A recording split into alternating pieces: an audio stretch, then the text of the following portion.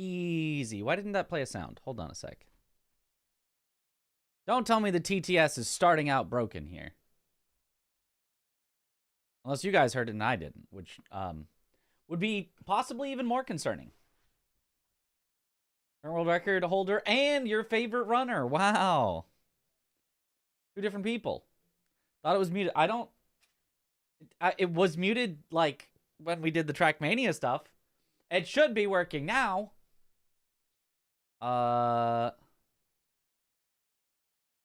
Hey, late. I mean, yes, but I had to be. I had no choice. My brother needed to be picked up from the airport. So, not my fault. Not my fault. Okay, so if I play this. Huh. That's concerning. Where's the... Okay, what if I...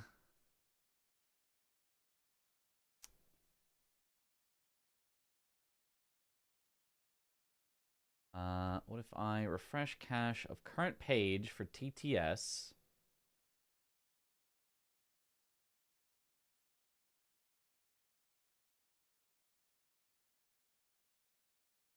I can have a separate vertical stream? Can my upload speed even take this? Sash Beard looking great. Thank you. I get... How does multi-streaming work? How do people do this? Hello? An older McLovin. People keep saying that. I guess you know, that's not bad, I guess. What about this one? Bless you.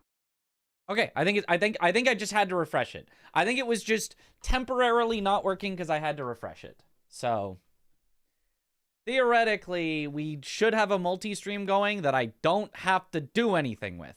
It should just exist and be, and that's fine. And we can just leave it as is, I think. Hopefully. I'm now, I think, also missing some information that I would usually have, but it's fine. It's probably all fine. Hopefully. Is OBS giving you issues? It's sort of... The thing is, it's kind of not giving me issues, but, like, I'm expecting there to be issues, and it's like, it's bordering on giving me issues. So I'm scared, I'm hesitant, but we'll see what happens. And if it works and I can just leave it up, then even if nobody chooses to watch on YouTube, hey, as long as it's not getting in the way of anything, it's probably fine. I think I also have to figure out how not to, like, annoy subscribers by having it give them a notification every single time I start up a stream or something. I don't know how that works. I don't know how none of this works. So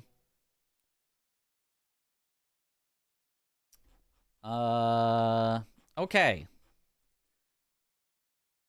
There is one thing that we do kind of need to fix up because my save was wrong.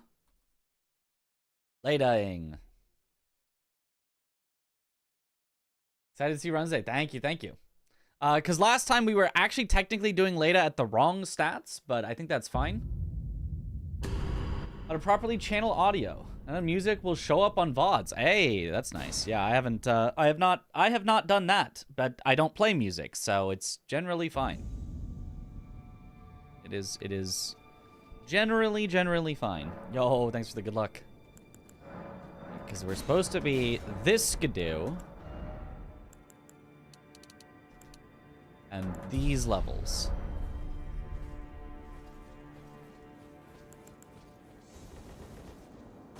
Yo, what up, spookers? How do you not listen to music? I just don't. It's just not that, it's just not that big a deal. Okay, so now save 15.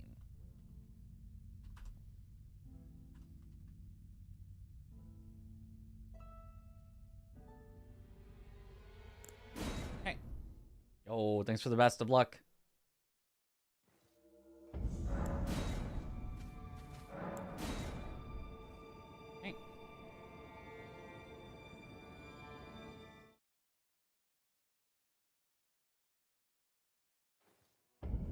I think we're all set up. I mean, if anybody wants to check on the YouTube stream to just make sure that it's functioning, that'd be cool. And honestly, even if it isn't functioning, I don't care, but...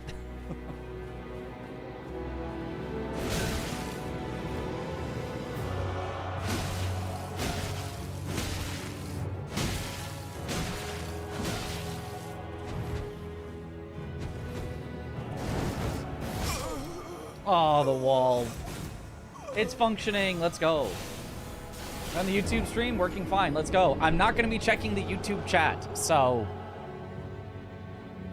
You know. I think the advice from people that multi-stream is just stick to one chat. Just, like, completely ignore the other one like it doesn't exist. Yo, what up, Alley Cat? You can try to mod over there. That would be helpful. I don't know that I've added you as a mod over there, but if you'd like to. MVT got a third world record in 2 gods a few hours ago. Yeah. Yes, I did. Try star, yeah. Those poor YouTube viewers, I know. Needle Knight Leda and Dry Leaf Dane. We'll never allow this. Never allow this. Mod there too, surely.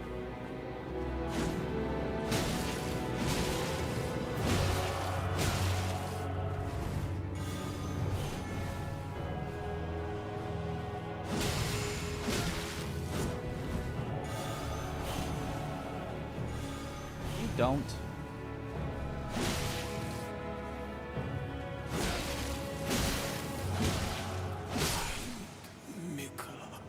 Okay, so with that...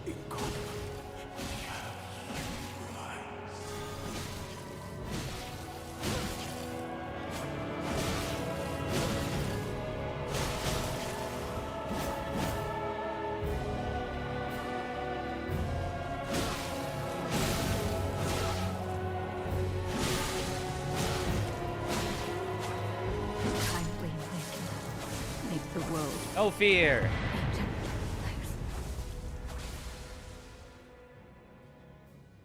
It's just pleased to announce spent today power washing your game chair. Ah, I see. Yeah, of course. Very, very important. Go again. Go again. Did models on YouTube last time? Did I not? Scotty Two Shoes redeemed a coin flip and chooses heads. Oh, heads. Never wise to bet against tails. Doesn't deserve this kind of reception. You know, I'm not sure if Killex deserves a reception at all. I'm not entirely sure. We'll never allow this. Oh, what up, Yokum?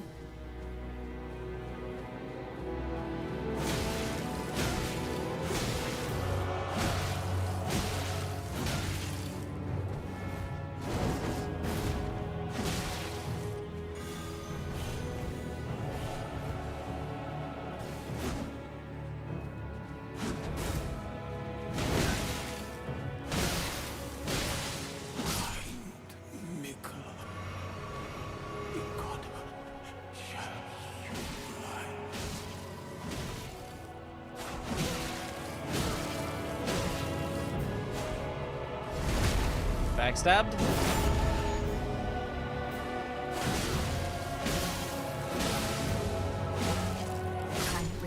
Ooh, that's kind of nasty. That's kind of That's nice. That's nice. Backstab, and then it's just 1, 2, 3, 1, 2. You do have to make sure though that you have enough health to live. But if you do, sheesh.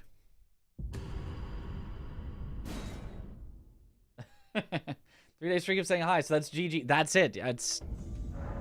We're bonded for life or something.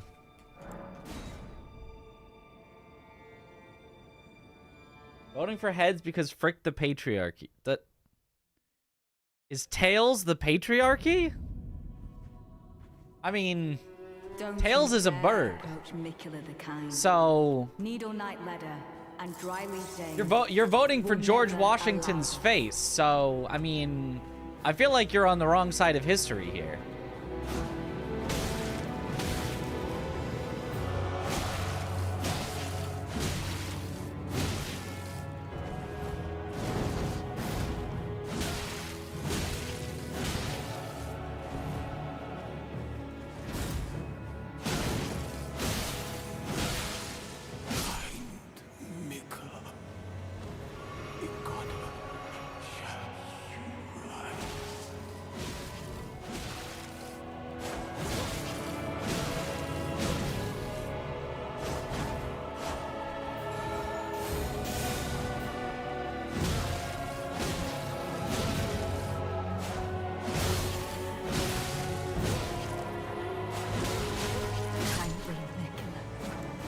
That works.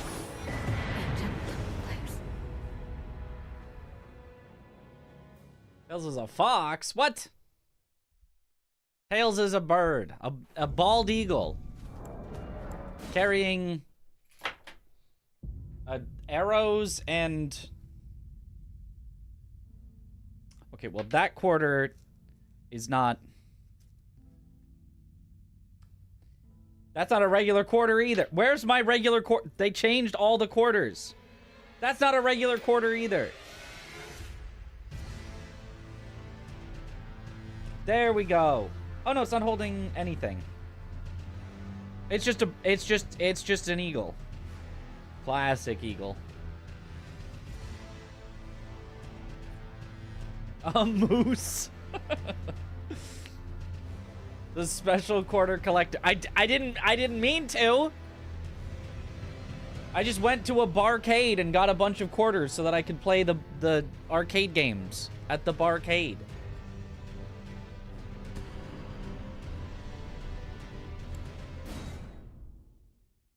Wallets pop out the wallet there. Well, that's what you guys got to help with. That's your responsibility, you know?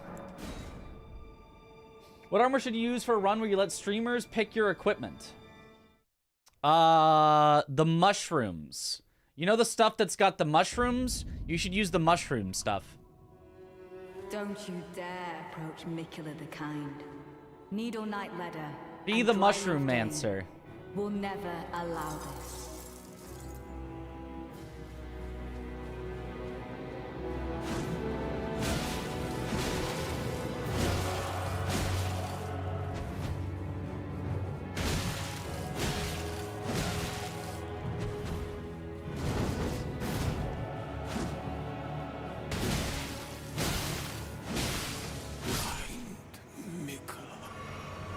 The result is tails. You know, I tried to warn you. I tried to warn you about picking heads. And tails is the one that never fails, but...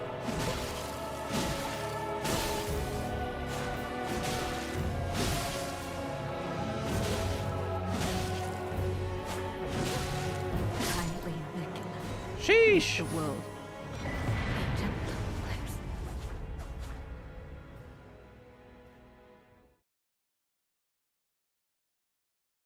It's a caribou. It's a Canadian. No, they've got a Canadian on their quarter. What a wild animal to put on your quarter. Rip your 10,000 bananas. Rip your 5K. The government never loses.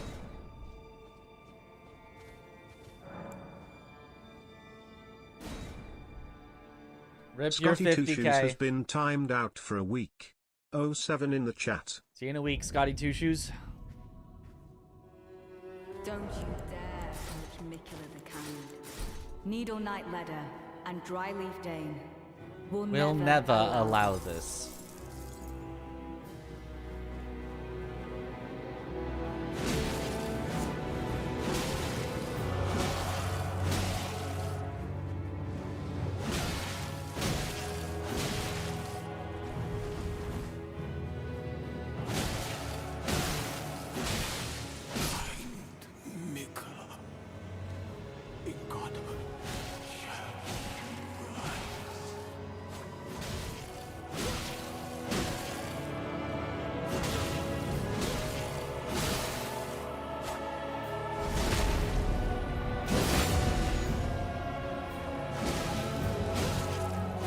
Ooh, that's so nice. Ooh, that's nice. You really can get away with not summoning Natan there.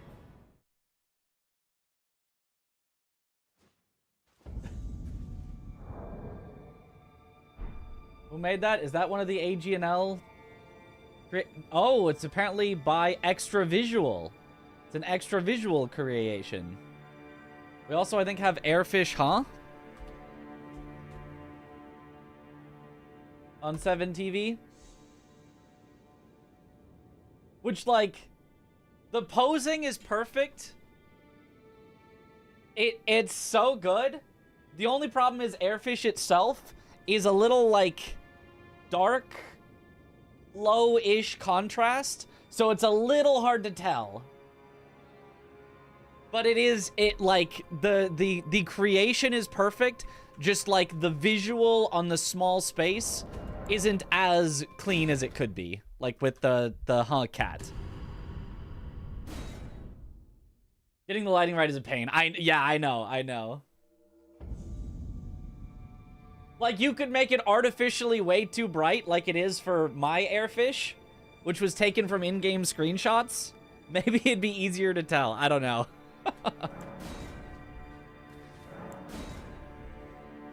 Deep fry the fish.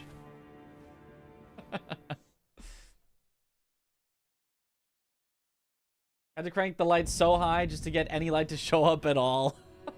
Don't you dare approach Mikula the Kind. Needle Knight Ledder and Dryleaf Dane will never allow this. Yeah, it's tough to get good-looking emotes.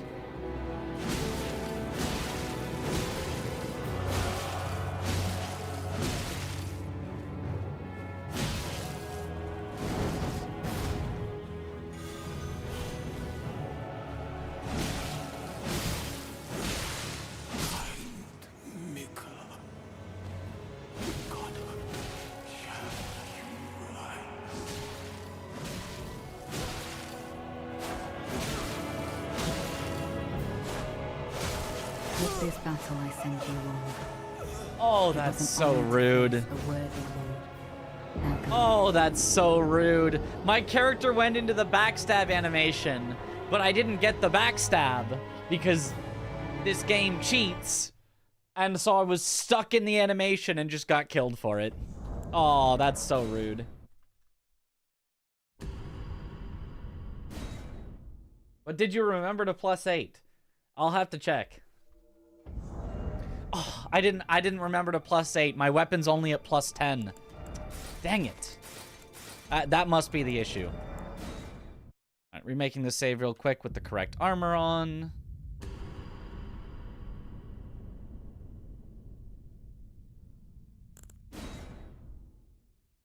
All gimmick bosses are C tier. Out of interest, are you mentioning it as a speedrunner, or do you feel even for normal playthroughs in games that gimmick-y boss fights are bad? Well, C tier is not bad. C tier is middle of the road. C tier is, yeah, it's fine. And don't you dare backstab Leda the Loyal. Don't you dare. Yeah, for anytime I give tiers on anything, anytime that I rank anything, unless I specify, I'm talking about a casual first playthrough, second playthrough, just fighting the boss experience. I think that there are bosses that are supremely good speedrun bosses, but I would never rate them as S tier because your first time playing them, it's not S tier.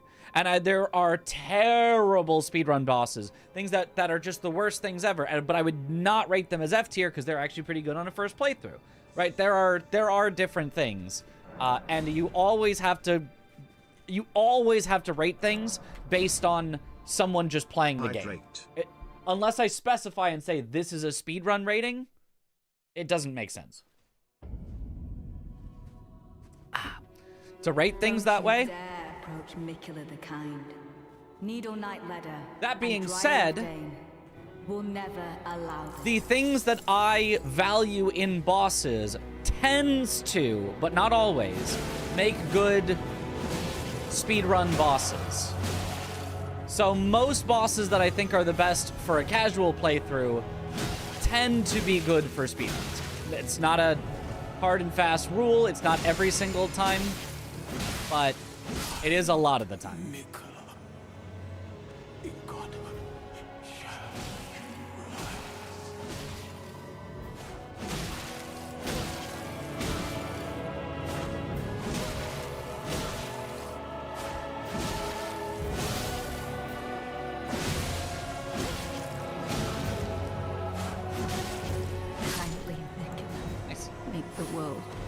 What constitutes a good speedrun boss? It's very dependent, but in general, fairness, consistency, reactability, like, and then I have to sort of get into the specifics of in a speedrun that you can back it up, that it doesn't require one-time use resources that you can't get back. Sometimes sometimes it depends on the exact strategy of the speedrun and not necessarily the boss itself, but in general, it's things like fairness, reactability, consistency. Like, in general, if it has all of those things, then it is generally a good speedrun boss.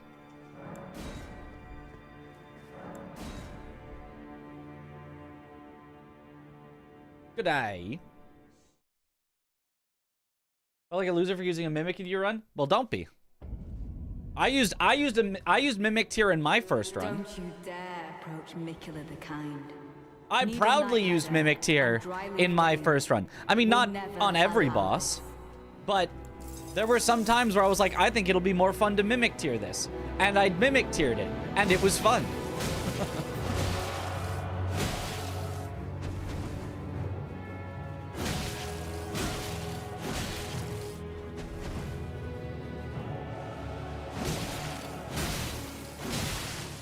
I think the point at which I discovered I should probably stop mimic tiering, I've made this game too easy on myself, is when I first tried Moog, Lord of Blood, excuse me, with skipping his nihil on accident.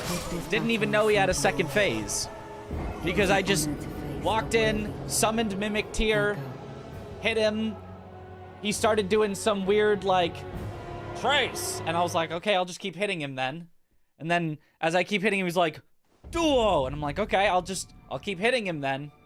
And then he, you know, staggered. I take the riposte. I keep hitting him. I'm like, I wonder if he's gonna do a move at some point.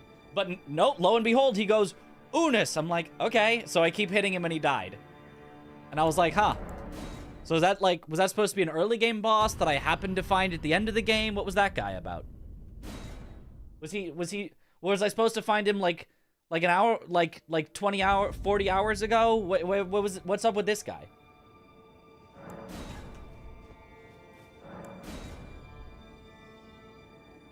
Secret second phase only available with no mimics present. Yeah. So anyway, I started blasting.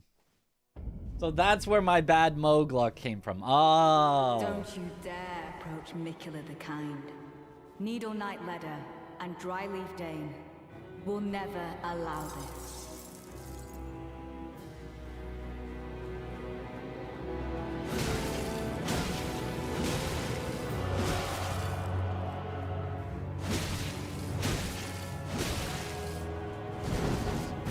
I don't really know why I'm practicing this. I know what the strat is now. I just had to double check that it worked.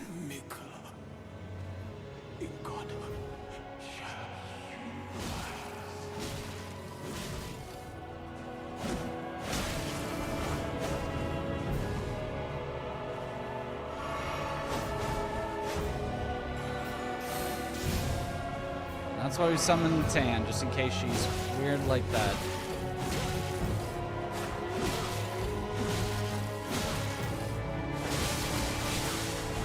Oh, yeah, that was bad.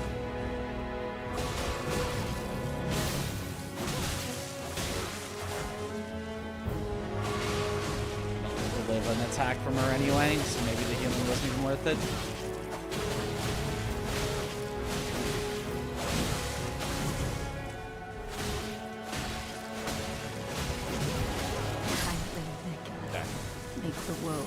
Did you attempt to run yesterday? Nope.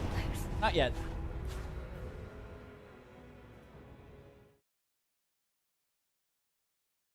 Is he practicing? Is it faster to just get the world record? You would think that. And yet, turns out it isn't.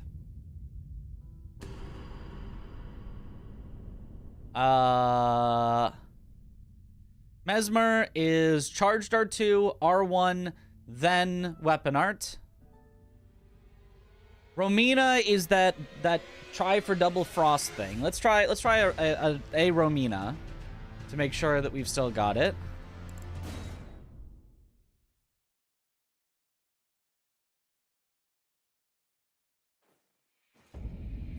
Are you changing the route to Horalux at the end or just keeping things the same? Changing the route to Horalu at the end. It should save a decent bit of time to do so.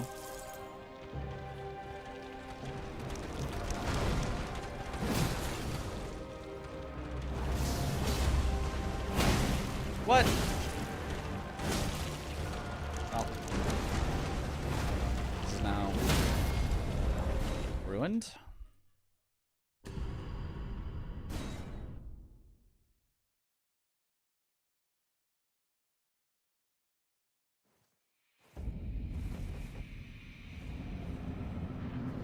Seen Alan Partridge. Is that a show? I don't know what Alan Partridge is.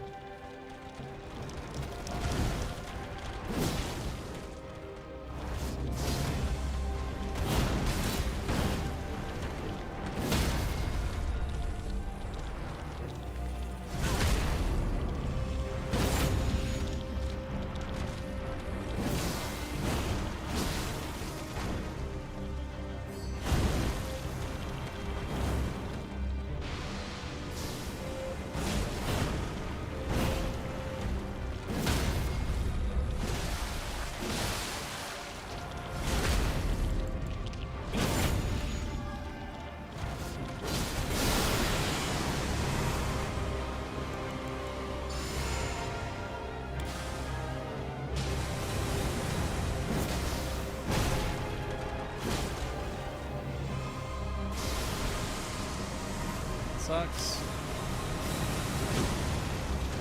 That really sucks.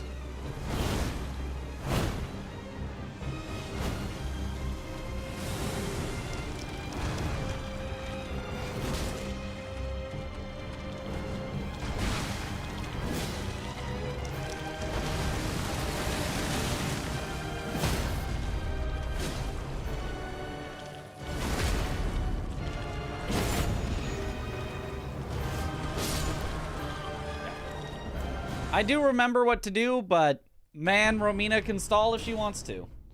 Golden Vow? Indeed.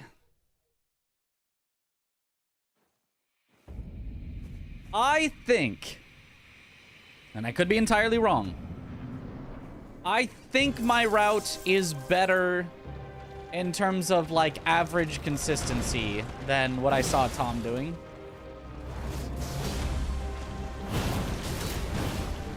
Because he was, I believe, not summoning Hornsent and just fighting him in the Leda encounter.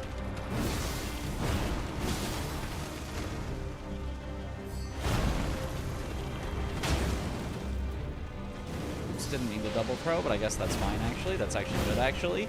I actually meant to do that, actually, is what I meant to say. That was such a good decision, actually.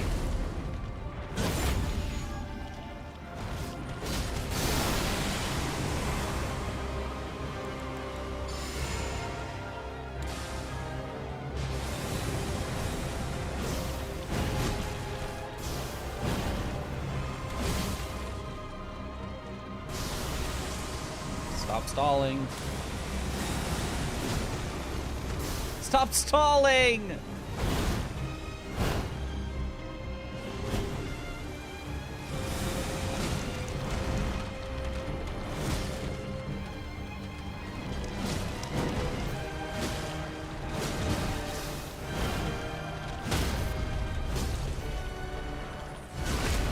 What a stall.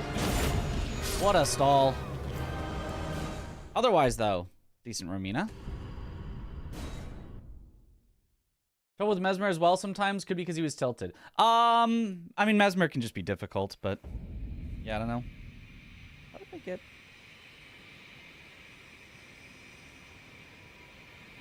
a bunch of leaves stuck to my sock. I was like, how did that happen?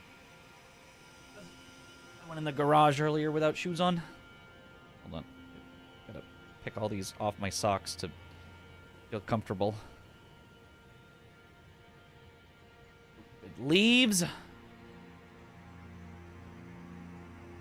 was like, I didn't go outside in socks, but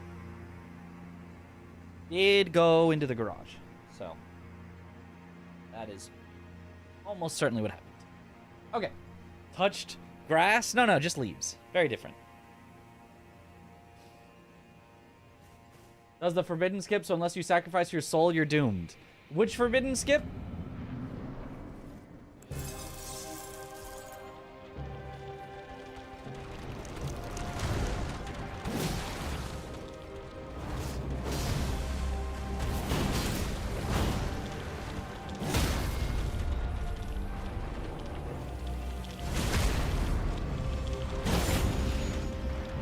Is it cold there? It's pretty cold. Oh. I hate when that happens. It's not like overly cold, but it did snow earlier. Lindell punch one down the ledge. Oh yeah, I'm gonna do that too. 58 FPS skip. Yeah, we should call it that.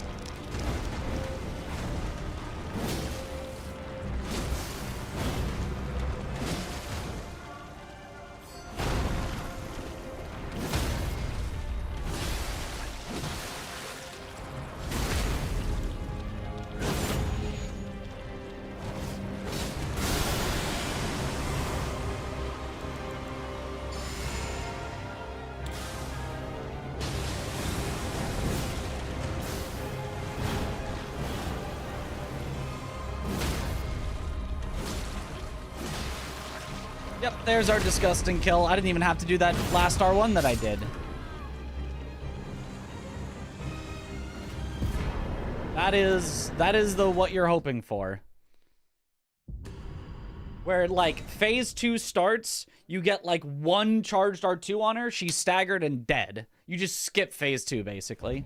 As long as she gives you one good attack.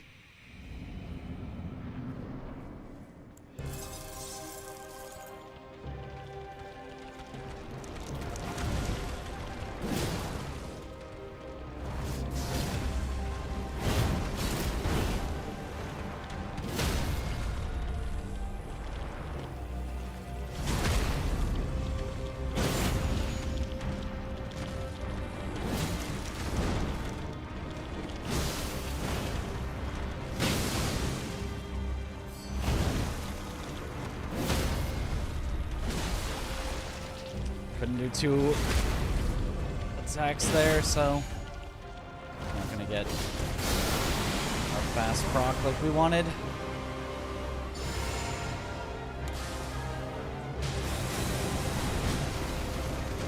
No, and she immediately stalls. She gets one move in phase 2 before I stagger her, and she chooses the one stall. No. Drop in an extra 20% damage worse than getting an additional proc. No. It's generally better, but this saves me having to do a second Frost Grease use to get the second proc, and I still get... So I get basically 0 hits of extra 20% damage on the first proc, but then I proc it again a second one, where I then get a full second proc. So instead of getting a full first proc, and then the second proc happens right as she dies, in which case I basically get none from the second proc. Instead, I get none from the first proc, a full second proc, so there's the trade-off is exactly identical there. But I only have to use one freezing grease for it, which gives me time during the transition, instead of using another freezing grease, to use a golden vow, which lets me set up better into the second phase. So I'm losing 0 damage for gaining a golden vow, as long as I do it right. It is a tiny bit harder, though. Wearing a Romania shirt? You know, I guess.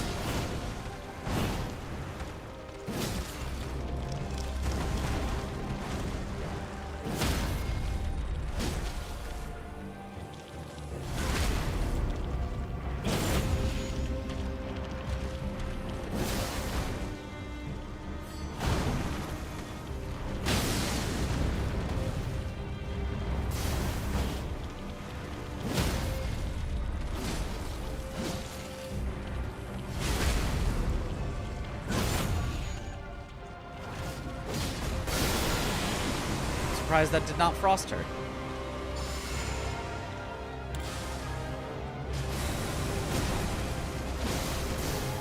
Oh, again, one move. She gets one move. If it's a good move, she's instantly staggered and dead. As long as she just doesn't do exactly that stalling move. Oh, and now I can't even get the riposte on her.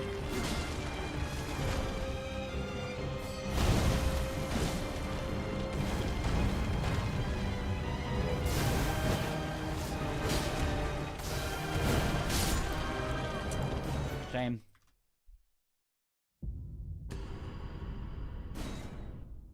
As he's throwing at her, are these new? These are fire coils, and it's a new strategy. We tried it a while back, but I couldn't find a way that made it actually faster.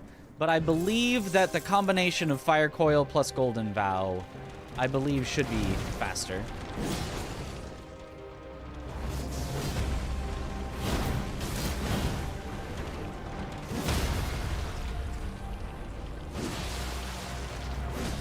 Yeah, it doesn't work. It doesn't work unless you have just enough stamina, which is hard to get. Molotov cocktails with crazy track. Yeah, the tracking on them is so good. They'll, like, do a full 360 to hit her.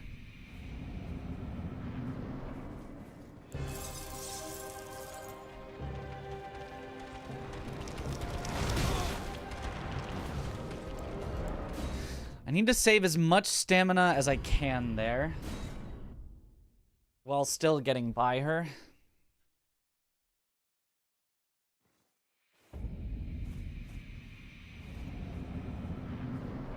Maybe I go a little bit further forward before using the freezing grease, maybe is the key.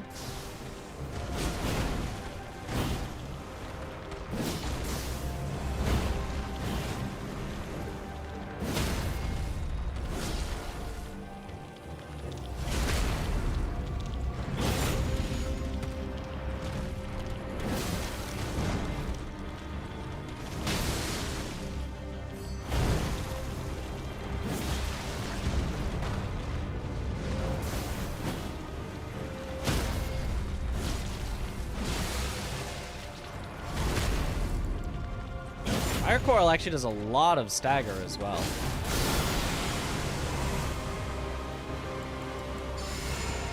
All 3 hit. It's kind of a stagger machine.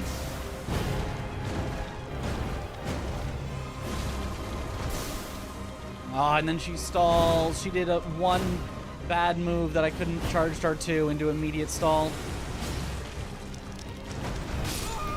Yeah. Yeah, she keeps giving us the worst possible luck out of phase transition. We only need one okay attack from her, and we can't get it.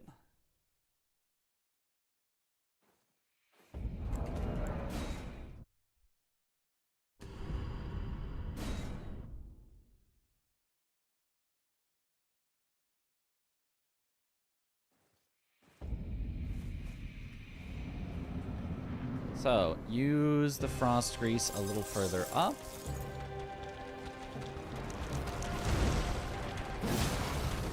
That's not what I meant to do, but that'll work.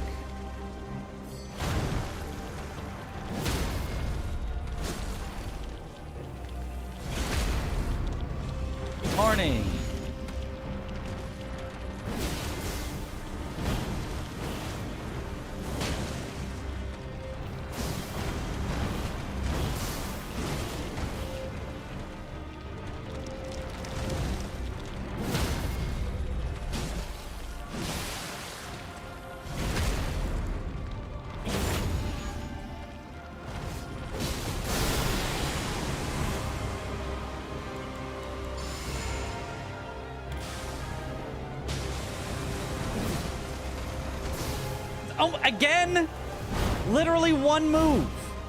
The odds of it being exactly this one are so low.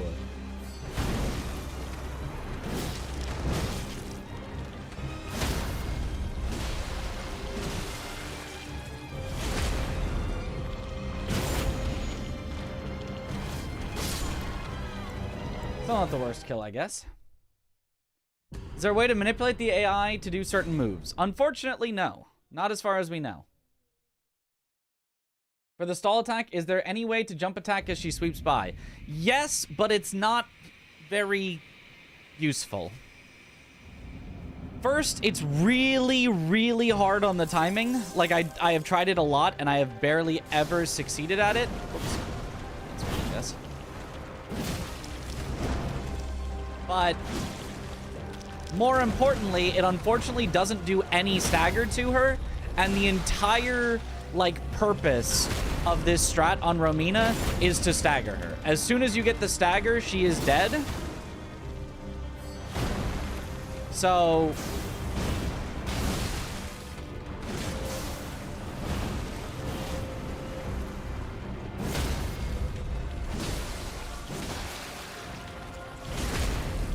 it doesn't, like, really help you build towards that stagger that you're looking for.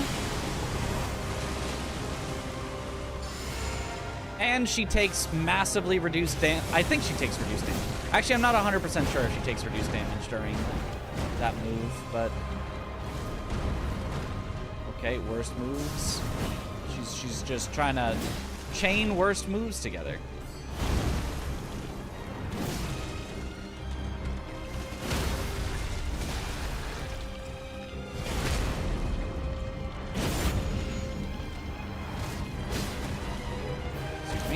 Dead. Thank you.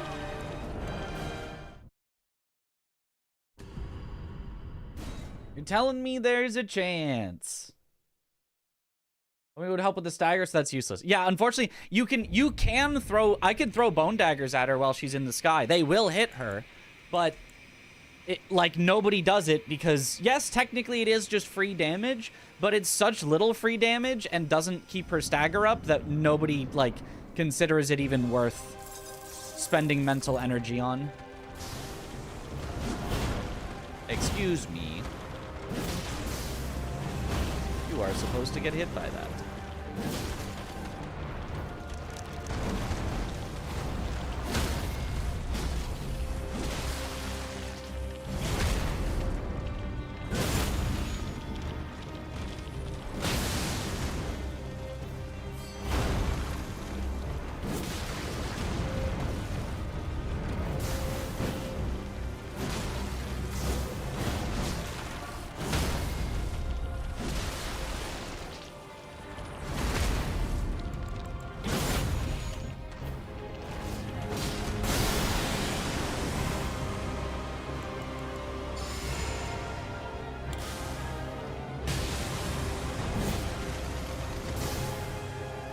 Literally again, she has one move. Is it?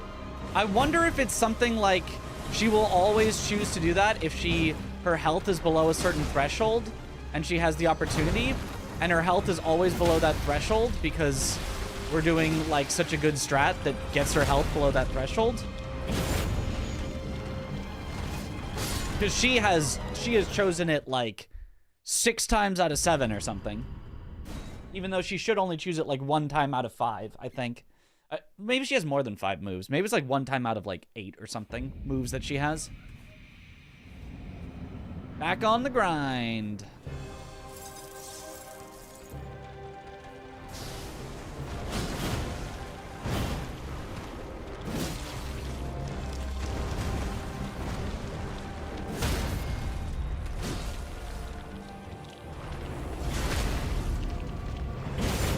Probably some boosted odds for it. Probably. If there isn't, it would be very surprising with how often she does it.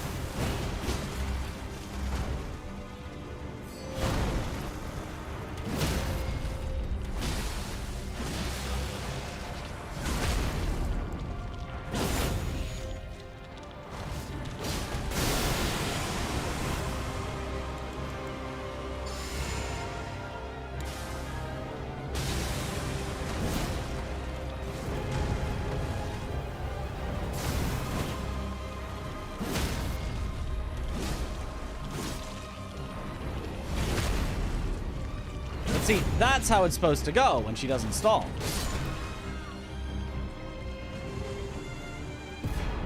Oh. Thanks, Thigh Gappy. I'm having... I don't know if I would say a good or bad weekend yet. I don't know. Feels like it just started, because stream just started. You didn't do it. I know. It's obviously possible for her to not start with that move, but...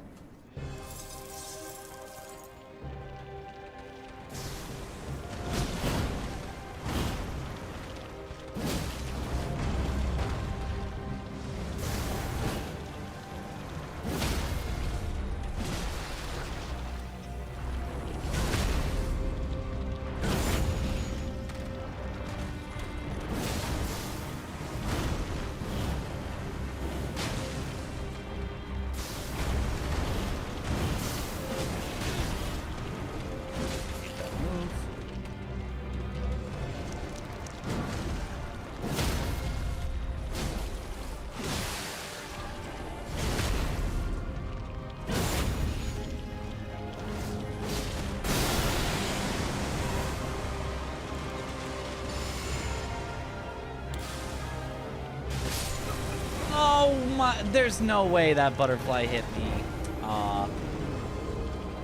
Just annoying having to cross-reference every animation in DS Animation Studio. Yeah, I tried to install DS Animation Studio and check things, and I couldn't get it to, like, it installed, but when I tried to, like, then go and, like, select animations and stuff, it just was not working for me. I'm gonna play Kingdom Come 2. I don't know what that game is, so probably not. Anything new in the category since your +6 world record? This category was never +6. You're thinking of Defeat Consort.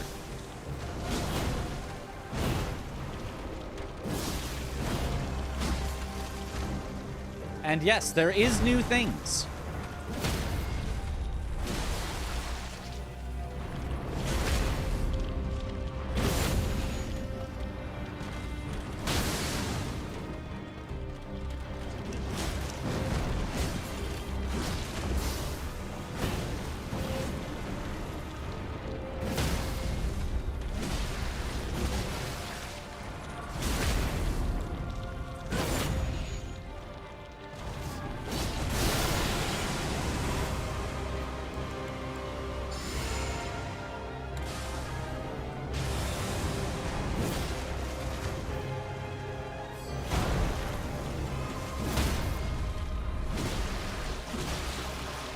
Sheesh.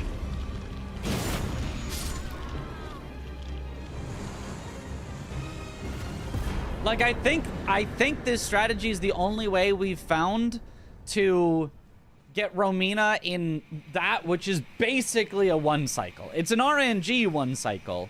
It relies on her using exactly one good move immediately after her transition. But as long as she does, it is just a guaranteed instant kill, which is so nice. And it happens not every time, maybe not even half the time, but like way more often than any other strat that we tried, I'm pretty sure. Run where we get both Gideoning and lating, indeed.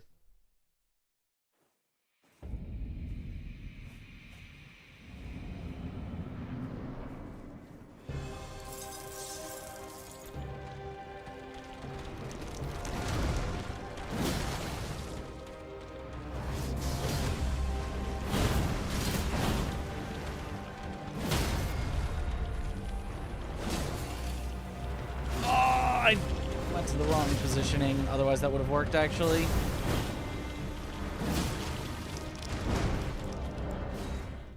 That would be a very, very big time loss.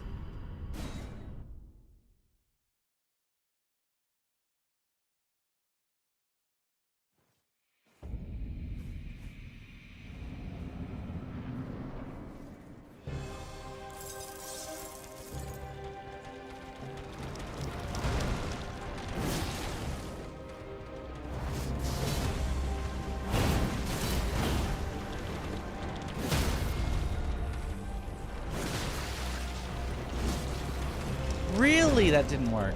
Okay. Yeah, I guess you can't do that. I really thought that would work, but I guess not. I guess you, unless you get the attack immediately, I guess it's just not reasonable to do. Like, unless you have enough stamina for both the charged R2 and the attack immediately, which I'm not sure is possible based on how much maximum stamina we have. Excuse me.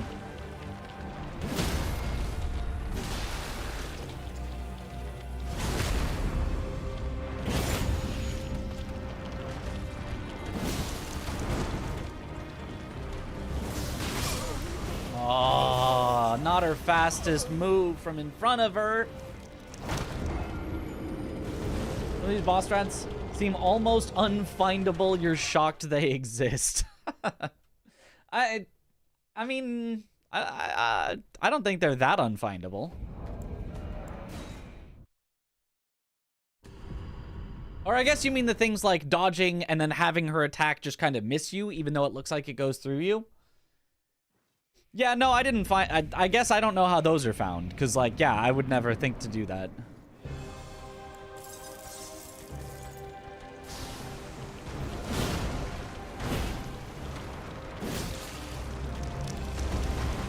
Like that one.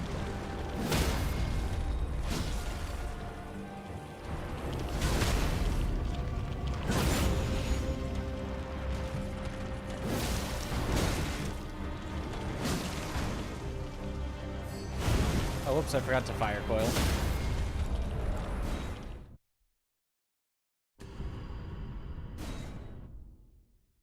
Alright, pay attention this time. I don't know if it can be possible, but I really want to get a super good opener with this attack.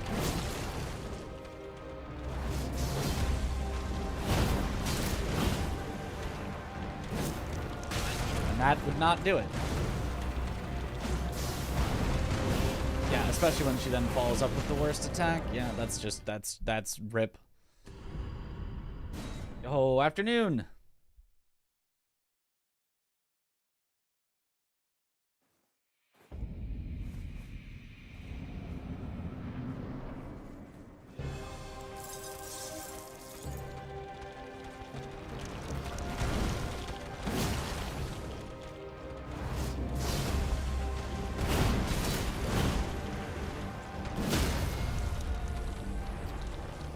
Yeah, I don't think it's possible.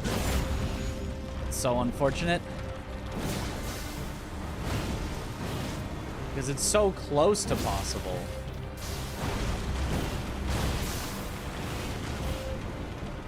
But it just isn't.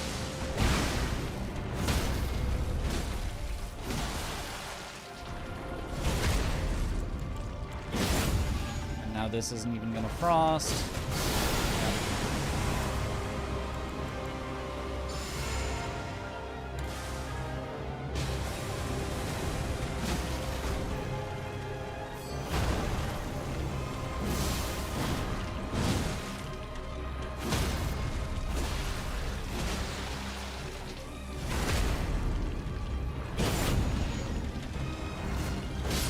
Not the worst thing ever, I suppose. So that was kind of the worst case scenario, except for she didn't stall in phase 2, and we still got a quick kill on her, so it's probably fine. I think I remember you saying Midra was your favorite DLC boss. Is that right? Midra and Mesmer are my two favorites, and I don't know which one to call my favorite. It bounces between the two day by day based on whichever one has hurt me the most recently.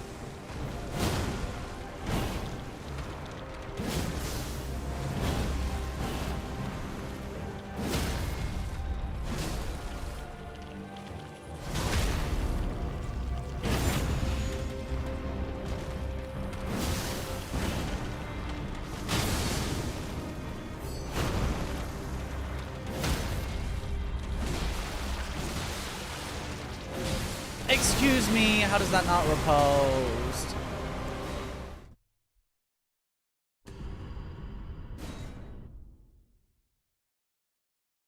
But I do kind of feel like, in general, Midra is my more favorite. Like, maybe it's just because I fight Mesmer more often, so I don't get a chance to fight Midra as often, but, like, I am very happy to see Midra anytime that I do in, like, a randomizer or things. Not Jory? Well, okay, he's, you know, a close third, obviously. Mesmer, the first time fighting him was so epic, yes.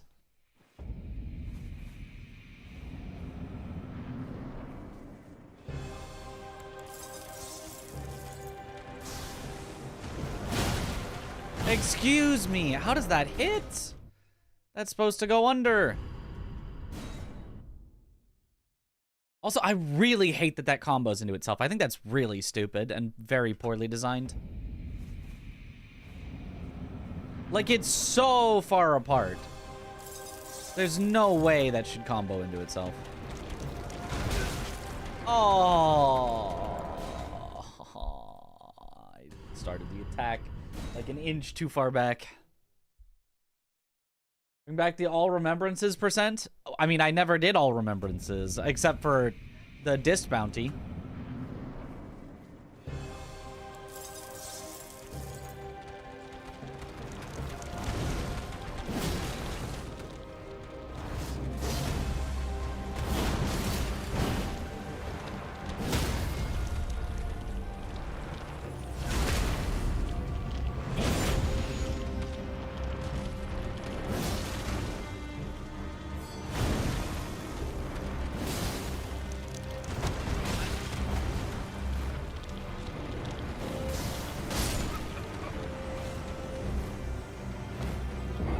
Where did my fire coil? I guess if you die, it just loses all tracking and just goes nowhere?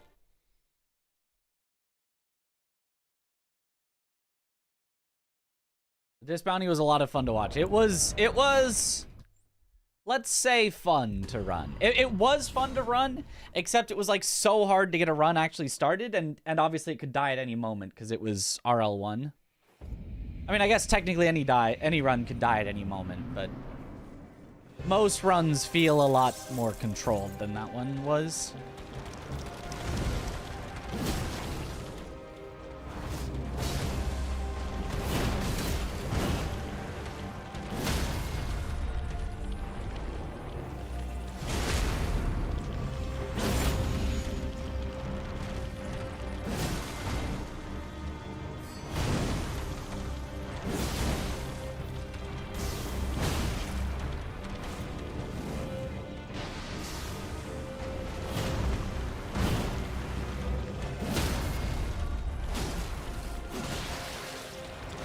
Excuse me, and now I'm dead. Man. So they're mainly practice. Definitely runs. Just, I don't know why Romina's being so bad right now. So, no quit-outs, I feel like was kind of tough for the runners. It was. We were given some tools to deal with it, but it certainly was.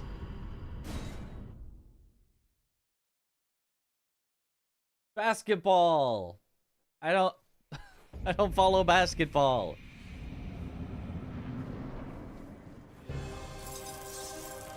Run feels more authentic. How do you mean authentic?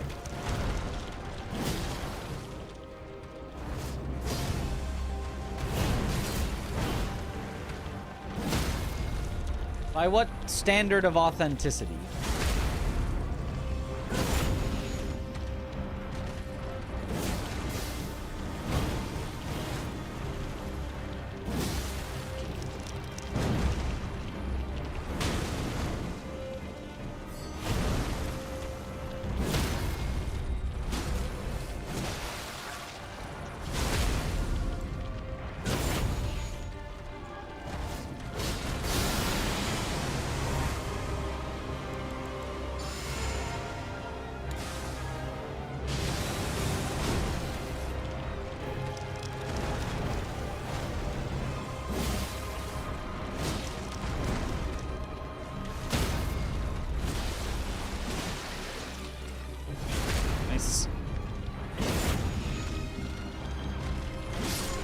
Solid. Less downtime navigating menus and load screens. Okay. I don't know that that makes it more authentic, though. I'd like that choice of word feels like you're saying that like quit outs are inauthentic, which I don't think is the case. I mean, I think you can easily say less boring or, you know, more interesting or something like that for you, but I don't think authenticity, like, it feels as though, you know, it's, yeah. Because I would not call quit outs in any way inauthentic as in terms of a speedrun strat. I will say that some people use quit outs way too frequently. Any single time they are in combat for half a second, they quit out to get their stamina back, which, like, now has started to come into these categories as well, because Tom has started to use more of the quit outs in various places, but, which is, I'm not saying that there's anything wrong with that. You should do whatever is fastest, but, I used to be very lazy with them, and now I'm gonna have to start doing all the quit outs that save even a little bit of time.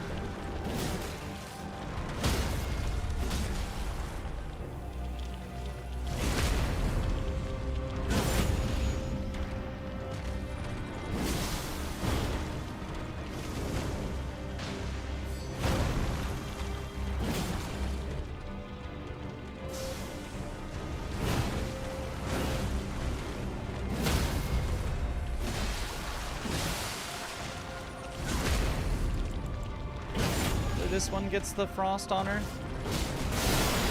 Somehow doesn't. I'm confused at how the frost is working. It seems like a lot of times I'm doing the exact same attacks and then sometimes getting the frost and sometimes not. Oh, what a wonderful roll from her.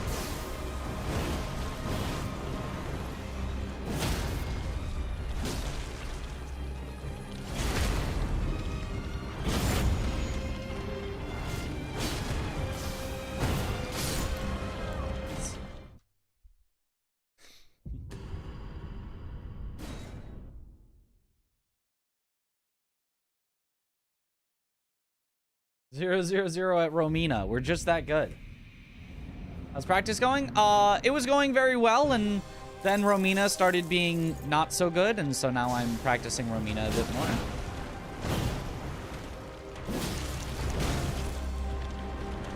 Well, there was nothing I could do about that. And there was nothing I could do about that. Thanks, Romina. Cool. Yeah, that's the dead run RNG.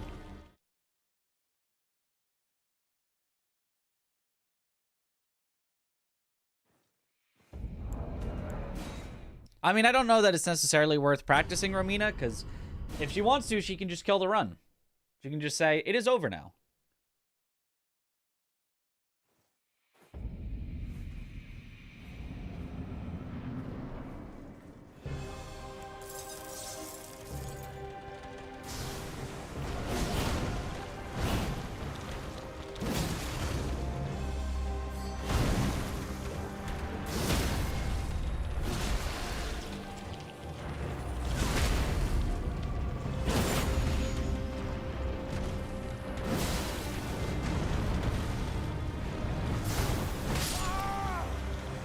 Double hit? I mean, the fact that that even hit once is already like, that shouldn't have happened. But a double hit to insta-kill?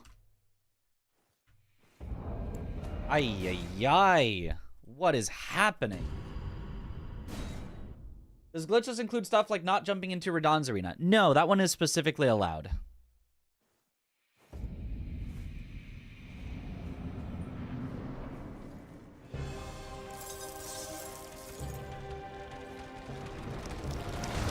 So people were asking, you know, what makes for a good speedrun boss? Not Romina.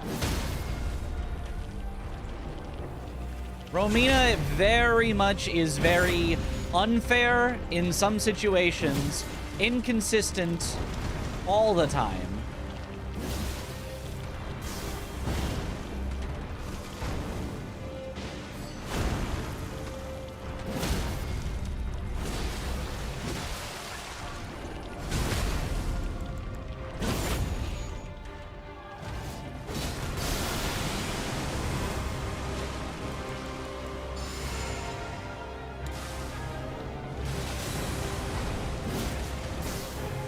can stall for a really long time with nothing you can do about it.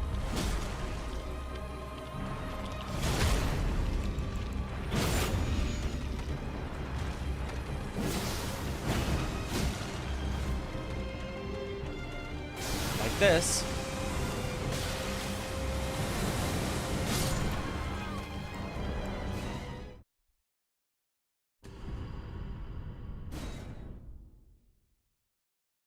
Boss who doesn't reset their entire poise meter. Yes, that's maybe a good measure. If a boss has a way to reset their entire poise meter while you're not allowed to hit them, then they're a bad speedrun boss. Like, just flat out. Oh, Kukri doesn't work. She becomes immune to poise damage, so you can't even maintain her poise. If she flies up in the air, she will recover poise. And there is nothing you can do about it. And attempting to do something about it will probably just get you killed.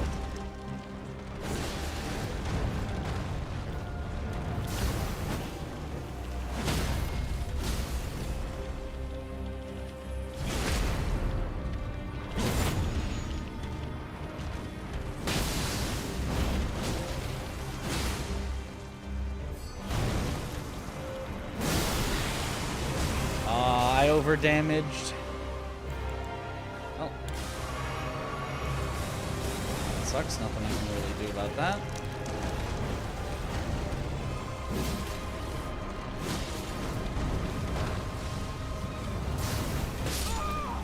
Double hit. Random double hit. Good boss, skill issue. Yep. But again, right, that's for speedrunners. Don't necessarily worry about that, but for speedruns, very, very bad boss, Romina.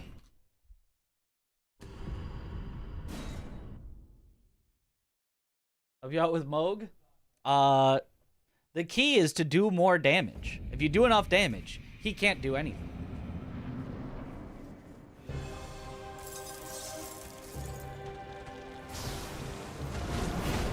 He just gets stuck trying to use his transition moves and dying for it.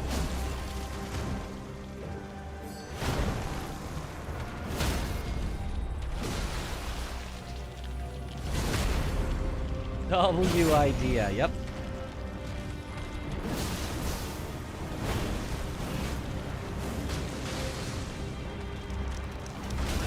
Oh, I hate that move.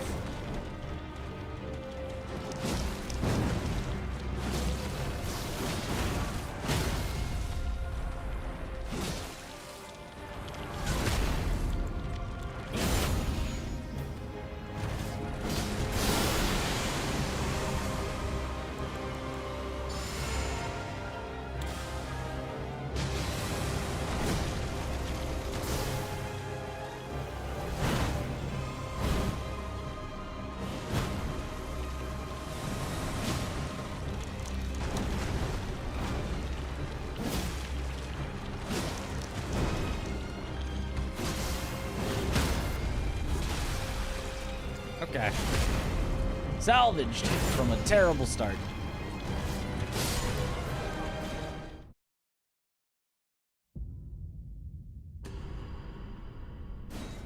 Almost had 126.30-ish, but died to Radagon. Dang, Radagon's usually not one of the worst parts of the run, but I mean, anything can get you. Can't let your guard down to the very end. Excuse me, how did that hit? Like, she's just so weirdly inconsistent.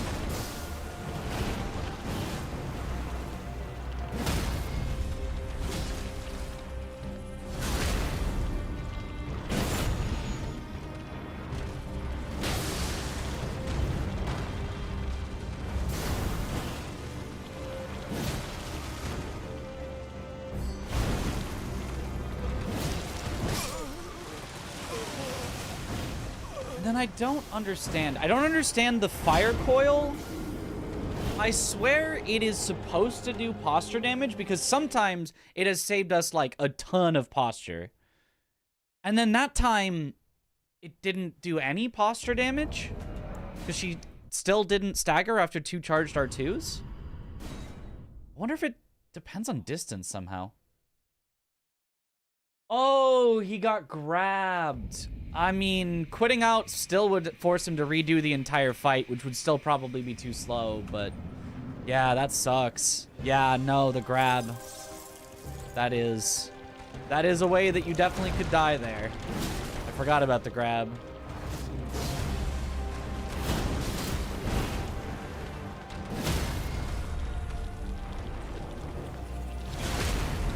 Each coil does 2. Okay.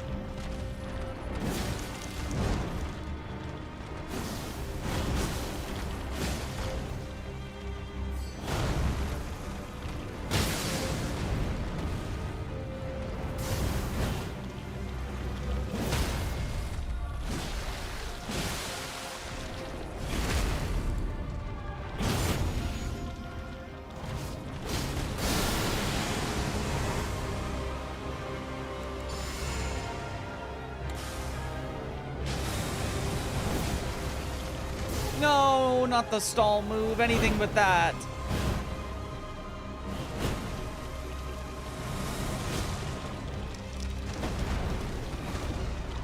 Now my frost grease is going too. Slowest Romina yet. Feels, man. Honestly, not even that bad, though. We just had to do one extra follow-up.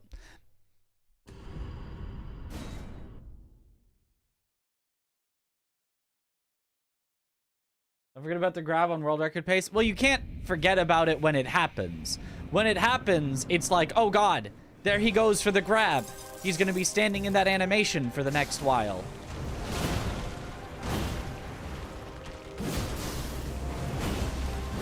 Just like while not doing the fight, I forgot that he does in fact have at least one scary move.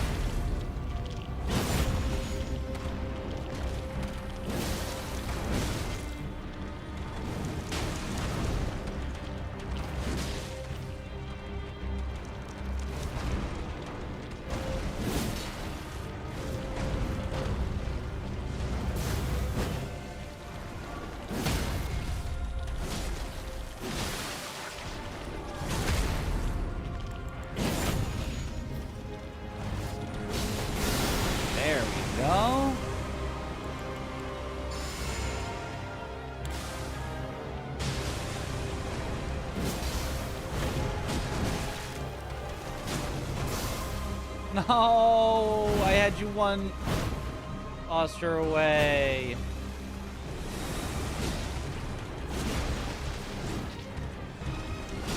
No, and then the undodgeable when you're close.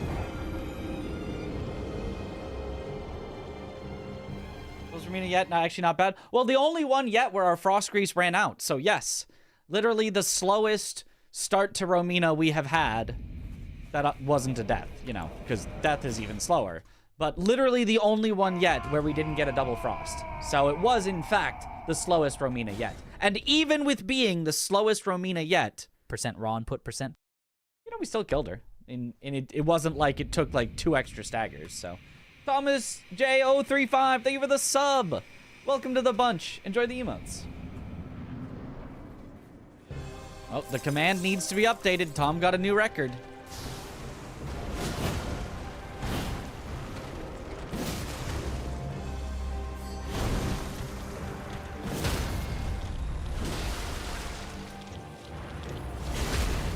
Meow.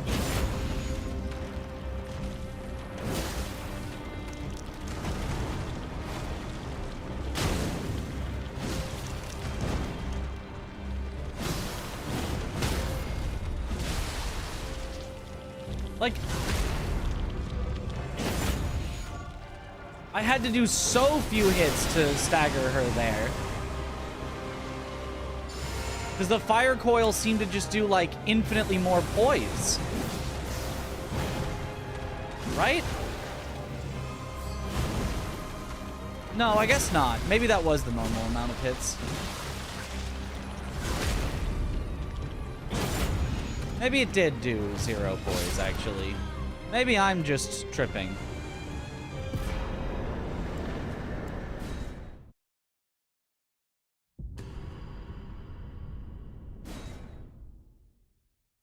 Change it to the board time again? But why? Change it to the world record from 4 months ago?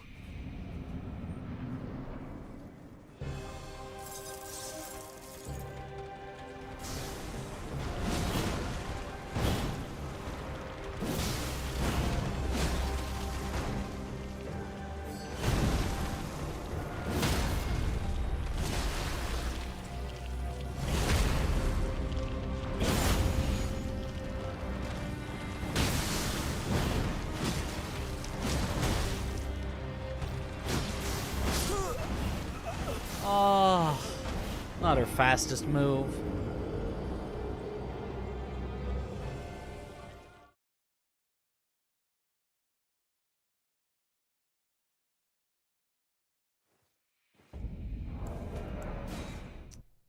Yeah, she's just being a pain. You still love blood humping after all these years? Such a fun weapon. It is a very fun weapon.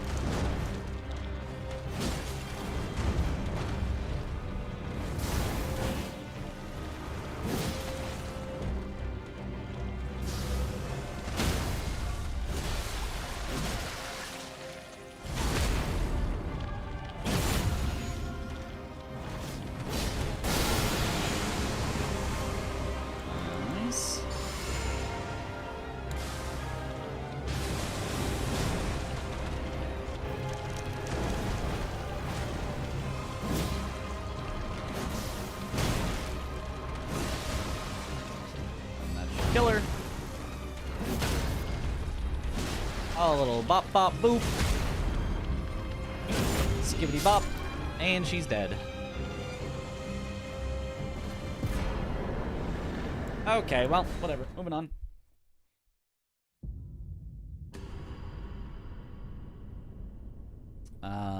Dawn is definitely one to always practice.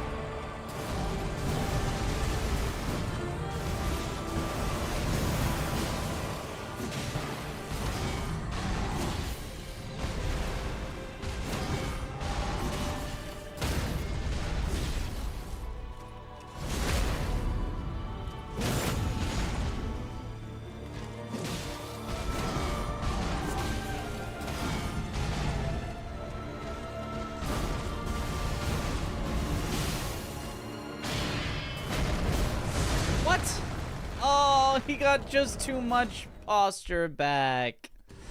Oh, him giving us bad luck gave him just too much posture back. Oh, that's so annoying. If we don't risk it, we don't get the good kill guaranteed.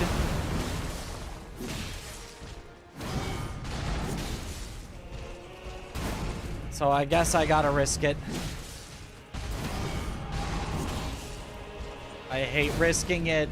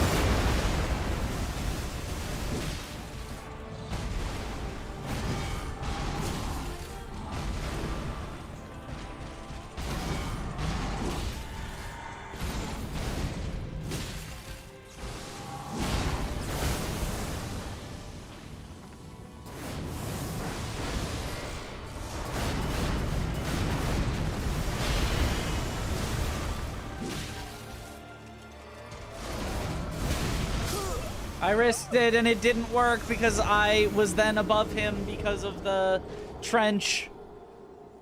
I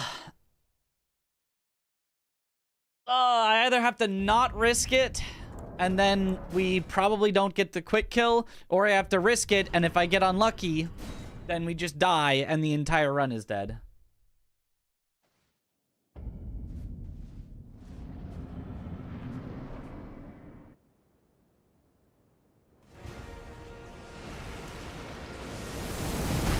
I've had so many world records ruined by that.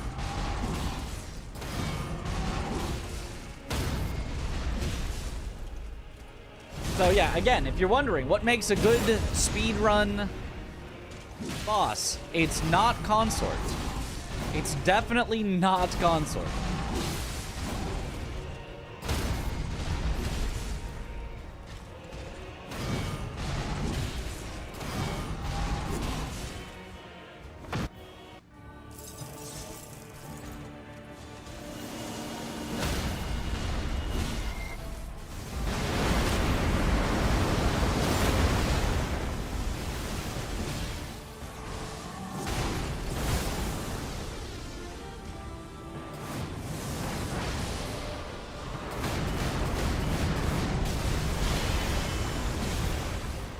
Like, that clipping doesn't even make sense.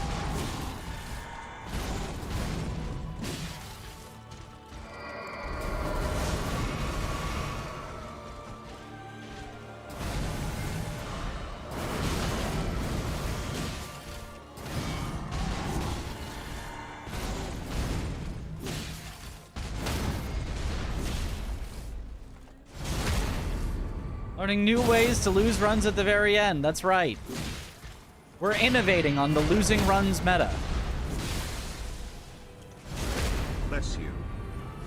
Thank you for the bless.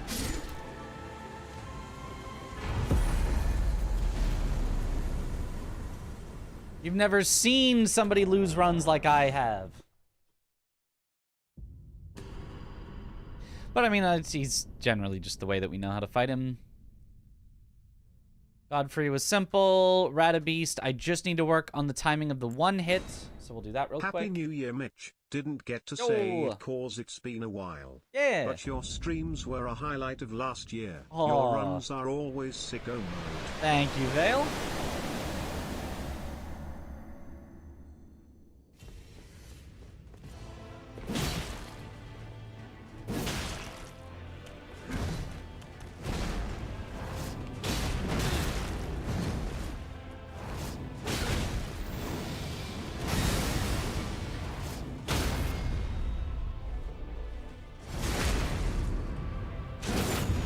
Radagon definitely can give you luck where you just have to get hit by a few things, but generally it's not enough to full outright kill you, and you don't need health for the rest of the fight.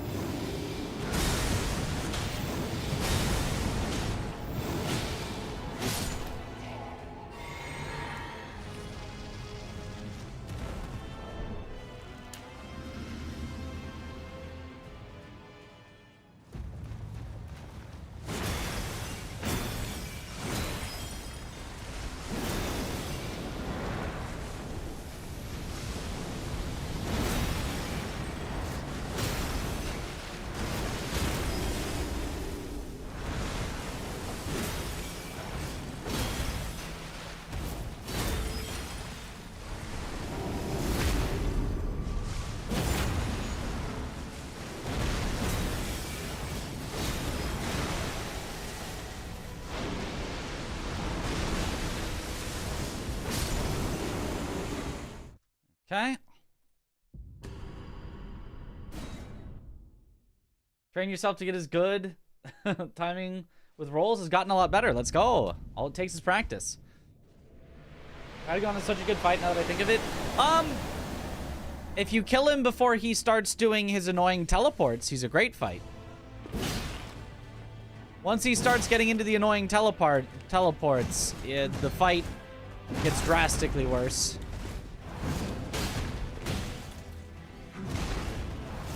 I'm dead. My bad. Teleports are fine. They're really not. They're really not. Different timings with almost no visual distinction. Different distances from you with almost no visual distinction because of the way that light works. Normally you can, get clarity of how far something is either by its positioning on the ground or how large it is. But when it's just like a solid column of light in front of you that's disconnected from the floor, it's nearly impossible to tell if it's close or far unless you turn your camera real quick to try to 3D spectroscopic vision it. It's bad. And then even after the teleport, while he is still appearing and hasn't fully materialized yet, he can already be starting an attack. So he can basically 50-50 you on whether you need to dodge early or late. Whether you need to dodge early or whether he's going to roll catch you for dodging early. It's bad. It's really bad.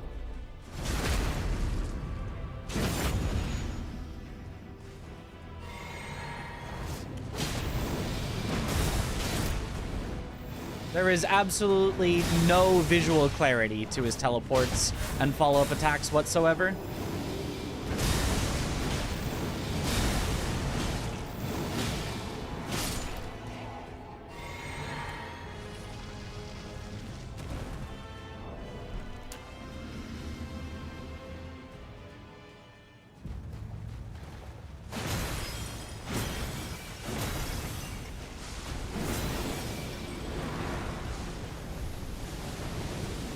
I'm not saying Radagon overall is a bad fight, but it gets a lot worse when you throw in the teleports. They're just poorly designed moves.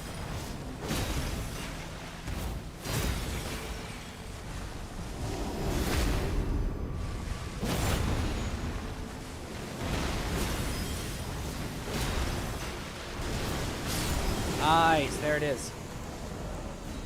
Yo, what up, Denial? How we doing tonight? So far, so good. The practice is going pretty well.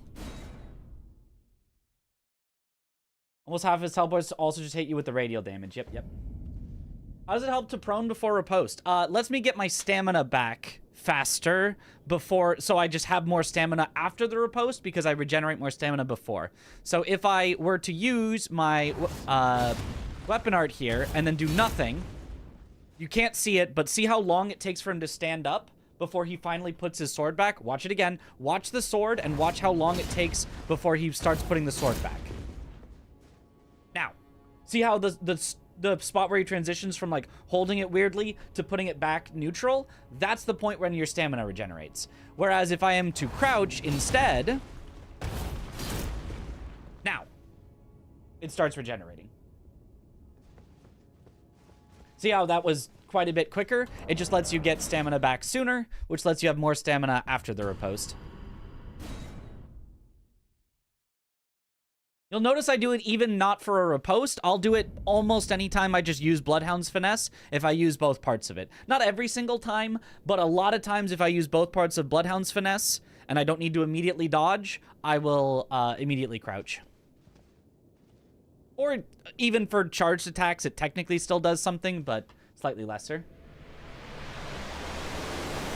Really messing up with your Elden Ring, though. Playing Black Myth Wukong always makes you forget the weight in Elden Ring. Yeah, they are very different games.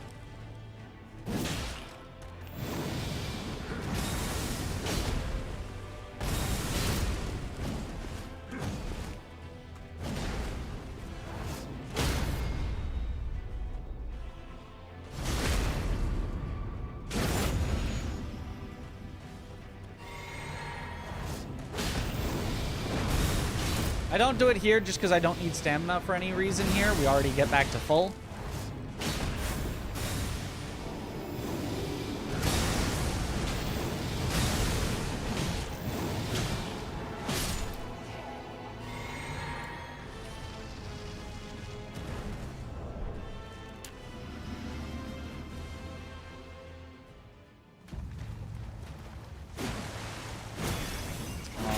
Can't miss that. Well, now I can't practice the thing I actually wanted to practice here.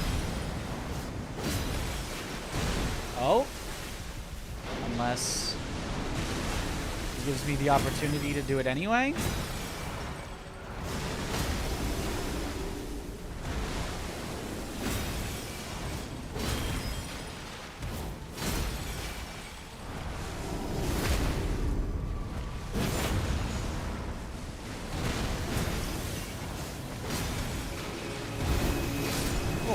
Gave me the opportunity anyway.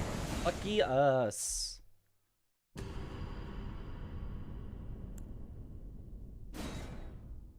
gonna make a mod for Elden Ring, but I have no idea where to begin. I mean, yeah, that's hard.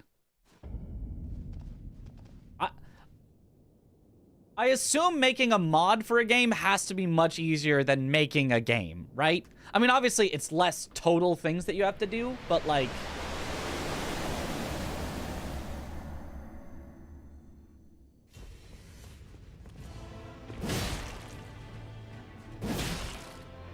If you were gonna start with one of those things for, like, as a newbie...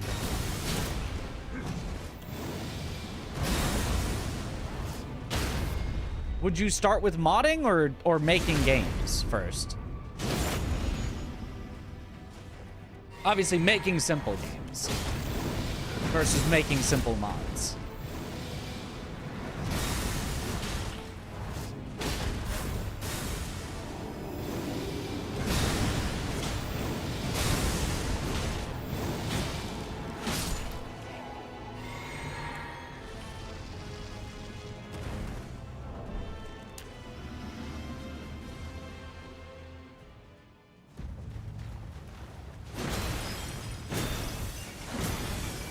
This was a very late jump attack, but I think it shouldn't matter at all. We still just... Oop. We've still got plenty of stamina. Yeah. So always just do a late jump attack, because it still just works fine.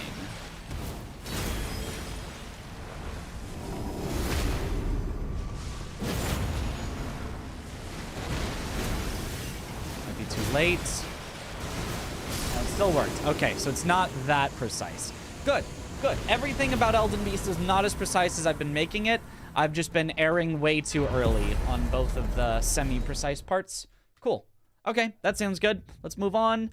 I have to remember my Godskin Duo script, which is simple, but I need to do it once just to make sure I remember. Guess it depends on mod complexity. Some Minecraft mods are new games entirely, for example. Well, yeah. I mean, if you were new, just starting out, you obviously would not start with an overhaul. That would be perhaps silly.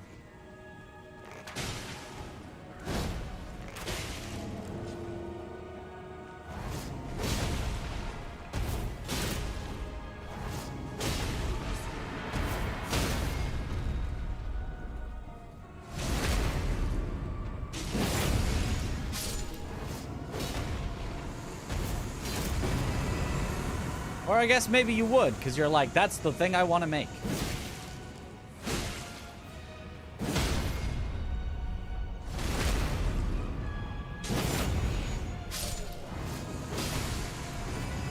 That's very nice. Okay, cool. I do remember.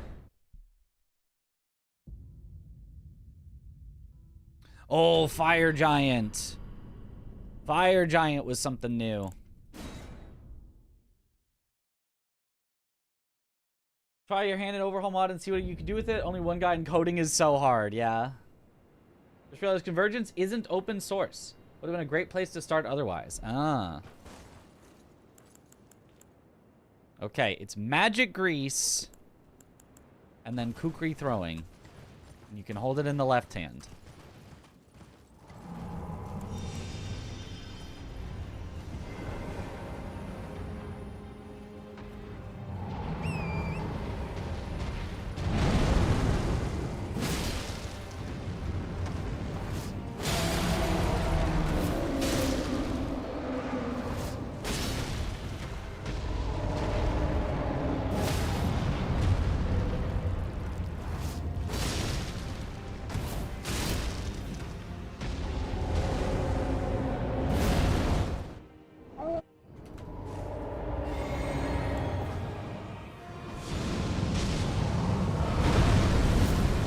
How does that miss? Oh, and he doesn't give me a chance to make it up. Yeah, terrible attacks.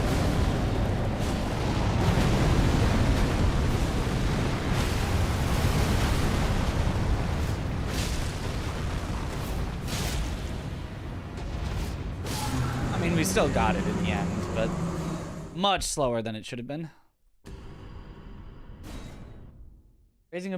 Making a basic mod isn't too hard. Challenging stuff like item and weapon stats and starting classes is trivial. Boss AI is very basic scripting language and not too hard to get a basic grasp on. Ah. So maybe starting with modding is kind of a good-ish idea, because you can kind of see how things are made to get an idea starting out, and all you have to do is modify stuff, not create something from new.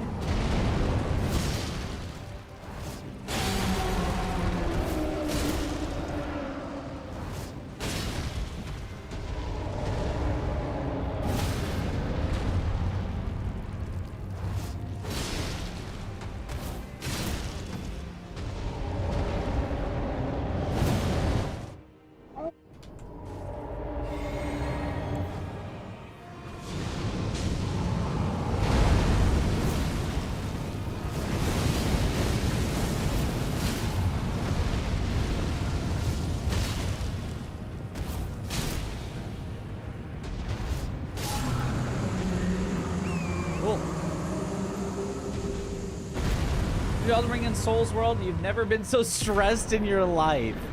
Yeah. Welcome. Hope you enjoy your stay. Okay, cool. I do remember the Fire Giant strats.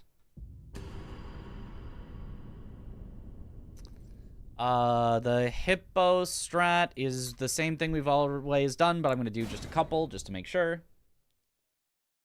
What's my stats for Consort? 50 strength, 55 dex. Is my stats. 50 strength, 55 dex. Also, I don't know why the text-to-speech is still just breaking randomly. I think I need to switch everything away from this bot as soon as possible. Which I've been saying for, like, years, but I just haven't done it yet. I've been saying for years I need to switch everything away from the bot that's online that keeps breaking, and instead only be using the bot that is locally hosted on my own machine. Because that one, like, never breaks. Well, it does, but it's easy to fix. And if it breaks, it gives me an error and lets me know that it breaks, so it's easy for me to know and fix it. Love curved greatswords. They are very fun weapons to use.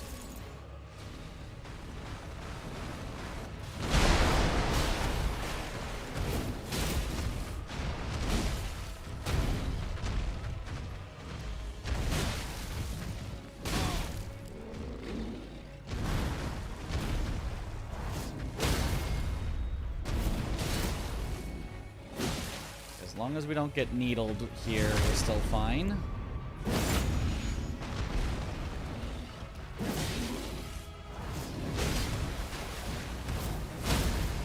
No needles came out, so we're fine.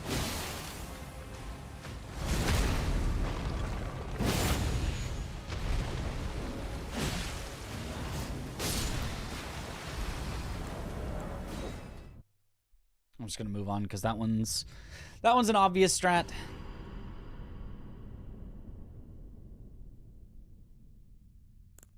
Morgott.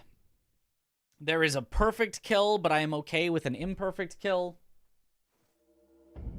I think Tom always goes for the perfect kill here.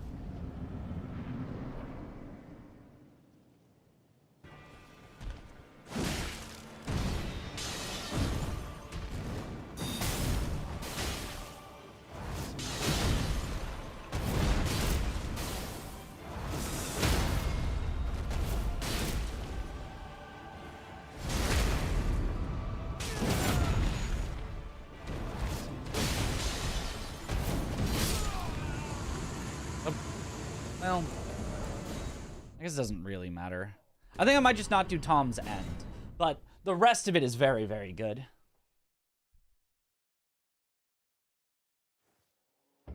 Zamor, you try to love so hard, but it's just the Ash of War that's good. The moveset otherwise is painful. I don't know that I've used Zamor.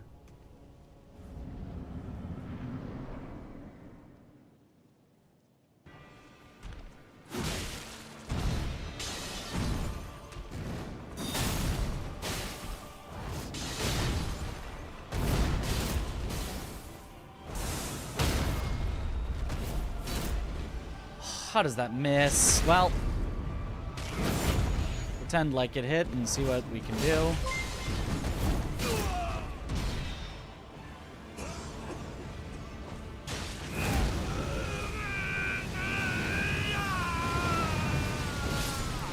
That works.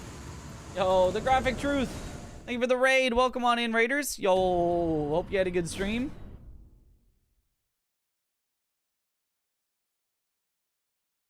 It's great. Get off me, Ash of War in PvP. Ah.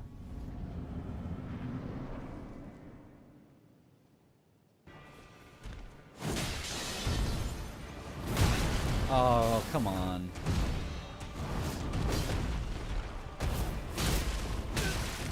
Okay.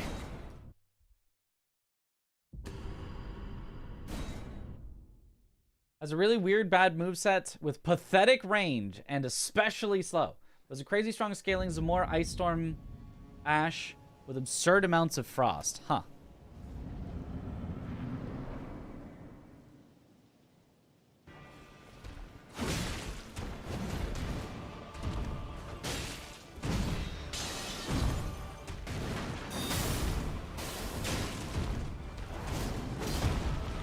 Brother!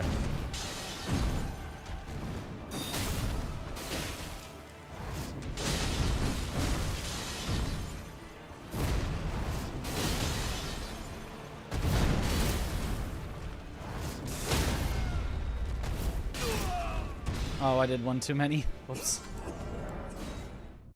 Ay, ay, ay.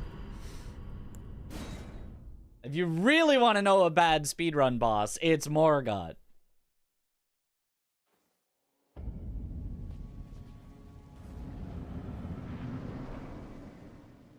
He can literally just jump away infinitely and never give you a chance to attack if he wants.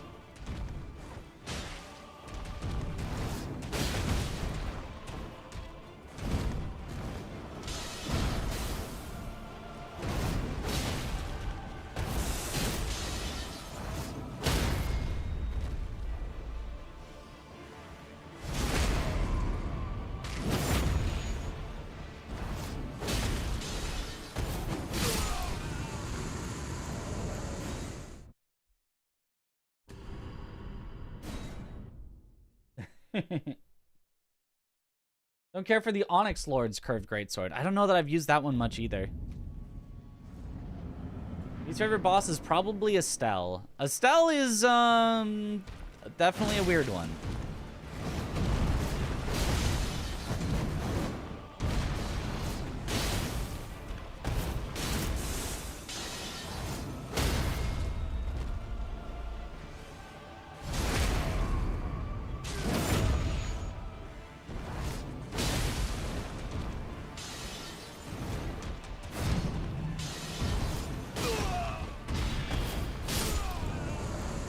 Bad end, but otherwise pretty darn perfect. Yo, good morning. Estelle poise break sound effects releases dopamine. That's very true. Slightly low stamina consumption, decent scaling and stats. Dude, and we're not talking about the Ala Blaster, right?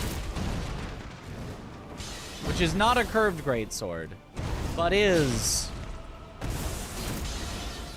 Excuse me. Oh, and that 2 does too much. Ugh. That's so annoying that he doesn't get hit by that. I mean, it makes sense. I should have just gone for the body, or for the body, because it would have staggered, and then I would have had time to walk around him.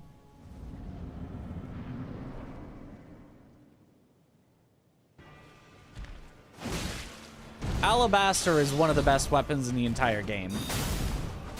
Could be argued to be the best weapon in the entire game. As in, I would argue it's the best weapon in the entire game. It's me. The one who could argue it is me.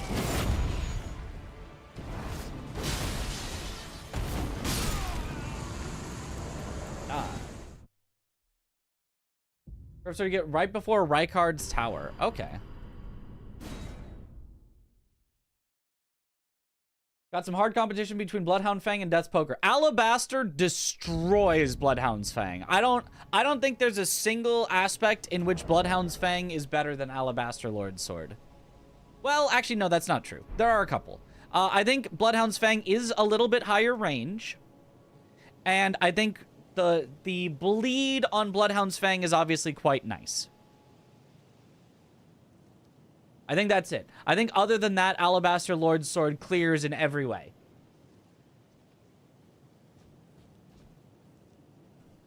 Oh, and iframes. Sure, sure. If you specifically need Bloodhound's Finesse for the iframes. All right, yeah. Fair, fair.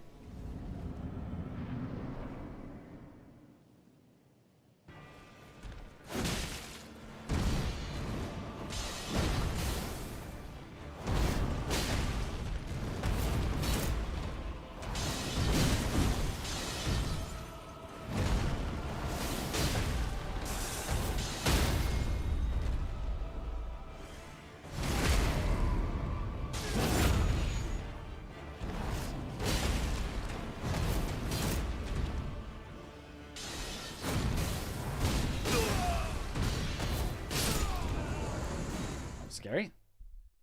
Stamina consumption on Alabaster is so crazy good. Yep, like it's ridiculous.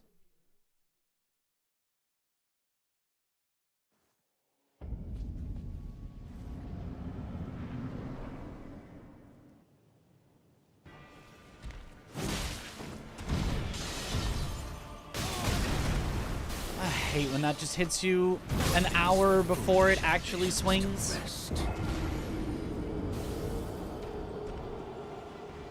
Morgoth's hitboxes are so cooked.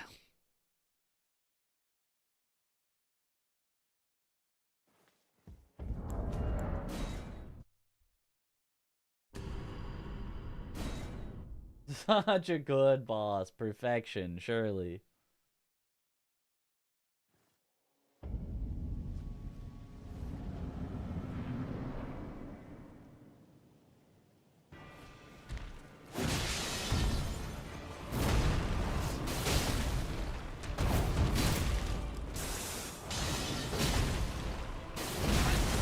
Thrown the dagger first, not at the end.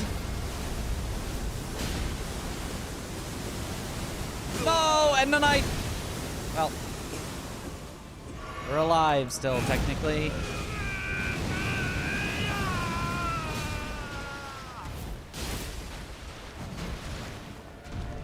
The thrones stained by my curse. It would not be a good fight, but it'd be living. What about Alabaster is so special other than stamina? Stamina is the only thing that it has that is truly special, but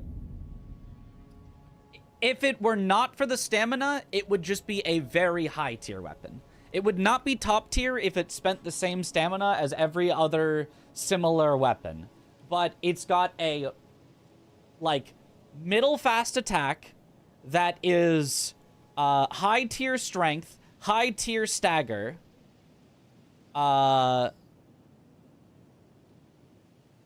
which you would think if you're high tier strength, high tier stagger, you'd have a very slow attack. No, it's got a decently quick attack. Like, it's got like a better than average for a weapon attack. Like, its R2s, uncharged R2s, are faster than Bloodhound Fang R1s, but do more damage and more posture. And then if you charge it into a charged R2, it's not even a competition. That speed is, like, ridiculously slow. The Alabaster Lord Sword does a charged R2 about that quick. And it's somber, of course, so anything non-somber, you know, I'm sorry. But look at YouTube. Look at what on YouTube? What can I look at on YouTube?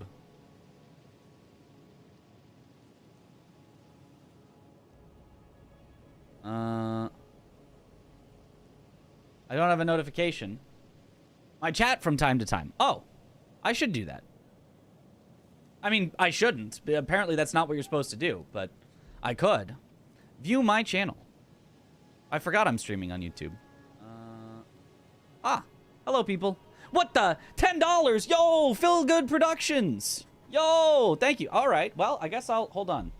I can theoretically have a multi-stream chat open.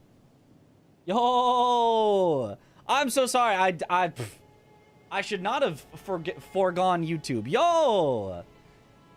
37-year-old PhD student from Australia. Also have muscular dystrophy and play video games one-handed. Gaming saved your life. Literally. Keep up the good work. Yo, thank you so much. Yo. Yo, lovely YouTube chat. I didn't expect... This is my first day multi-streaming, and I was told you should just, like, ignore the multi-streaming, at least to start out, because it's too hard to keep up with both. But thank you so much. Holy, let's go. Thank you, Feel Good. You make me feel good. Which is the pun that he was going for. Anyway, thank you. Okay, well, now I have to figure out how to get multiple chats open. YouTube chatter is so normal. This is the opposite of what I was told. YouTube chat is supposed to not be normal, and I'm so glad that they're normal. This is awesome. Oh, even if I have multi-chat open, it's not showing me... I'll have to figure out how to get super chats onto my screen. So, but thank you so much, Feel Good. Because yeah, I can have multi-chat, but it's not showing me... It's not showing me super chats in the multi-chat, so I have to figure that out for later. Anyway. But thank you very, very much.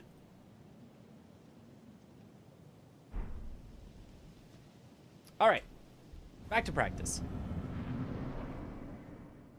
That YouTube chatter is all right. I'm sure there's a setting that I just have to turn on somewhere to be able to see super chats in my stream layout. Oh, living. Somehow living. Whew.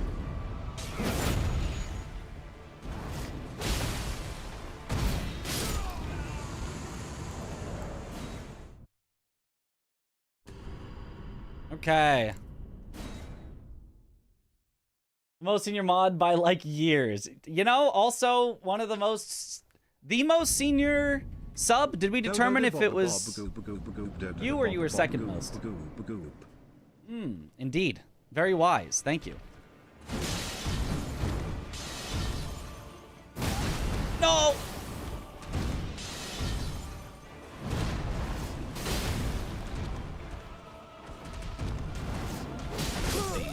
Oh.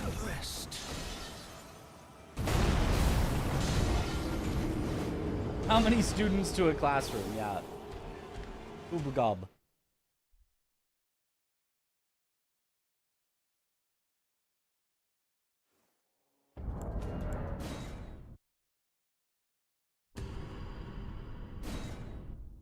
Edino's going to the retirement home.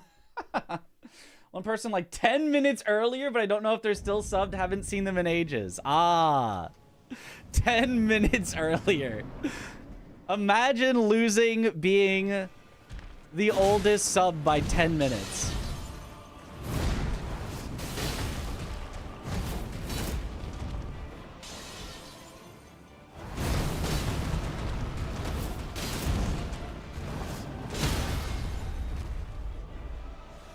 Nice.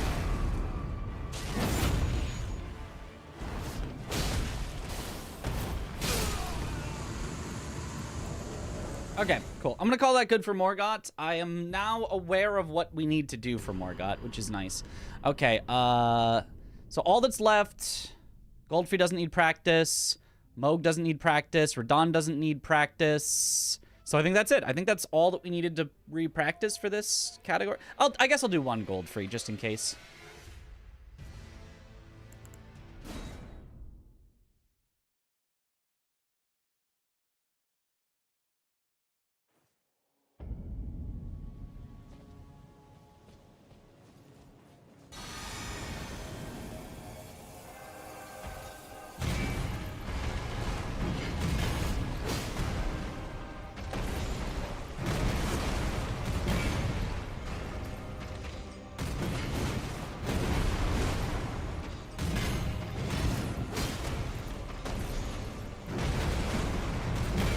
Missed.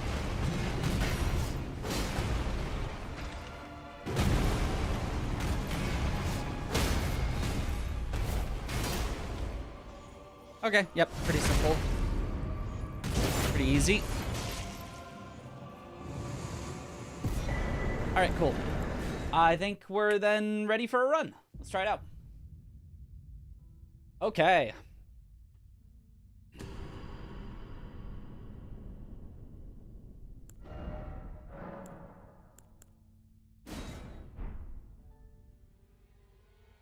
Names are funny. Shout out to names. True. Time to peepo run.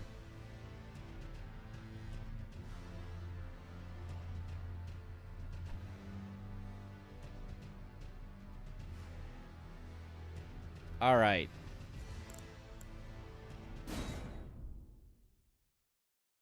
Yo. Tom has been bonkers with it. Indeed he has. Indeed he has. But yeah, Tom's been doing it this whole time, so we got some catching up to do because he has continued to do it day after day. So we've got to catch up. Or maybe we just first try world record. You know, always possible.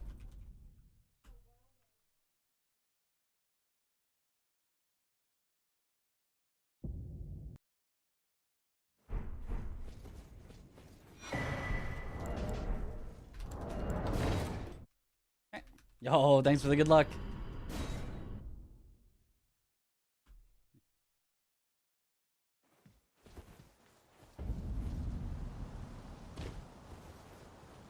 Yeah, actually, I guess at least for me, I could have the multi-chat. It is very possible.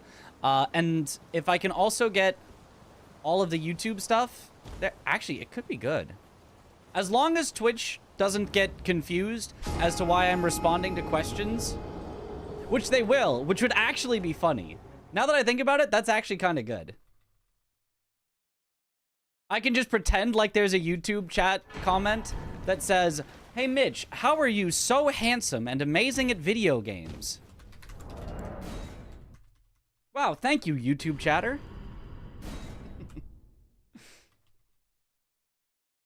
Real message.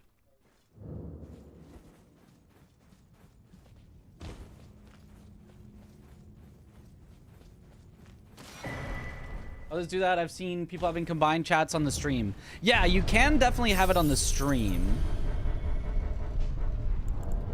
Initially, I tried something that I think is kind of a bad idea, which was I had a bot basically post all the YouTube messages into Twitch chat and post all the Twitch messages into YouTube, but I think that was kind of bad. I think it's okay to have them separate and then just... Why are we over a second behind already? What did I do? Yeah, it's technically a terms of service risk or whatever, which, whatever. I don't think they enforce that, but...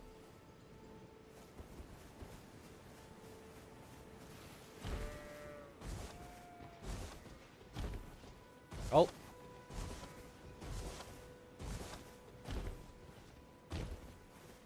I forgot something with my tech setup for the run. Something that surely isn't against the rules.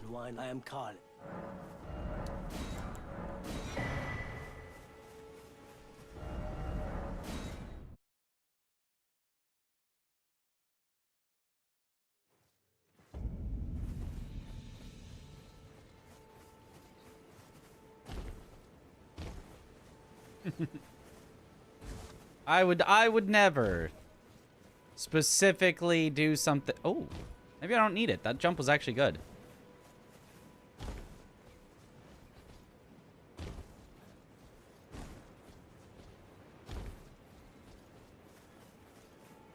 Which says, break the rules. That's right.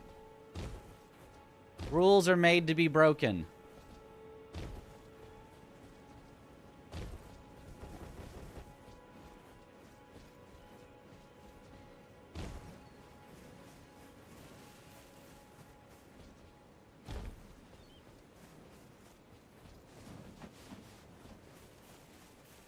No, I think there is something in, maybe not the terms of service, but there's something where you're supposed to not... There's something like that Twitch was very weird about, where they're like, you're now allowed to multi-stream if you're a partner, but you need to make sure that the Twitch chat experience is the best one, or something. It was some very vague, like... You need to the foot. Then summon me. I bequeath. It will torrent. Treat him with... Some very, like, vague, unenforceable thing that everyone was like, sure, yeah, whatever, I guess.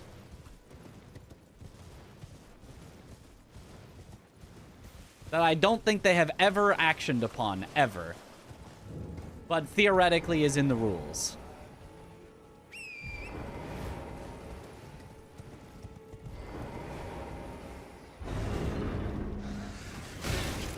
Ow.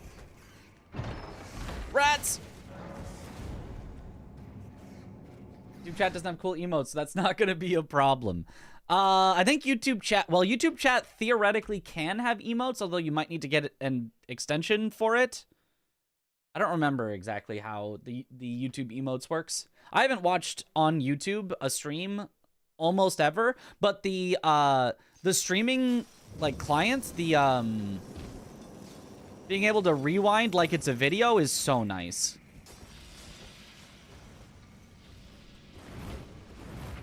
Something that I really wish Twitch would just do.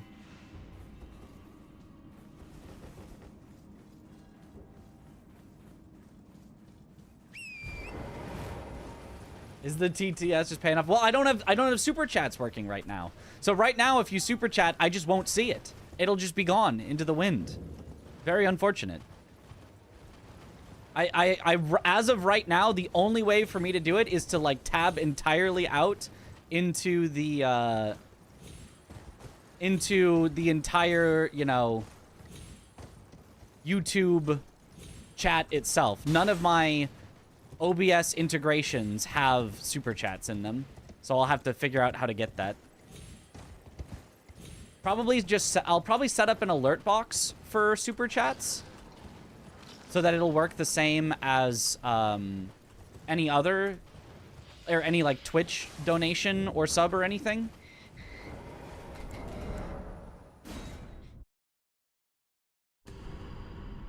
Had that and everyone went, huh, what's that weird feature? So dumb. I'm here to watch live anyway, so why rewind? So they removed it. They did? But it's so nice. To determine if you had... It says it streams in 240p bitrate, yeah. Surely, yep. Also generally higher bitrate and quality, huh? I mean, I don't know... Is it higher maximum, or is it higher at all times?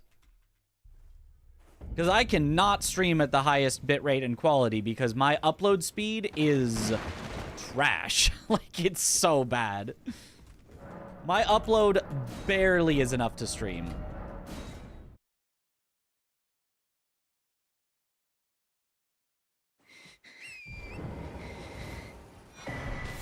Like, just barely.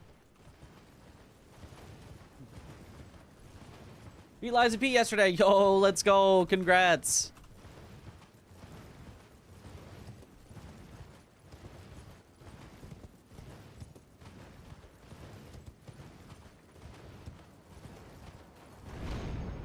Better compression, so at all times. Oh, okay.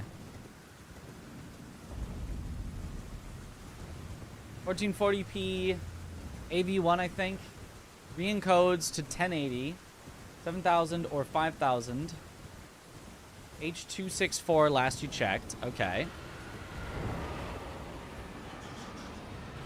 Don't watch at 1440p.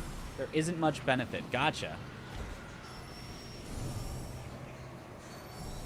Upload speed on residential internet is ridiculous. Most you can get from Comcast is 25 megabits. Hey, that's double what I get. I get about 10. I'm streaming at 6 and I get 10 up.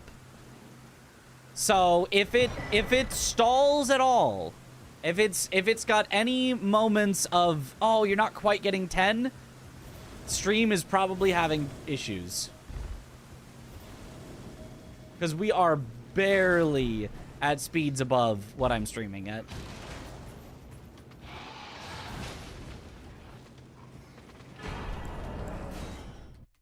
Gold!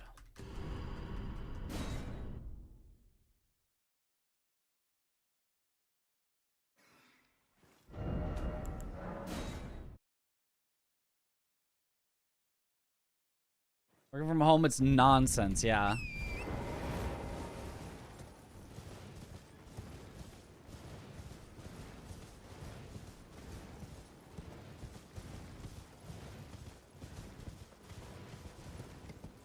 It's gold.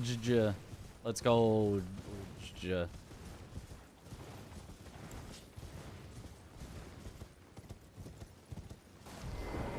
Get me off of torrent, please. Gigabit, but 1025 is just comically mismatched and for no reason. Yep.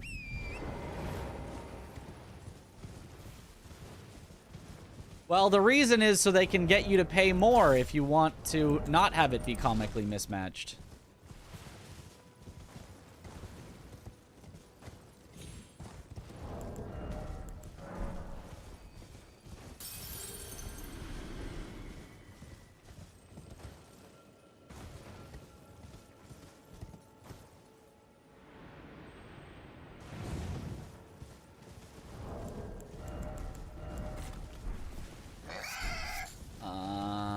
I haven't grabbed the. By the way, Mitch, I'm curious. Oh, I'm doing how this you in the feel wrong about order. The Simon Manners fight.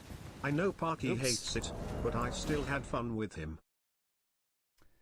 Curious how you feel about the Simon Manus fight. I know Parky hates it, but I still had fun with him. Simon Manus was my least favorite boss on my first playthrough. More than Black Rabbit Brotherhood. More than anything else. Apologies. I went the wrong way. I kind of knew I was going the wrong way, but the splits didn't remind me to go the correct way, so I went the wrong way. So we have to just start over real quick. Manus sucks, projectile spam. Not really spam necessarily. It's just any time that he uses a projectile, it's all projectile stall. I'd compare it more to like how Romina is than how like Renala is. Like Renala will throw out a projectile, but then you can walk in and hit her and like avoid the projectile, and it doesn't take too long, except for Moon, I guess. That's stalling. Whereas Manus will be like, I'm casting my projectile. I cast bolts that will fire at you for the next 20 seconds. Hope you like running. Hope you like running for 20 seconds. After 20 seconds, though, then we can fight again. But for 20 seconds, you can only run around and do nothing else. That's the problem with Simon Manus. It's not that he uses any projectiles. Like, some of his projectile moves are fine. The one where he kind of, like, slides to the side, holds his hands out, and shoots, like, 5 orbs while sliding, and then goes back to attacking you, totally fine. Totally fine move there. It's just that he's got a lot of ones that's just, what's the counter? Just keep running for a while.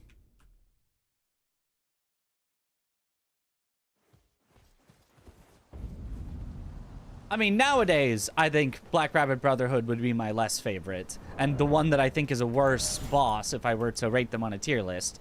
But, on my first playthrough, Manus was my most hated.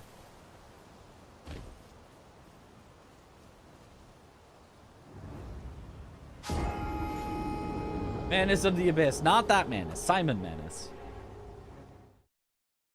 Don't mind a bit of running, though? Do you not mind running when there's nothing else you can do but hold the sprint button and go in a direction? Because, like, That to me feels like it should be universally disliked. Like there's nothing positive about that. Like I didn't realize I was running a marathon today. Sometimes versus Elden Beast. Yeah. Elden Stars and the Needles from Elden Beast come to mind as similar. Elden Stars being worse than anything Manus has, and the Needles being less worse than most of the stuff that Manus has, but both on a similar wavelength.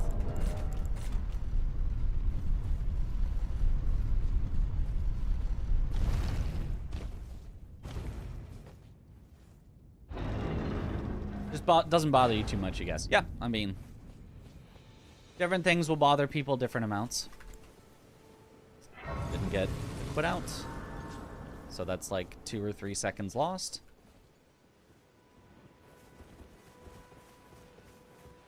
Good luck, Mitch. Thank you for the good luck.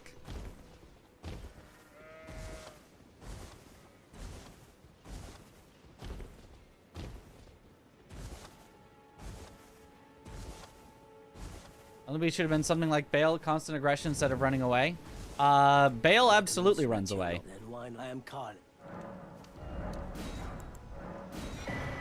I mean, less than Elden Beast, but Bale is not the best option you could have picked for that.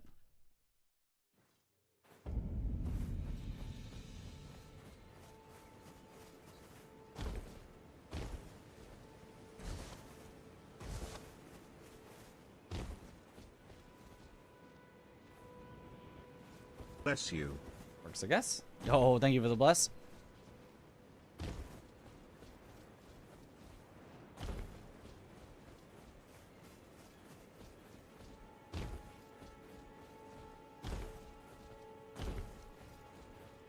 Okay. Still an okay start, despite not getting that one quit out. Using glitches for 2 gods? Nah, we're doing glitchless still. I don't know if that's in the title or not, but...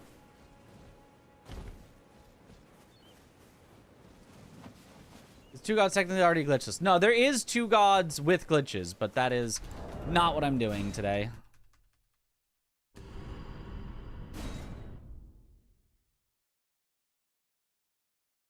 Yeah, still a decent start, despite that. They sir, but you, I can turning to aid you. You need to the foot. Then summon me. Ah, I bequeath. It will summon torrent. Treat him with.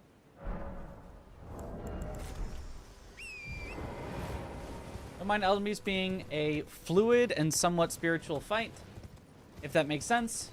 They tried to go for an atmosphere, but I think it's just way too big of an arena. I actually think the arena is fine because I want him to have space for a lot of his moves where he kind of like floats away from you and back and then away from you and back. And I think that only makes sense in a large arena. I just don't like the ones where he floats away from you and then stays away from you and is just over there. And he's just throwing things at you from over there. Or the ones where he might stay near you, but he unleashes something that's chasing you for the next 10 seconds. Those are the only moves I mind from Elden Beast.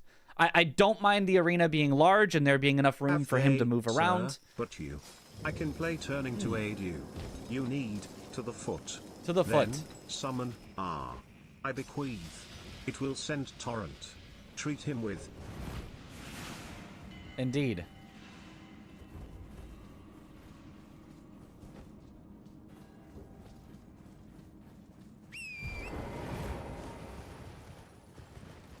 Those are the worst. Yeah, exactly. Yeah, that's the only thing that I think almost anyone has a problem with Elden Beast is the running away and staying away. Or the stuff that you have to just run for your life until it's over.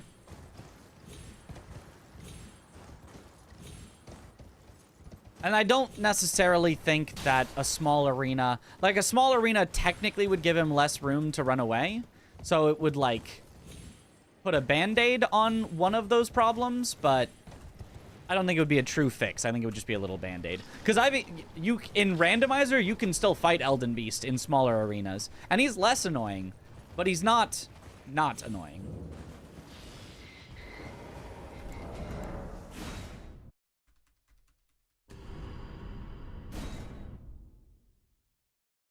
Two-shot pre-nerf Radon. Wow.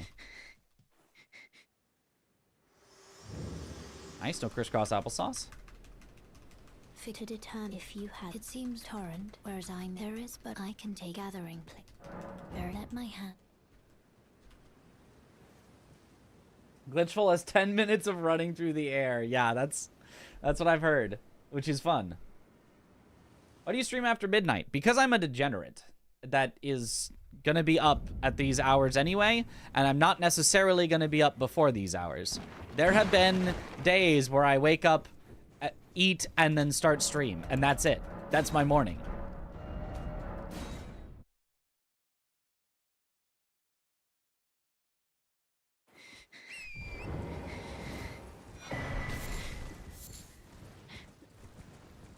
Only 6 p.m. there.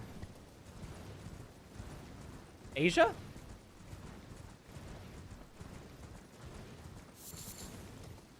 Is that even the right time differential? Somewhere in the Pacific. Australia. Oh, probably Australia. South Australia. Aha! Yes, yes.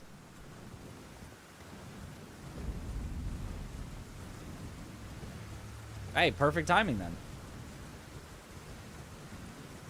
Like I could start to stream earlier. It's very possible for me to shift my my sleep schedule, but I started out needing to do this sleep schedule because I had to stream after work. So this was when I got home from work and was ready to stream. And then I feel like I just built up an audience of people that were at this time, and so I kept it. Out of fear of losing my audience if I streamed earlier, but theoretically I could stream earlier. If I streamed earlier, there's pros and cons. Cons is a lot of people that currently watch me wouldn't be able to. That's a big con. Pros, some people that currently aren't able to watch me could watch me. Pros, there'd be a lot more opportunities for collaboration with other streamers because I wouldn't be after they have ended their stream.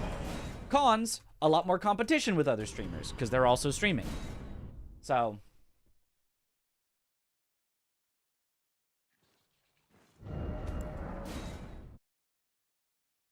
nice. That's time for Mitch to stream. It starts when you get home from work and ends when you go to bed. Then yeah, that has to be the best time then. We figured it out scientifically.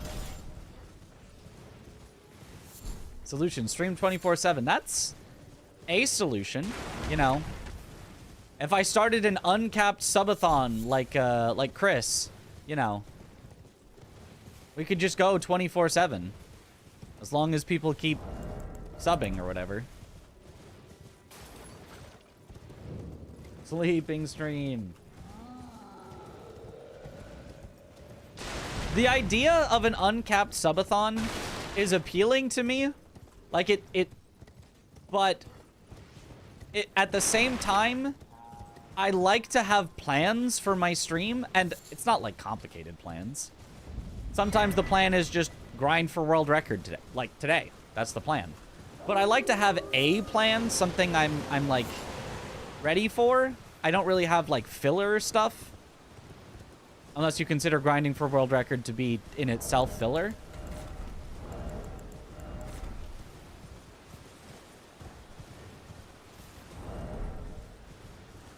And so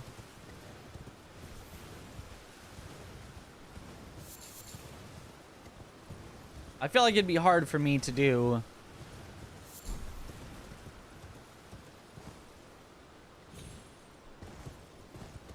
a subathon where I have to just have a plan ready for the next month. Or come up with plans on the fly.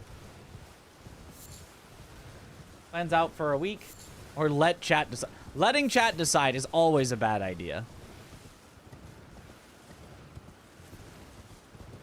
Unless the plan is something that involves letting chat decide what the plan is doesn't work.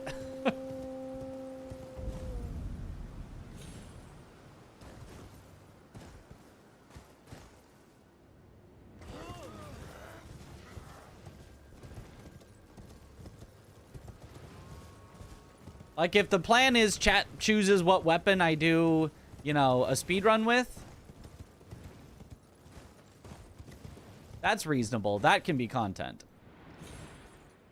But if the plan is chat picks the, you know, whatever run they want, whatever game they want, it's a disaster.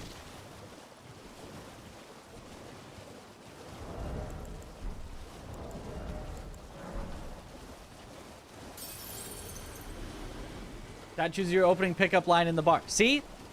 Bad idea.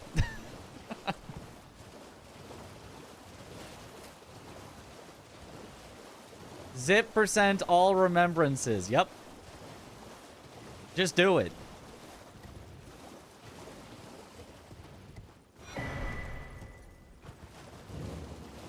It lists Dark Souls 1 to 3 all in one stream, starting from not knowing how to play any of them, and not even having played Dark Souls 2 ever before.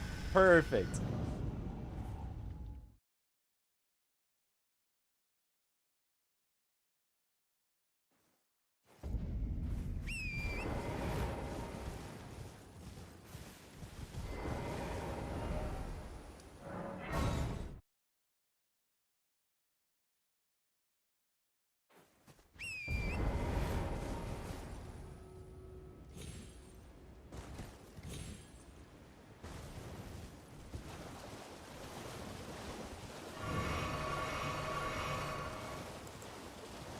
Able to steal all the good ideas for subathon events from other streamers. That is, yeah, that is a good idea. Liar's Bar stream could be really funny with other Soul streamers. Ah, it could be.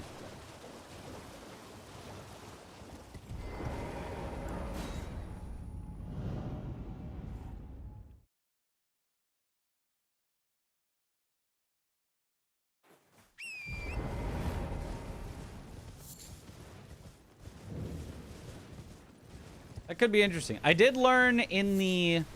We did an Amoga stream. And I learned that unlike my IRL friends...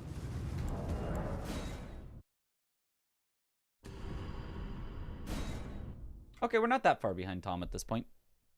Unlike my IRL friends, my fellow online Souls people... do not find me inherently trustworthy or, you know,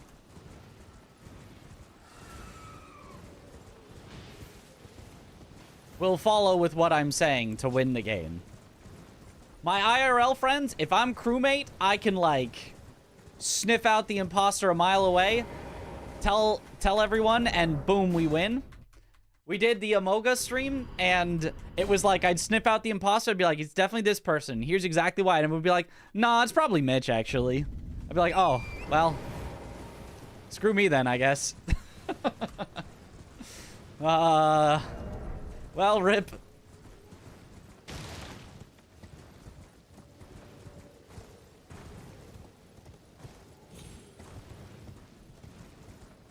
Always Mitch, no. So, Liar's Bar would be interesting. But, in Liar's Bar, that you can also... If you're telling the truth and everyone thinks you're lying, then that's actually also a good thing. It's not a...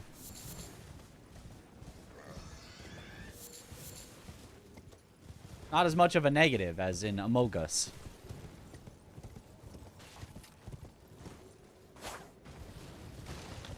Good luck, Mitch. Oh, thank you for the good luck. Welcome. Well, you please. I'm hungry.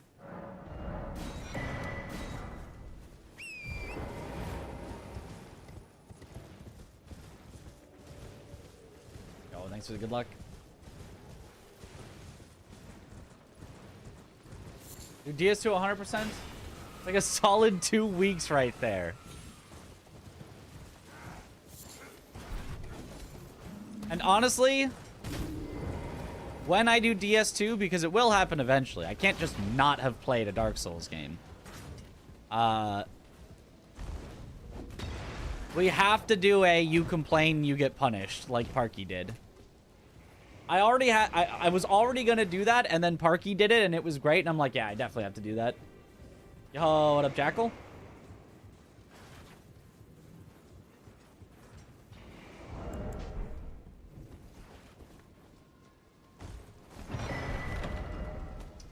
It's this way up. I forgot my menuing there. Then you didn't steal the idea from Parky. I've done a no complaining run before. I did... What game did I do? Was it just Elden Ring? It might have just been some Elden Ring category or something. I don't remember exactly. But it was... I did a... You complain, you eat hot sauce. No, I did a you complain, the stream ends. That's what it was. And then I would, like, sneakily complain. Chat would call me out for complaining, and I'd be like, no, I said I love the way that this game doesn't telegraph its attacks. It's just so mysterious like that. You know, it's a good thing that it doesn't telegraph any of its attacks so that you can actually prepare for it. It's a good thing. It was just gaslighting the whole time. No complaints run, so a normal DS2 run. That's right, because there's nothing to complain about.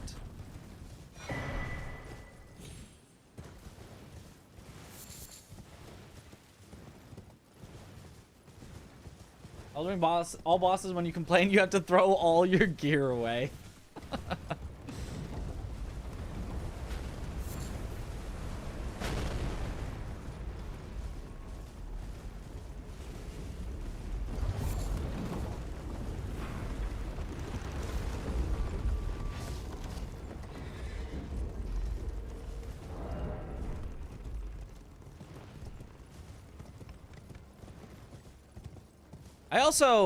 I've been getting the urge to sometime soonish, maybe, do Long May the Shadows Reflect. Because, you know, in general, I'm like, oh, I don't want to play mods until they are, like, finished. But I don't know that that one has been getting continual updates. So maybe that one's kind of finished. Maybe that one's kind of been dropped by the mod maker. So now it's safe to,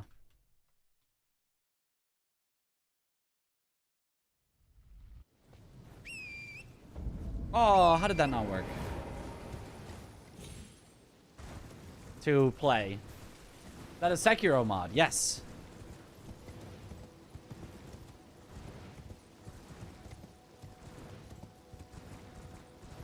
Also at some point Convergence, but that one I know has been getting more regular updates, so...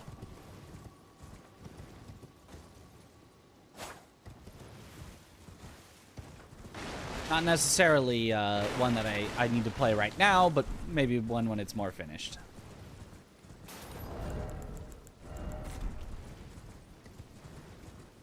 Do you ever yearn? I would say that I yearn, yes. We do some yearning.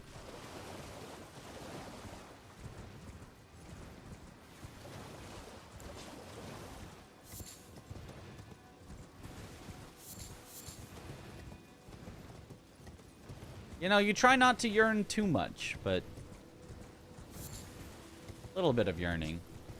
Hi, Mitch. Good Hi. luck with the run. Thank you. I firmly believe you can get the record back. You demand. Let's go. Thank you. I certainly can with enough effort. I guess the question is going to be whether Tom gets a record that's hard enough to beat that I don't want to.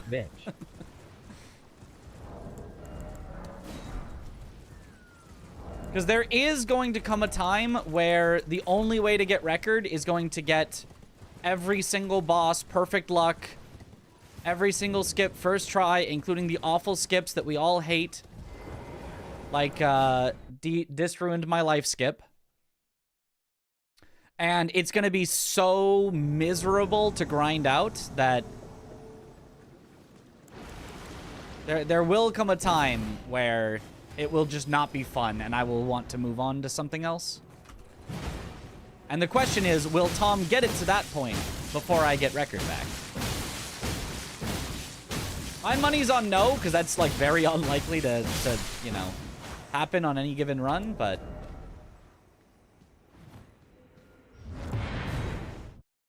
it could. Yo, nice time save. Are you spamming E while traveling? Your sprint is spacebar, right? Yes. I'm spamming E while traveling because I'm bored. The sprinting, you need to, like, time out a lot of the time to not waste stamina. So I want something to press buttons with, so I press E to pick up random items on the ground for no reason.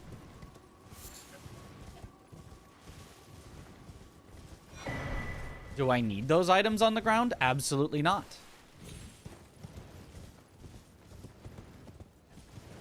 But I have nothing else to do.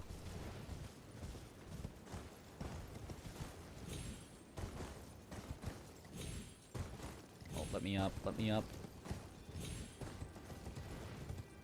Okay. That was not our best climbing there. Actually, it was, because this is the first time I've done that climbing in a run. But it's definitely could have been better.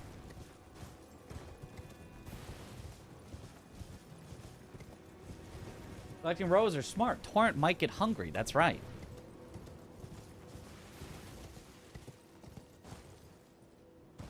What if Torrent is hungry? The 3080? Correct, I do.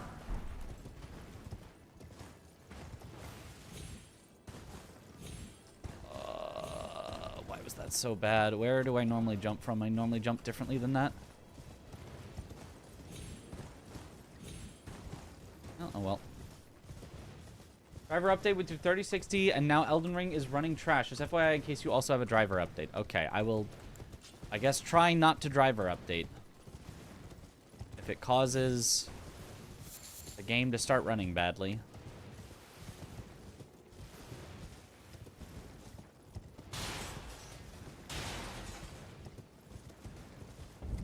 Doesn't treat Torrent with respect, though. That's right.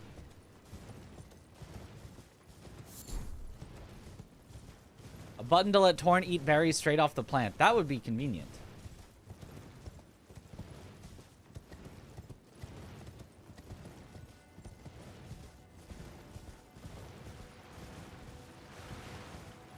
May just be your PC, though, of course. Yeah, it's always hard to tell when there's tech problems what caused it. Is it something specific to you, or something that is actually wrong with something?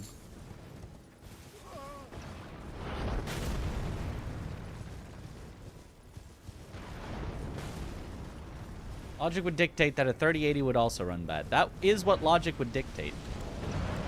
But since when has logic ever been right about anything? Elden Ring caches shaders again after driver updates. That's probably why. Oh, could be. In that case, it would be temporary.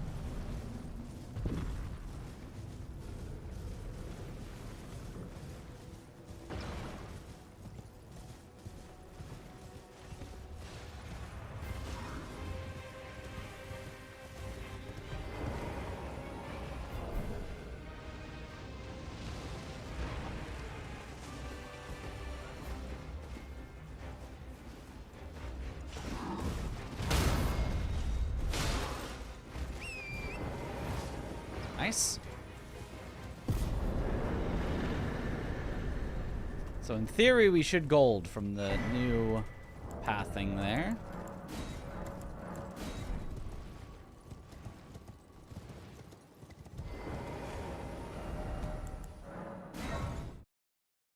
And instead, we lost a bunch of time. Is that pathing somehow actually worse?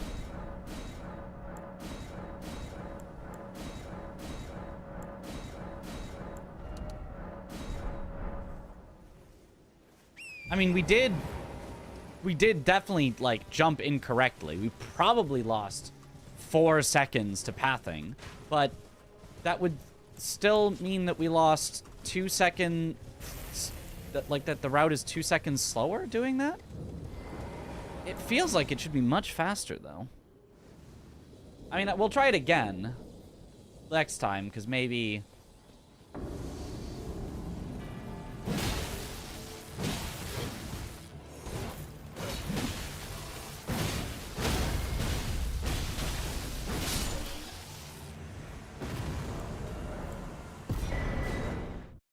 Maybe it was just I lost more time doing it than I thought.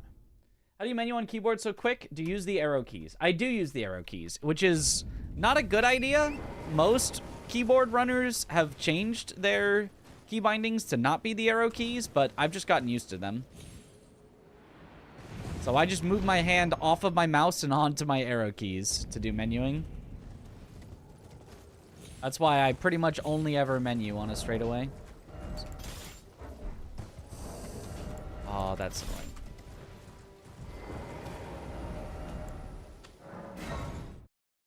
Okay. It's hard to do. It is. Yeah. I've just gotten very used to it. I am an old Chloe, perhaps.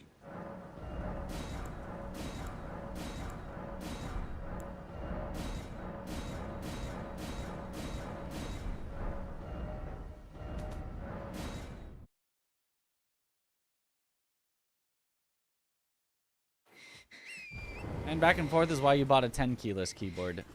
I like the 10 key. I use it for live split stuff. I'd be missing out on having buttons to live split with. Are you going to do the Randoodle again? No, probably not. I can't officially do it again because I've been spoiled on stuff. I might do randomizer all bosses deathless with the same settings in the future, but I don't think I will do the official seed again because I can't. I would have been unable to win anyway.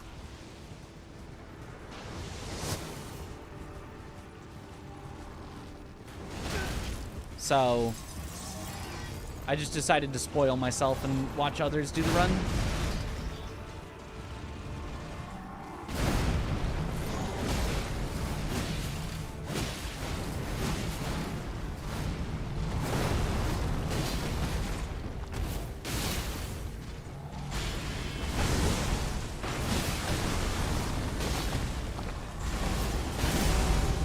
Excuse me. Oh my god. Well, that's a reset.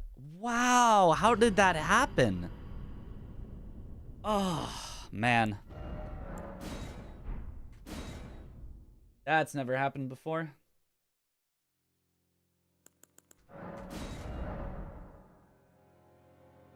Okay.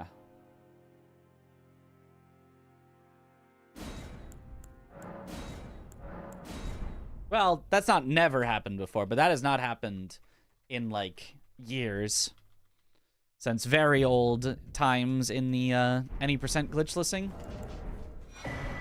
Where we just went through him instead of hitting him. And it just missed.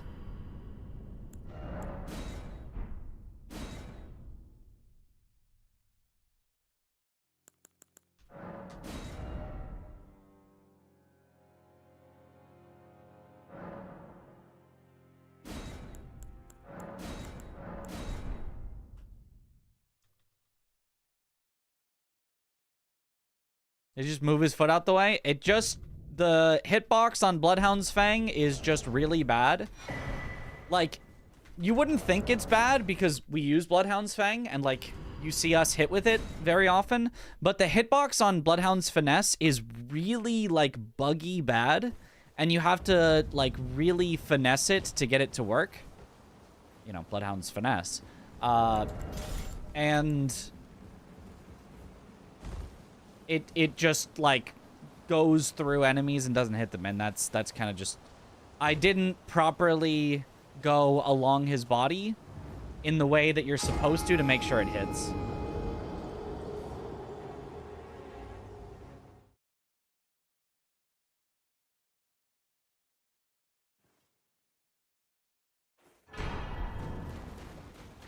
And then because we kind of phased through him as well, we also were behind him, so he didn't do the follow-up that we needed.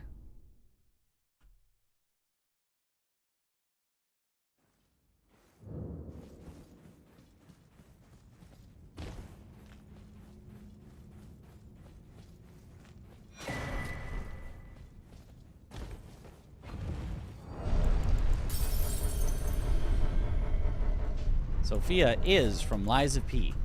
Indeed. Hey, it's Sophia.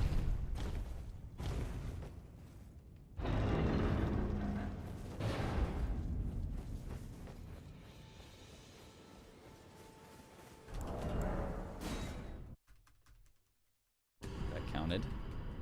We're still slow up to that checkpoint, or up to this grace, which is weird.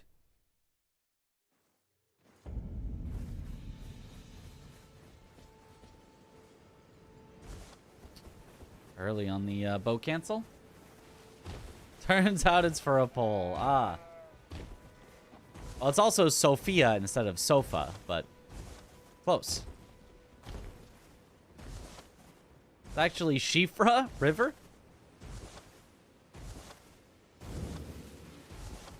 And I can also that you're not then wine. I am Carl.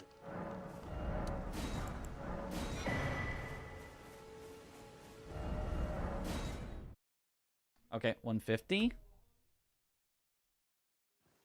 See, Ofra. Missed anything or speedrun just started? We had a run that died. A hit missed on Star Scourge, so we could not possibly get the quick kill, and I just reset.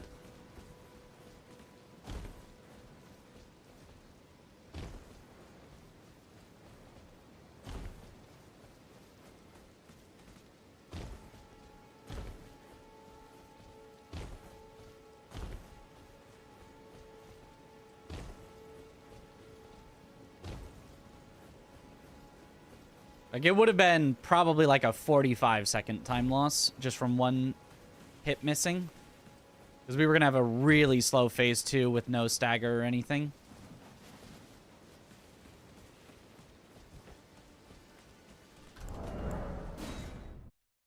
That might have been too early, but I got to see if it was.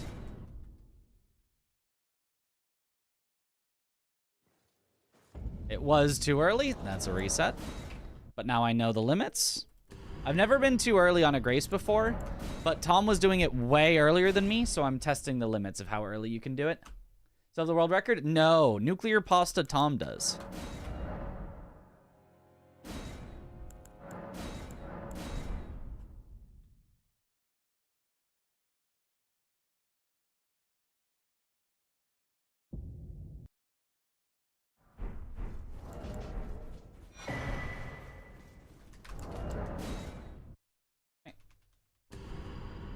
No limits.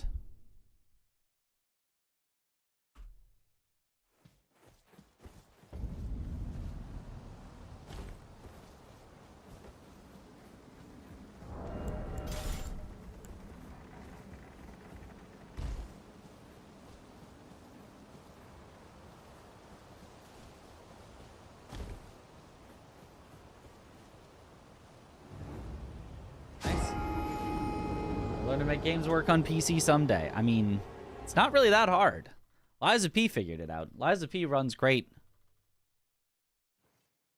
on almost all PCs. I'm sure there will be exceptions. I'm sure you can point to somebody with some specific setup and say, ah. But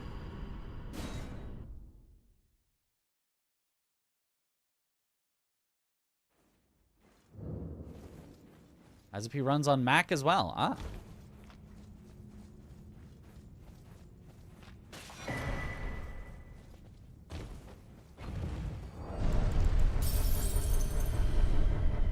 Square Enix will figure it out too. Surely.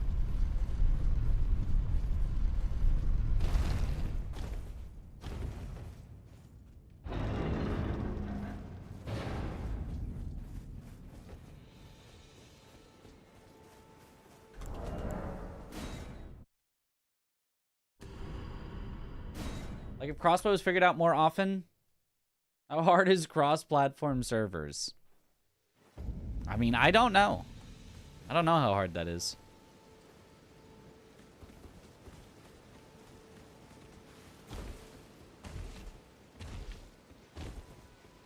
I think crossplay is like an obvious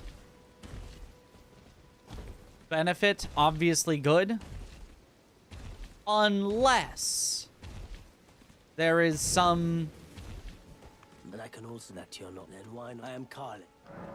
inherent unfairness between consoles and it's a competitive game. So, for example, I can see cross-platform being bad for a shooter where, for example, controller players have... Well, I guess it wouldn't matter because you can do controller on PC as well. But I was going to say where controller players have ridiculous aim assist added to their...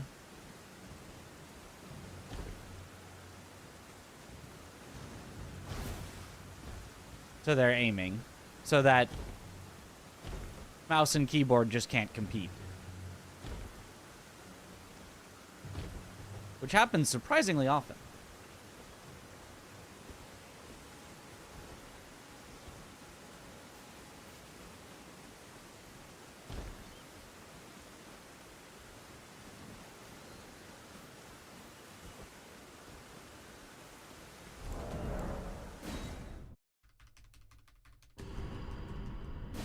Only Elden Ring had aim assist and guns. Well, with the power of mods.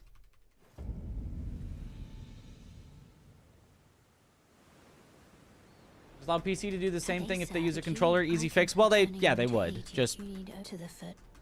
Then summon me. I bequeath.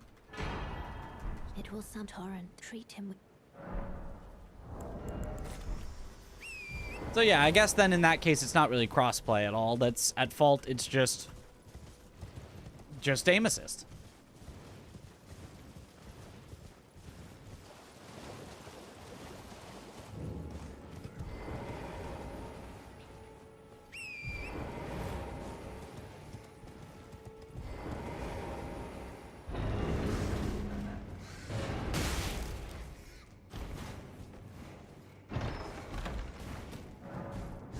Apex had to limit people who played on controller. How? In what way?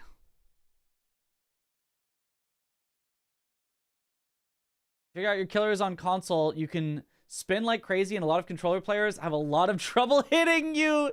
That's true. You just can't turn fast enough. That is funny.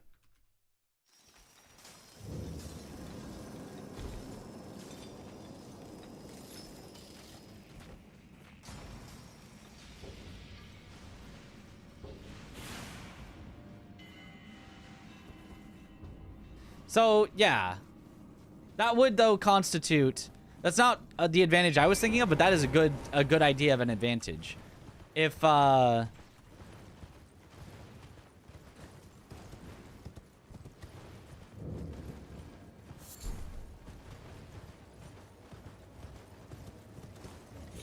is any inherent advantage, I guess it would have to be an advantage for mouse and keyboard.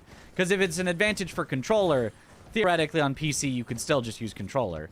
But if there's ever an advantage for mouse and keyboard, and you have crossplay, and it's a competitive game, then that is, you know, then unfortunate for console players. Whereas if console players were only playing with other console players, then they wouldn't have to worry about that.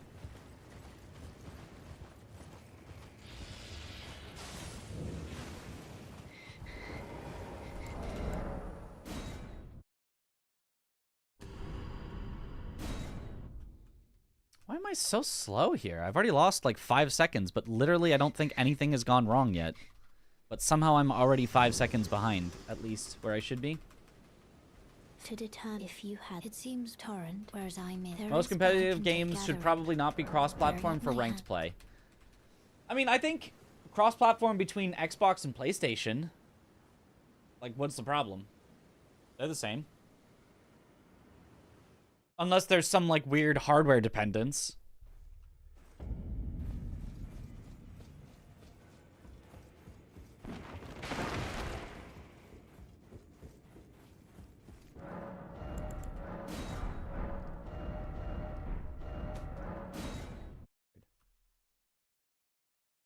#1 Elden Ring 2 God speedrunner. Hey, that's not me.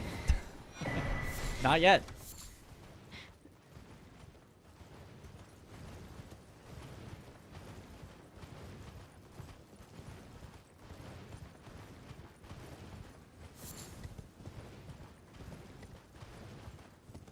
Had it for a few minutes, like 20 whole minutes. I mean, I had it for a long while before that, but...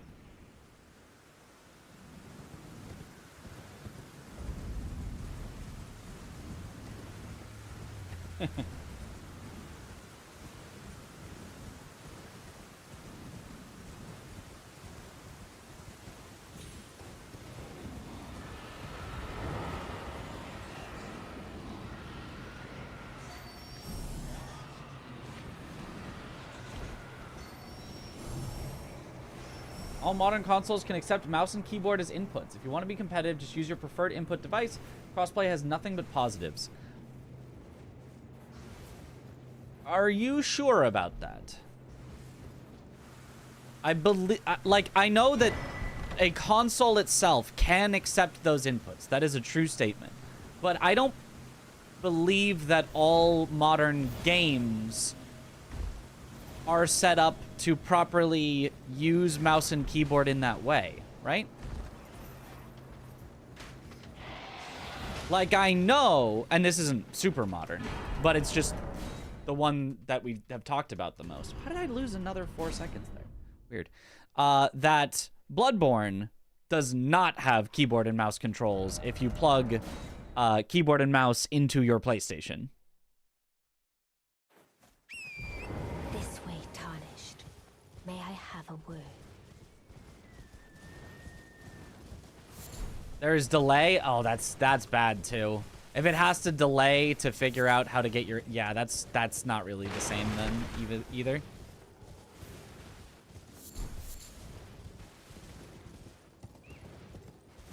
Like, if it truly did work on every single game, you just plug the keyboard and mouse into your console and it works and you can play like that, then yeah, there'd be no problem with crossplay whatsoever. And in general, I think crossplay has way more positives than negatives. Just, there is exactly one negative.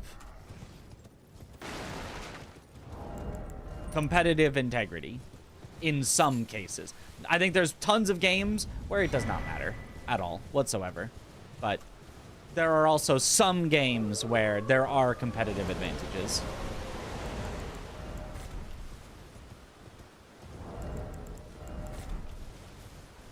So, I would say, in almost all cases, if you're a developer, you should probably just turn on crossplay. And if people are like, this is unfair, I'm getting matched with PC players, go, eh, okay. Maybe give an option to turn it off. Maybe give an option to go crossplay or not. And that's about it.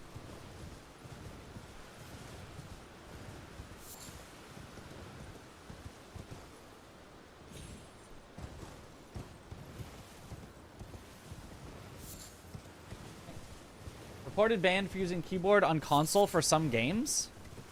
What? Why?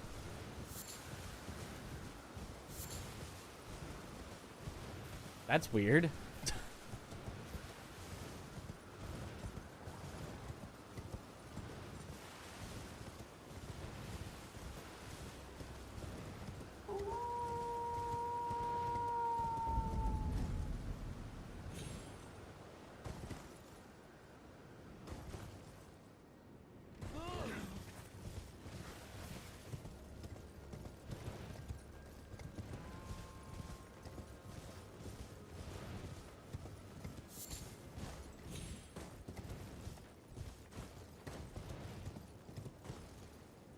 It's even weirder than Super Smash Bros. Players' fear of any controller that was made within the last 2 decades.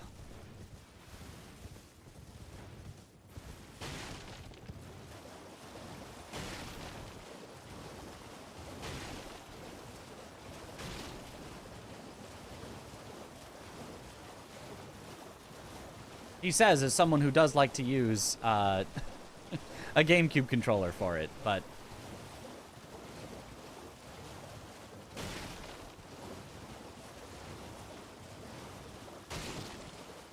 And it said Night Rain doesn't have crossplay?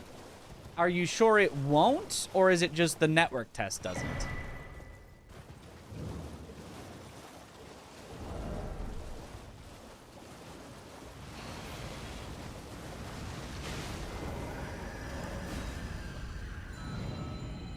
Alright, have a good one, Ray.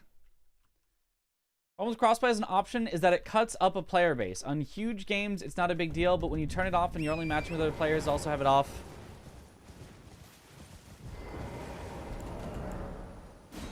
I should have warped, not put out. That's okay. In a much smaller sample than the game just not having it at all. That's fair. But I mean, unless it's cut down the middle, you can just do... Huh. Okay. Not sure why that slipped off, but okay. That's, I guess, part of the reason why it's much better to warp there and not to quit out.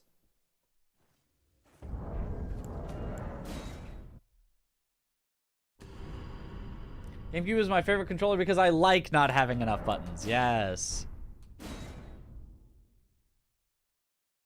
Network test isn't even on PC. Right.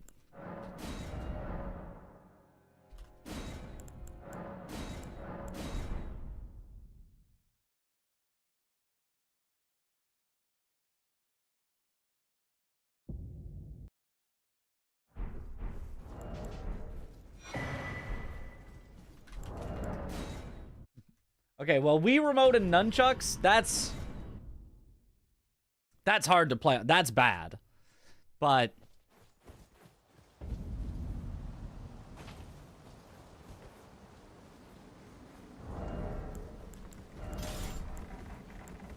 it's more like people that choose to play on, you know, fight sticks or box-style controllers or even just keyboard and mouse that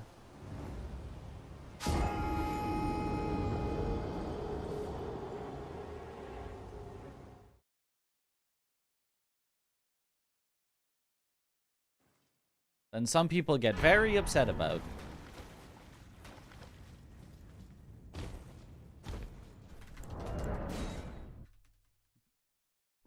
N64 controller, have a comfortable spot for your third hand. Exactly, exactly.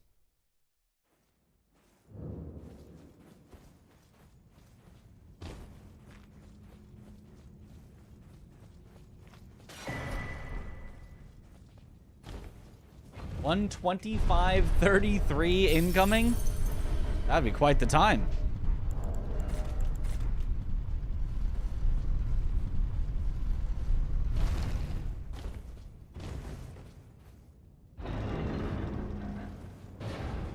How did my sum of best?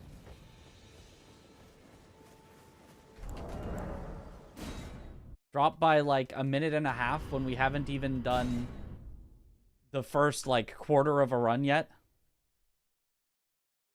Why is my sum of best, like, way lower than it should be?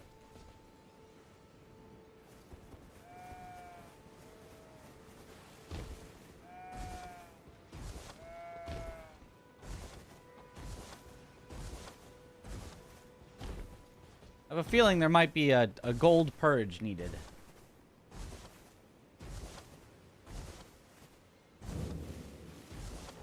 But I can also that you're not then why I am Carl.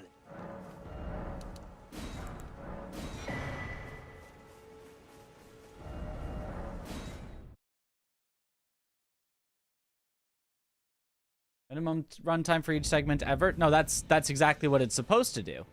But it was a 127 before I started run attempts and like swapping around my splits and stuff.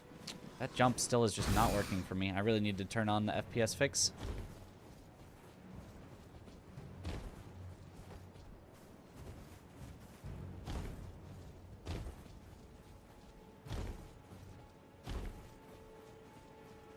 And then I swapped around my splits and started doing run attempts today, which have not gotten far in, so there's no way we've set like a new minute gold. Somehow the sum of best is lower than it was, which does not make sense.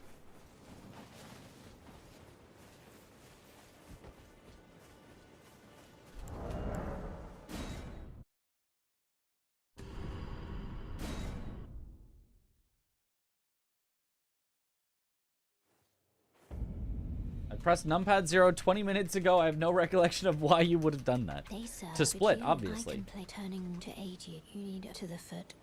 Then it summon. I bequeath. It will summon torrent. Treat him with. I mean, we should try to finish a run with the new route so that way I can safely purge all the golds and not have to do it again later. We play the new Doom Dark Ages. Maybe. I haven't played the previous 2 Dooms.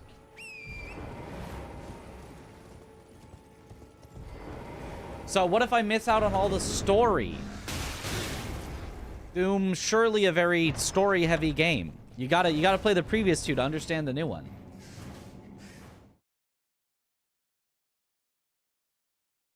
Not the lore. The Dooms are so good. They look very fun. Dooms for your subathon and crank the music when you do. Yeah.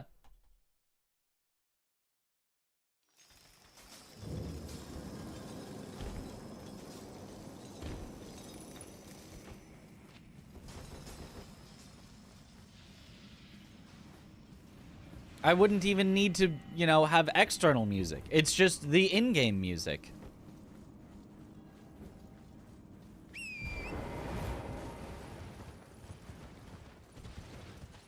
Actually has some nice lore. Yeah, it actually does. Like, it's fun lore. It's not like...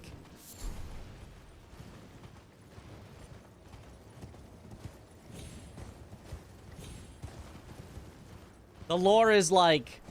Then he went to hell and killed all the demons and then came back from hell, but then there were more demons in the other hell, so then he had to go there and kill them all as well. But then he came back and he was known by a new name, the Doom Slayer instead of the Doom Guy, and he got a different set of armor so that he could kill more demons. And then he killed even more demons than that. And that's, you know, something like the lore.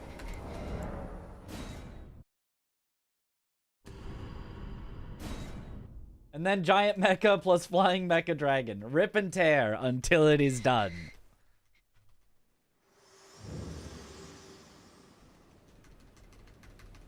Most 4-year-old energy description of anything I've ever heard. Yes. I'm pretty sure that's about it. So you already know the lore then. So I guess I'm all caught up. You forgot about that part where he kills demons. Yeah.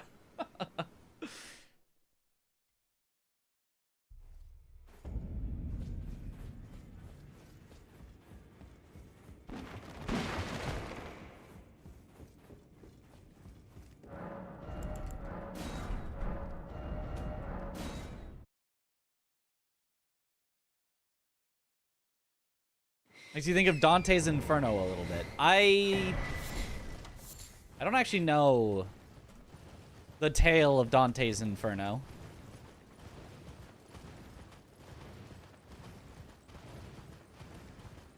Heard of it. No, roughly.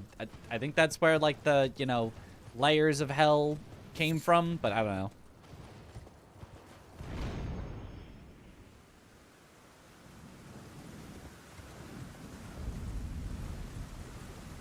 Actually, you didn't mention the Sentinels? There are Sentinels? The game, it's great. The, like, PlayStation 2 game or something? It was supposed to be pretty fun. And then apparently, the book, now the cover of the book is the cover of the video game. They like...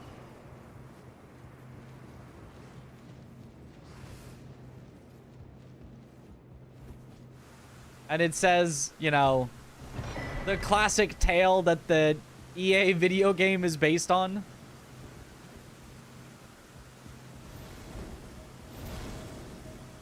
What more could you want from a book than it had a video game based on it?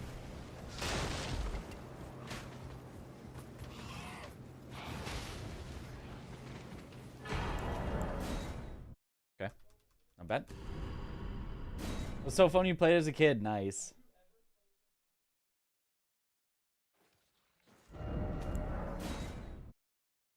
Fanfiction. It became the most nationally recognized interpretation of hell. This way, That's Josh. hilarious. May I have a word?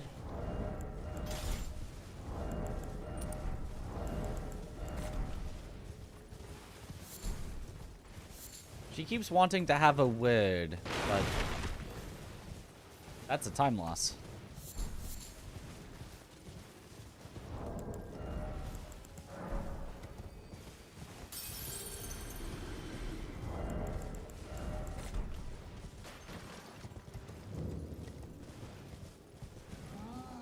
A graphic novel that's based off the video game.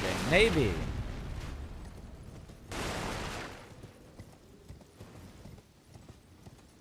I don't know. I just saw it on, like, Twitter or something.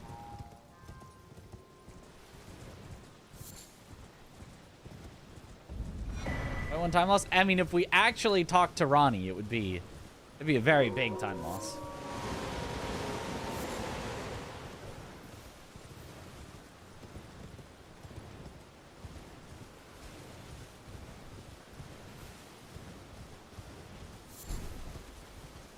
DMC got some inspiration from Dante's Inferno? No.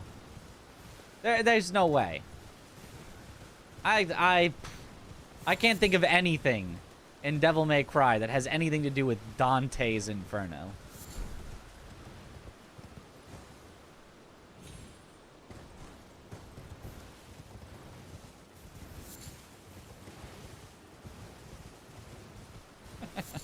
Talking to women is a time loss. This is what I've been saying.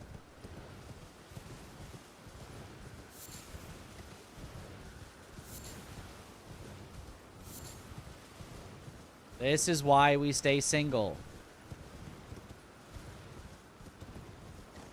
Not because we stay inside and play video games for like 8 hours every single day, but because it would be a time loss.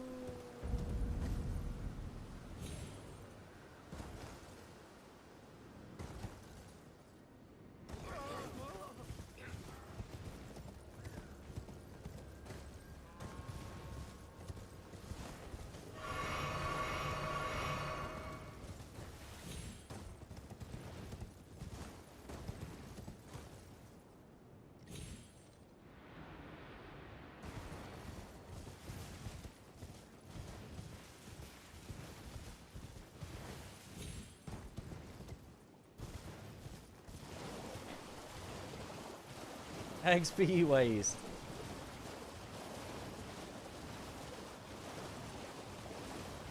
Inside and play video games all day and also work from home, but you are not single. Well, then you're losing time. I don't know what to tell you.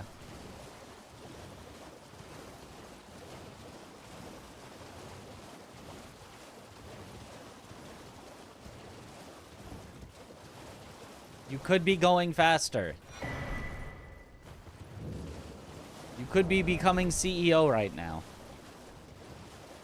And getting Ted fired.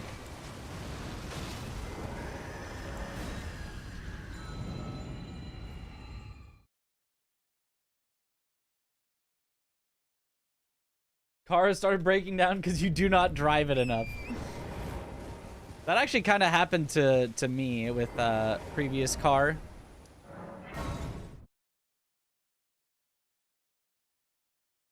Specifically, the battery had problems, which well, maybe that isn't due to lack of driving it, but I think it probably was, because it started after I did not drive it for a while.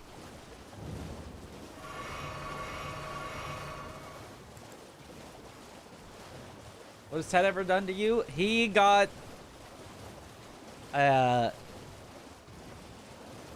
middle manager position without being qualified because his uncle was a VP.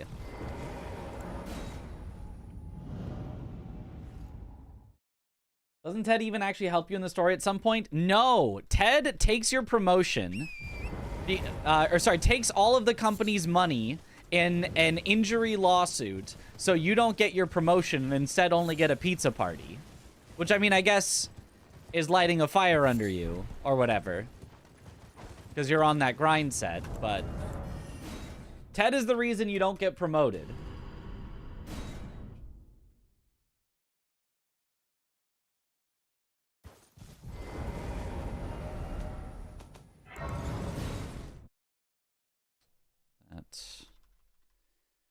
Works, but I forgot my menuing again.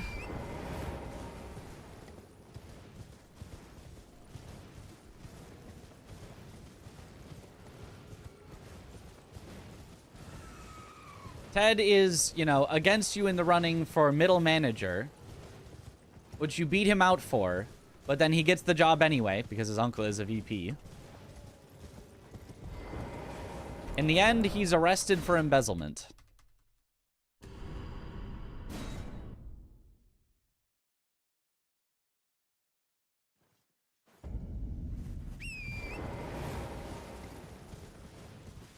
Still hate Ted, but you gotta give it to him. Something about a trending video. I don't remember that line.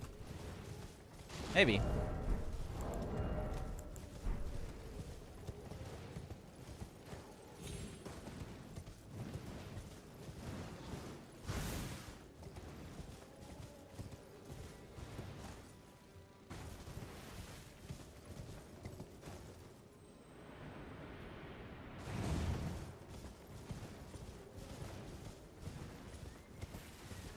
Second car's battery is dead because you never drive it. Great backup car it is. Yep.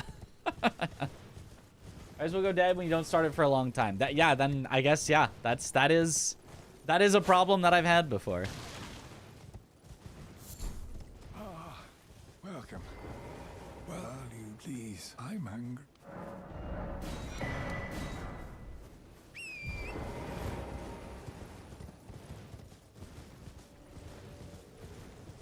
Gotta play Get to Work to find out. That's right. Without doing all the speedrun skips. As intended, %.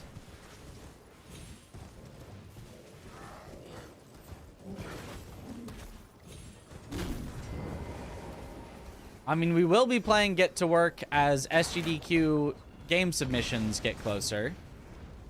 Because I would like to submit it to SGDQ. I think it would be a fun game.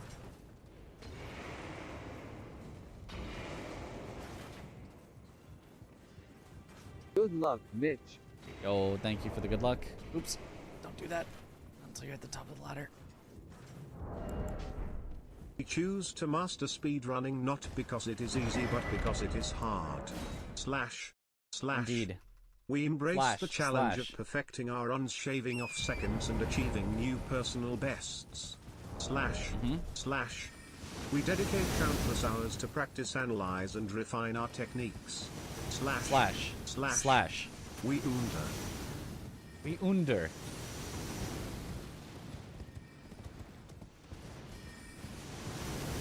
Suddenly turned to German at the end there.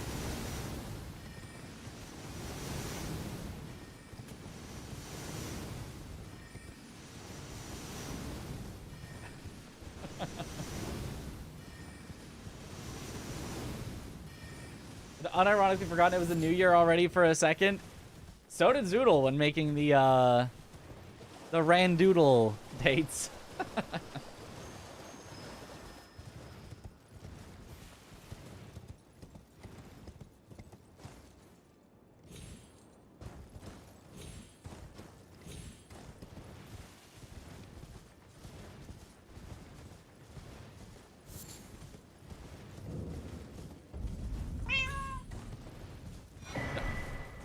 We'll let that cat in here.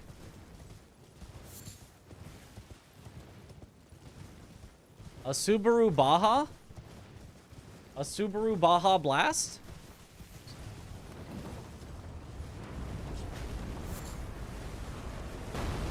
Yes. You did? Oh, okay. Yo. What up, Funi?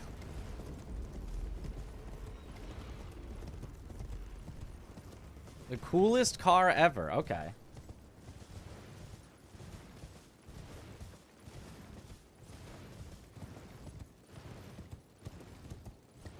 It better be bluish green and taste completely unidentifiable, but definitely Baja.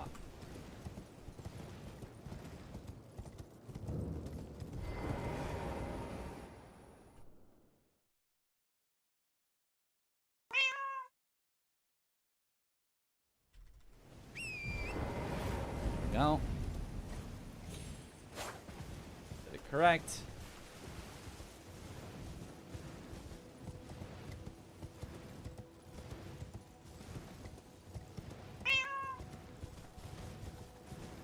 What is the aim of the speedrun?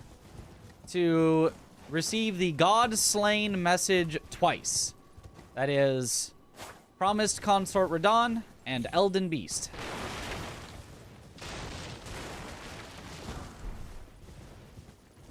The only two bosses that give you the God Slain message.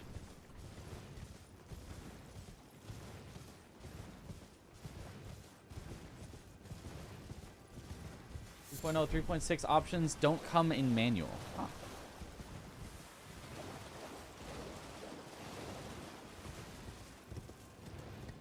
I drove my dad's old hand-me-down Subaru Outback for a while, and it was a manual.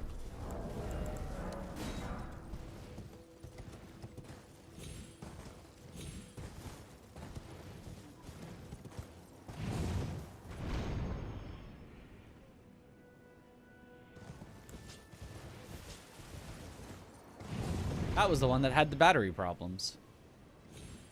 Because I didn't drive it for long enough.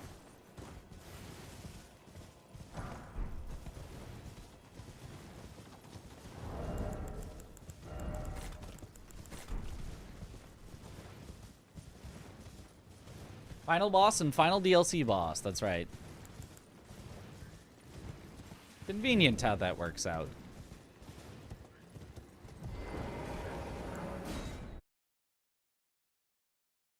Literally a Subaru Outback, but the hatchback is cut off and turned into a weird, ugly-looking truck bed. You're really selling me on it.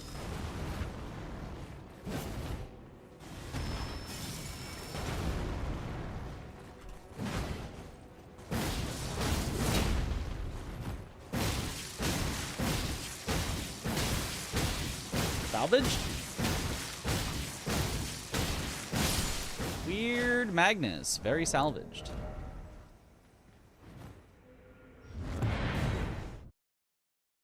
Alright. Playing on Steam or using a keyboard on a console? Playing on Steam.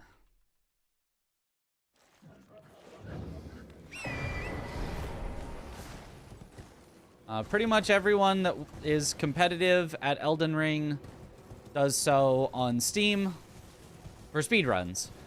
Because you can have the timer that actually is fair for everyone, whereas on console, depending on how well your console runs, you can just gain or lose time.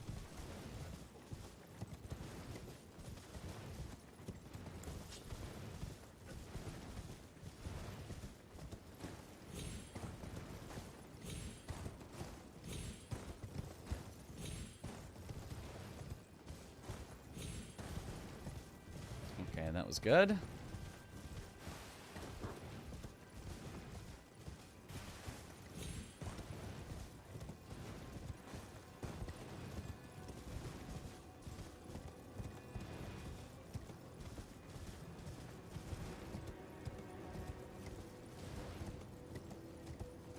However, if you're not trying to be the very best, competing for, you know, the most optimal spots, console is just fine. A lot of people run on it and do very well. Just the absolute most competitive people that want the fairest playing field possible, exclusively play on PC. What's your top dono? The top, like, the largest single donation I've ever had? The largest that I can remember was $1,000 from Distortion 2. After there was, I think it was after our Elden Ring zip percent races, where we both were like racing each other to get the lowest zip percent time. And afterwards, he was just like, hey, for being like such a great competitor. And I'm like, dude, you did not have to do that. Like, I'm not some, you know, random person that you need to donate to, but I really appreciate it. I remember I was having a bad day, And it turned that day around. I was like, hey, the kind words really mean a lot. Because I think I was like really struggling with the zips that day. And I was like, oh, I don't think my computer can do it. And he donated. I was like, you know what? It makes it all worth it that at least I'm appreciated as a competitor, even if my computer was kind of letting me down at the time. What'd you put the money towards? My savings. I don't I don't have enough money to just like get money and immediately spend it. It all needs to go into my savings to make sure that I have enough money. I'm probably going to need to repair my car, possibly. It made a very strange noise that I don't know what it was, and I'm putting it into the dealership to see if they can figure out what it was, and I am hopeful that it is not something very expensive. But I guess theoretically that's what money might go to right now.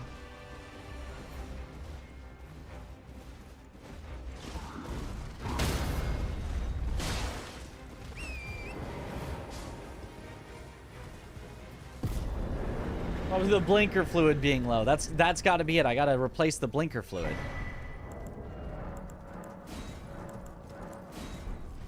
No, I thought my tire exploded because it was like a super loud bang sound. Like it sounded like my tire exploded, not like went flat. Like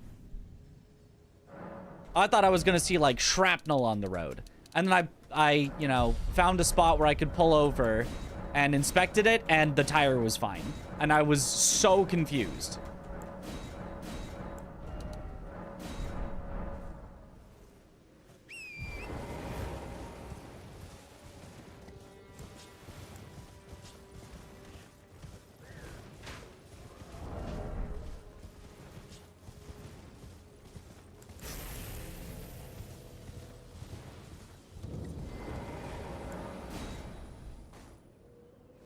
Super dangerous if it happens when you're going fast. I wasn't going that fast. I was going like 40, but that's what I thought happened, and that was not it. That is not what happened. I can't tell you what did happen because I never figured it out. It's going into the shop, and hopefully they'll figure out what it was and tell me. Good luck, Mitch.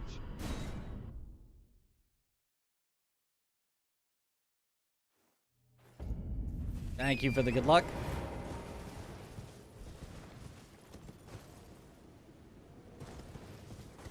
Oh, not now, cat. Could have run over something that popped. That's what my dad thought. He was like, so it ran fine afterwards. There was no other sounds. There was nothing else wrong with it. You didn't even feel like the car shake or anything. I was like, nope, nothing. Just a sound.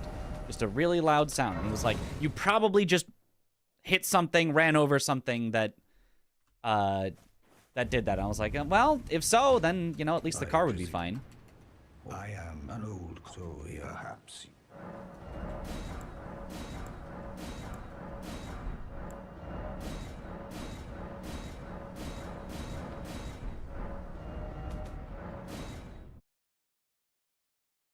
Want to be your streamer, but your parents would never. I mean, the thing that I find about parents is as long as you're making enough money, your parents will probably get over it. But the making money as a streamer part, that's hard. You drop your muffler. I did not check for a dropped muffler.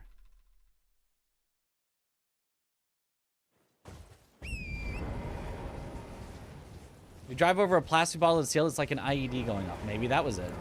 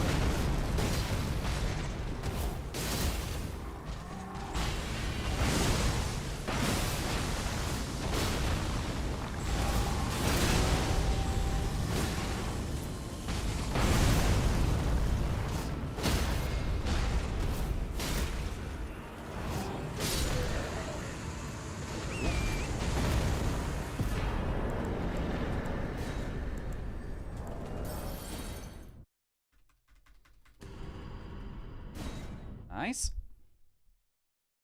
You ran over a tire. I think a tire would have actually, like, felt a bump, but...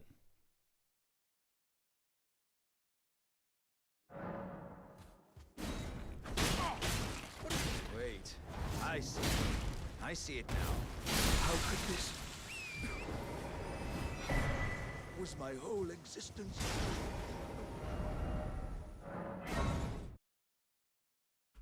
Retyped. Oh yeah, look away, nothing happened,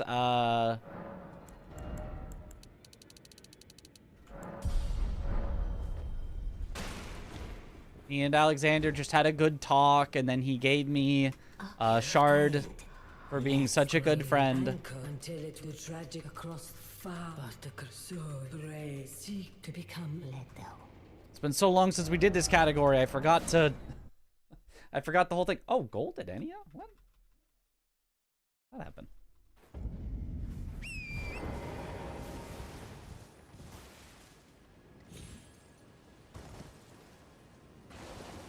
Didn't seem like I menued that fast.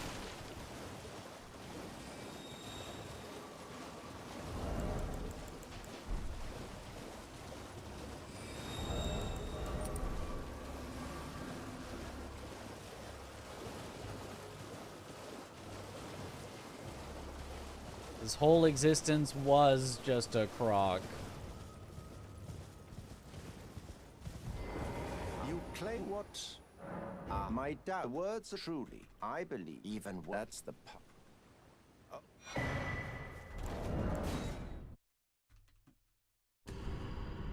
The thing about this category is we go through Ferrum, so we can say hi to Alexander later. Yeah, we can say hi to him. Well, except, you know, we would be able to, but we don't complete the rest of his quest. So, you know, I just don't think he's going to be there. We just don't do enough of his quest. Otherwise we could say hi to him. But I just, you know, there's just a few parts of his quest we're not doing.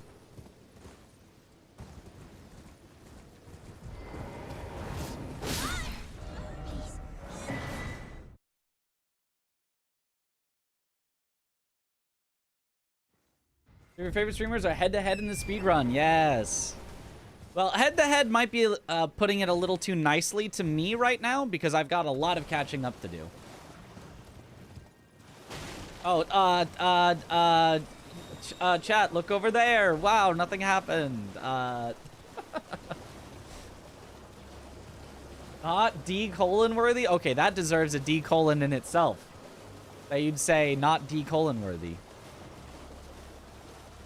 Who even is that?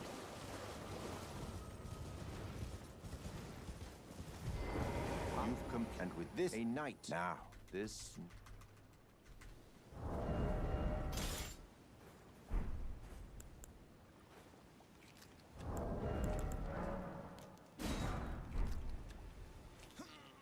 Oh, heavens. Clench your teeth or something. Another world record cooking and threw so hard at Radagon. That's what I heard. That's unfortunate. Which is what you have. Oh.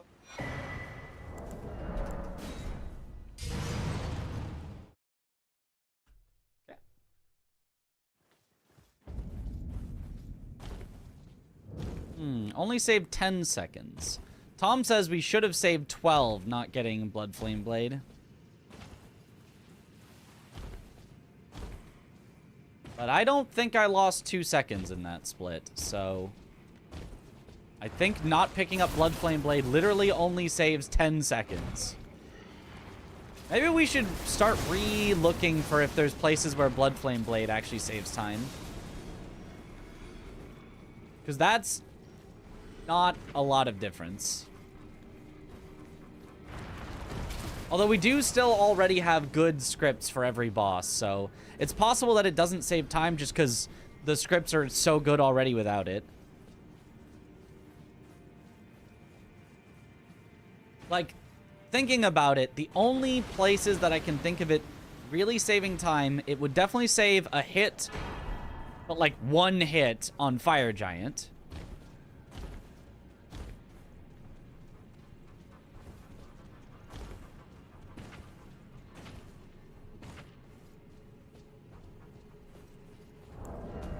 Forgetting I need to quit out on this guy, which is annoying.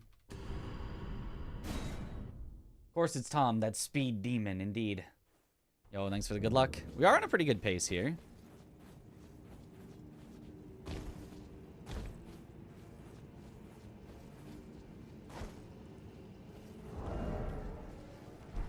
I'm at heavy load?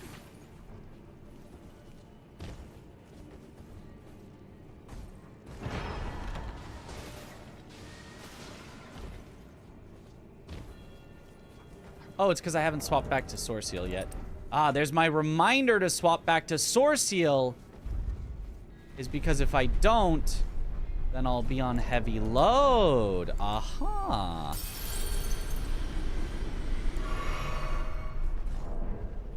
If you get the animation like you've just soiled yourself, then you know you forgot to swap back to Source Seal.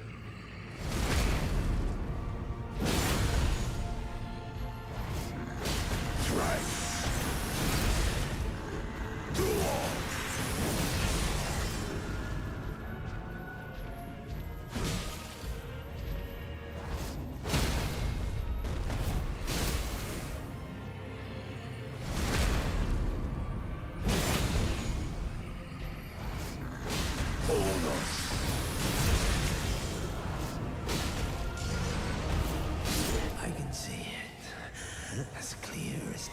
Oh, nice Moog. The coming of our dynasty. Mitch win.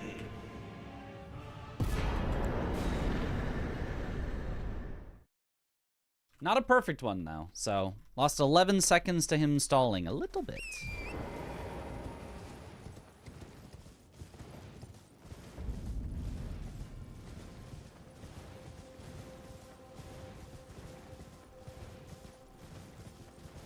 Insane Moog. Hey! Could have been a lot better.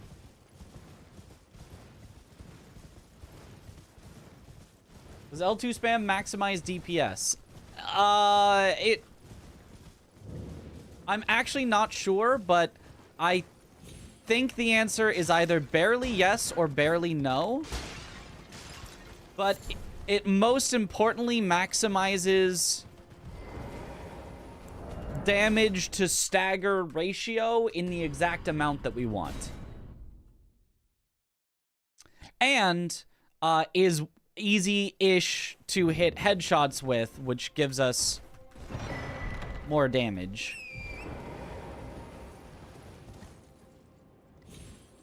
Okay, so we're actually going for no Skidoo guy here.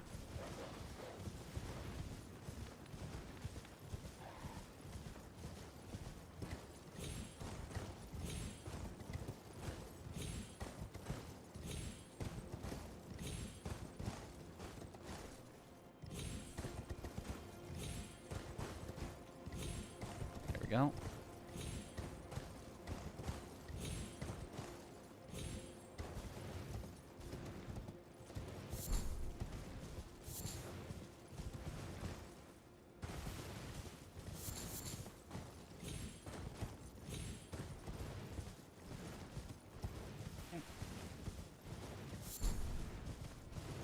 And then you heal iframe, the backup. Which we did not need this time. Tried this skip for a bingo bit the other day. Man, it's hard. It's weird. I don't know that I'd necessarily call it hard, but it's weird. Which means hard to learn. Not necessarily hard to execute once you do know it, but it's one that, like, doesn't make sense.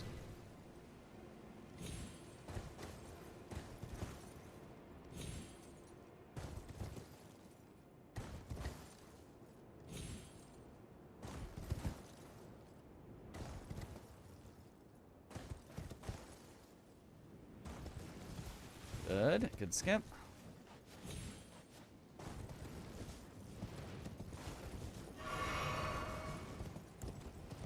Oh. Isn't, my bump. Important. Tom is waiting for me. Perfect.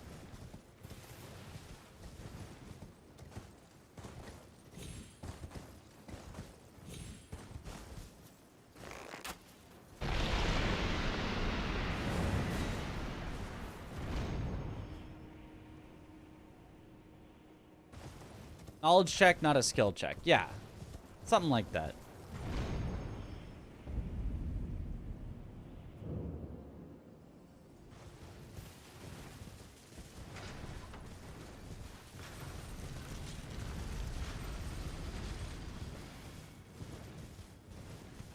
Once you do these drop downs to make sure it's counting you as landed. Yep, that's exactly the reason.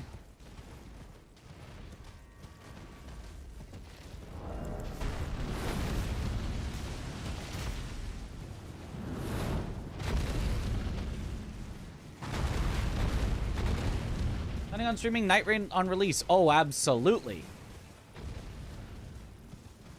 I plan on probably doing a 12-hour stream of Night Rain on release. I mean, don't hold me to that exact number of 12 hours, but we are almost certainly going to do a long stream of Night Rain on release. 12 is probably too much. It's probably be like 10, but...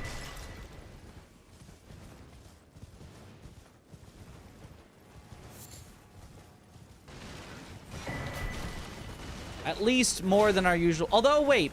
I guess it depends on what time it releases. If it releases at an awkward time, I might not be able to stay up for that many hours. But if at all possible, I plan to, yeah, just wake up, get on, stream Night Rain, boom, boom, boom, go, go, go. Beat it as many times as I can. Do everything until I'm completely bored of it. Yeah, okay. My warping there was bad. Folded by 7? Oh, because we didn't do the pot guy, of course. The 2 pot guys, actually. 22... 550. Need to memorize spell.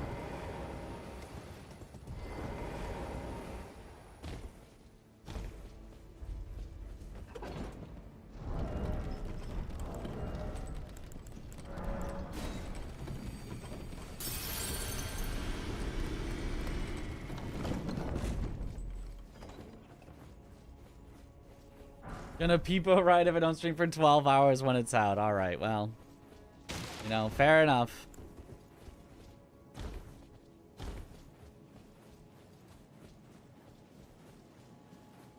Yeah, and the network test I haven't played because it's not on PC, and I don't want to figure out how to stream on a console.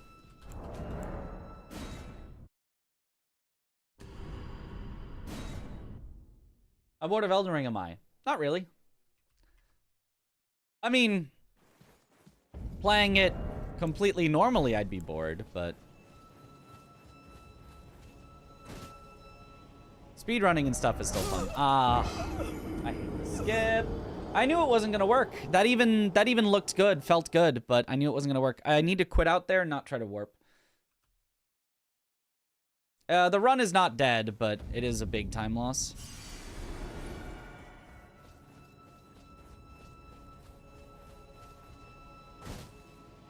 Should not work, apparently. I hate the skip. The skip sucks so much. No more bow strat? No, it's too slow. Tom has been using this god-awful strat, so now we have to as well. Yeah, it just doesn't work. It just does not work. It's just so bad.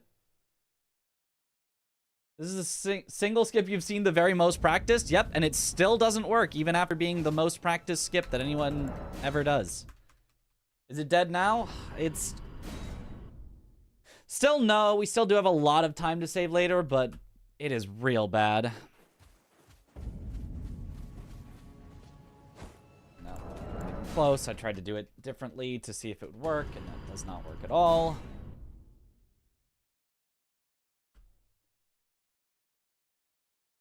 I think we continue no matter what to try to just finish a run with the new route to make sure I remember the end game still. There we go. But yeah, that does suck a lot.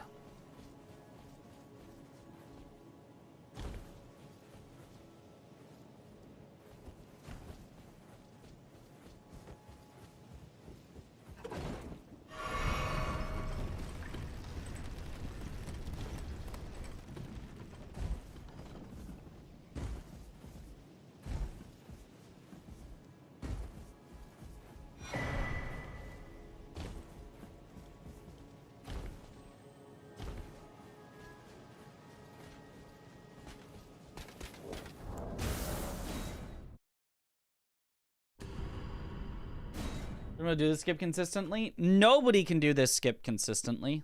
Some people can do it consistently enough that they can get runs through with it. But it is, I believe, just completely impossible for it to be truly consistent. Sometimes it'll just bounce you off despite being in the perfect spot, doing it at the perfect, you know, timing and all that.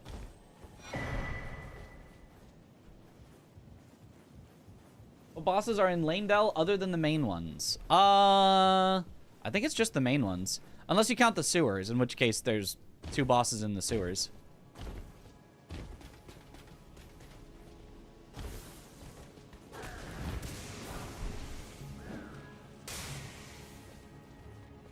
Would it be worth it to use a more consistent but slower strat there to just get more runs going? In theory, yes. But for world record, no. We need the time save from that. You lose way too much time not doing it for if you want to have any hope at world record. If you want to just finish runs, yeah, it's way better to do a consistent strat. But if you want world record, you have to risk it.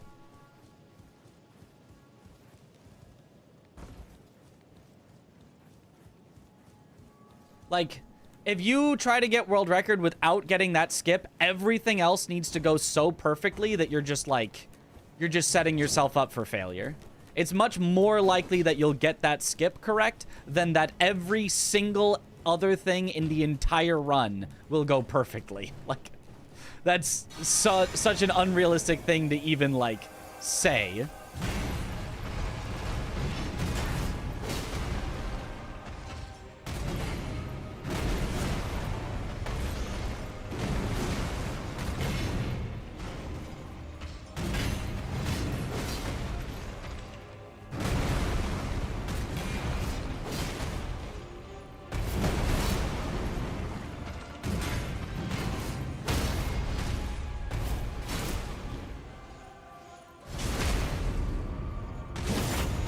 Gold free?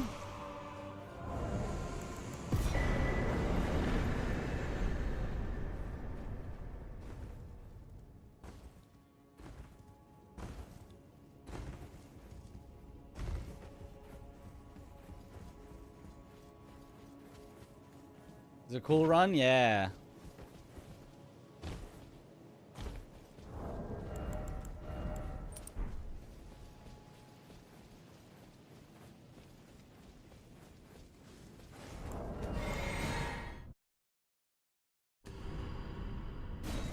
We actually only lost 36 seconds, which is not actually that bad. It's we're still in the green, so.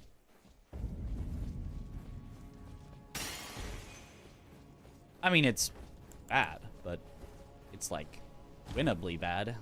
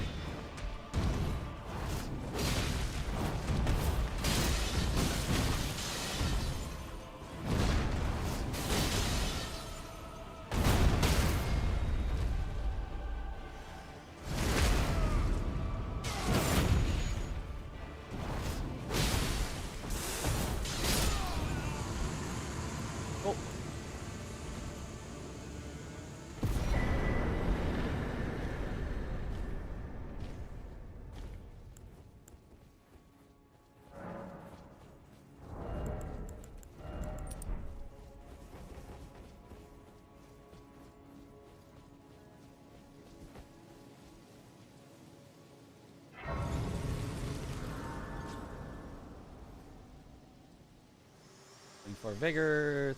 No level here. No level here. Allow me, you are unprevented. The thorn, a husk, the only way, and become my purpose. So I'd like to the flame and guide.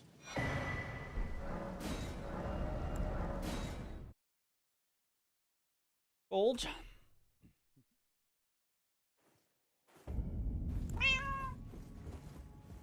We'll let that cat in.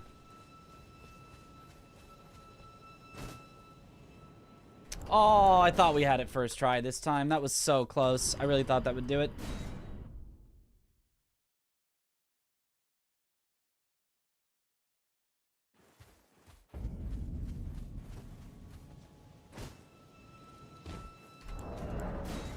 Somehow that didn't do it either. Say goodbye to... What even is that? Some form of poggers. No way that doesn't work. Like, at this point, I feel like it has to be an FPS issue or something. Like, that's 3 that should have worked.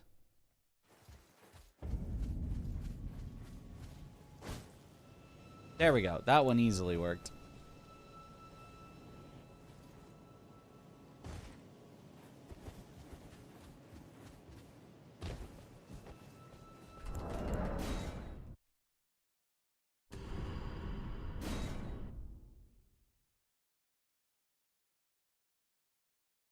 Pet the kettle.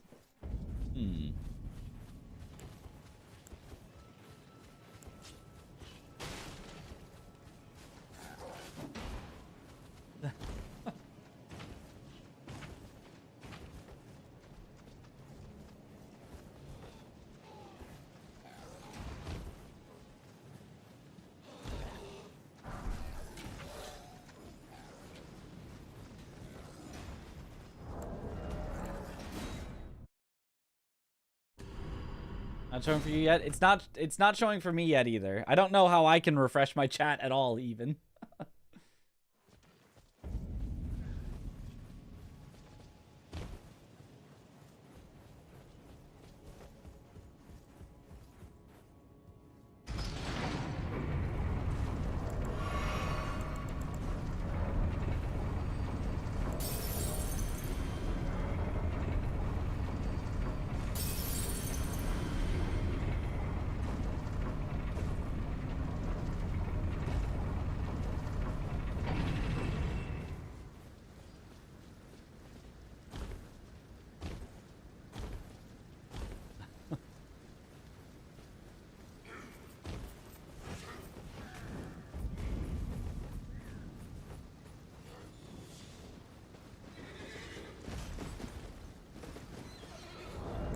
So that I don't forget this later.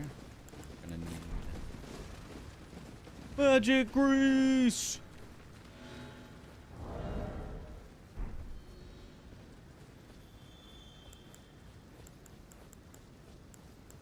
The very next we'll need freezing.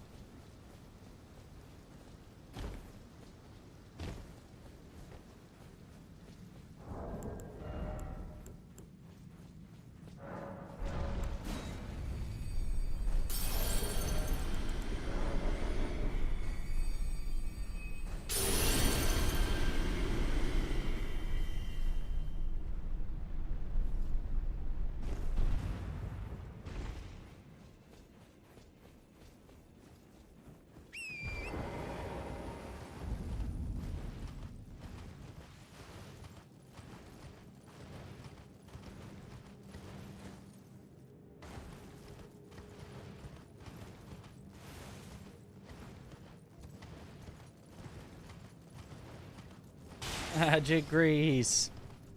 Now chat likes the run. Now that there is an actual use for magic grease. To save us 1 hit on Fire Giant.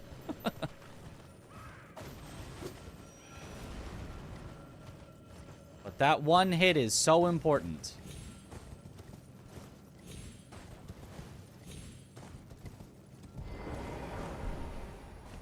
And really, it's not even like 1 full hit. It's like a couple of throwing daggers.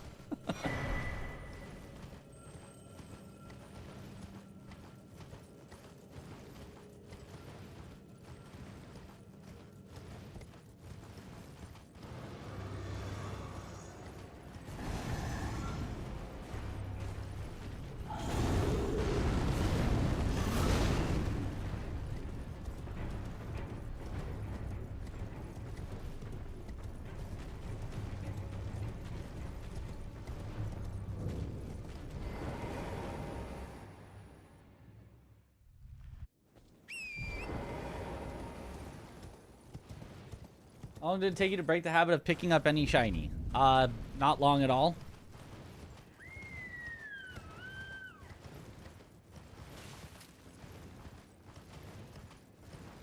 You start speedrunning and it's like instantaneous. Although I guess you could also say that I haven't really broken that habit when it comes to anything that doesn't lose me time, like random plants that don't slow down torrent. Unless, what if they do? What if every time I pick up a plant, we're losing like a few frames, and that's why I always have a slower start than Tom, even though we do things identically? What if my habit of randomly spamming the E button while running through is losing me time on every plant pickup?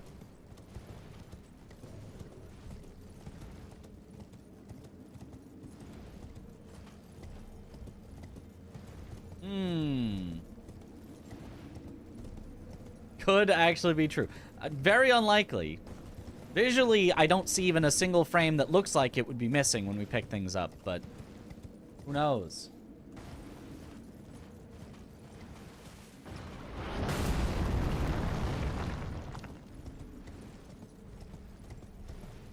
You worse boss RNG. Ah.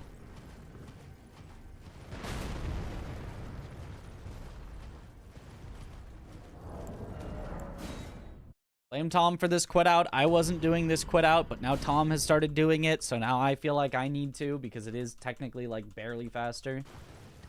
That now we're out of combat and we don't lose stamina.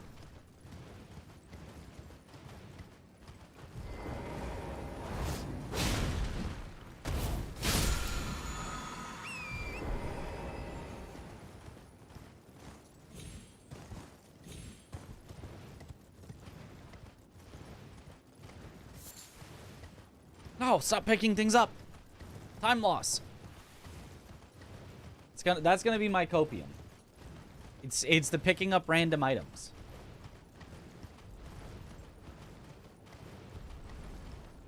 The only reason I don't have world record by 5 minutes right now is because I was picking up random items. It's just slowed me down.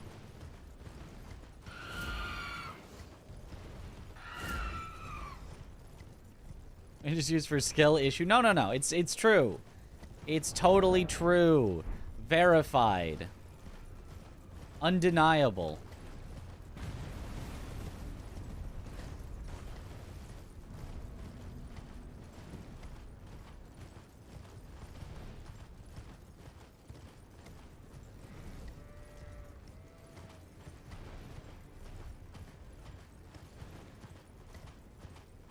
I also need to fix where all my auto splits are. Maybe after this run, just delete everything. We blow it all up and then remake the splits better than they were before. Oh, okay, well, did not get my quit out correct, so we're just gonna not do it. And I made it anyway. Although the quit out also saves you stamina, so it technically is a time save to quit out for safety there.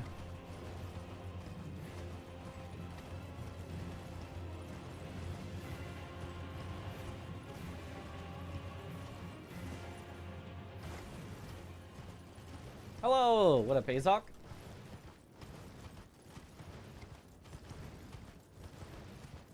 It wouldn't be much, but throughout a run could be like 3 seconds. I mean, yeah, it probably is nothing, but we consistently have like 5 to 10 second slower starts than Tom, and me and Tom have looked through our starts and gone, so you're doing this strat, right? Yep. You're doing this strat, right? Yep. Are you getting this first try? Yep. And we've like gone through, and it's like we have found probably like 2 seconds maybe of time where I don't quite do what Tom does of jumping on the chests to open them. I walk up, then jump on it, then open it. Which is, so maybe it's like 1 second per chest. It doesn't even come close to accounting for the differences in our early times, and like we cannot figure it out. It probably has nothing to do with picking up items, but it remains a mystery to this day.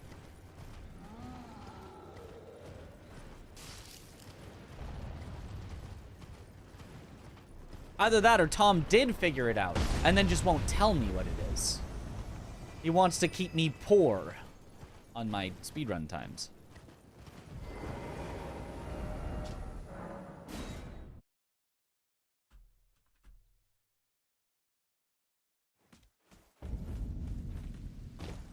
Then I presume.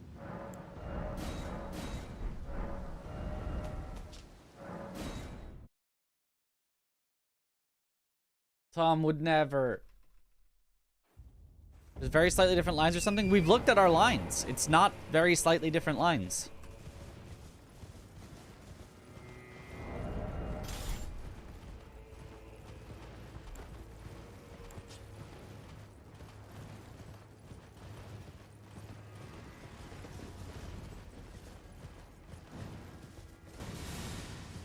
Like, very slightly different lines, if there are, which our lines are basically identical. Because anytime he comes up with a faster line, I just steal it.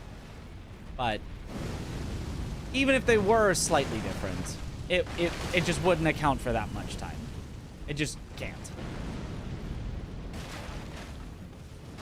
Because we've measured different lines, and they make less difference than what we are actually having as a difference.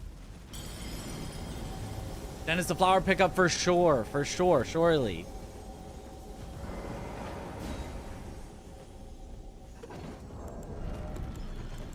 It's the only thing it even could be.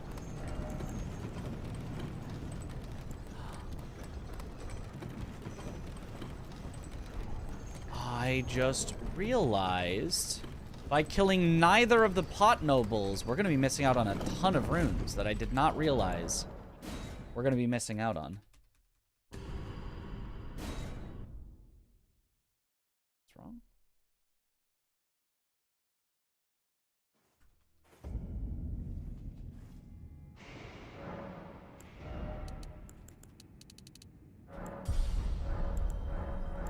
But that's a problem for later.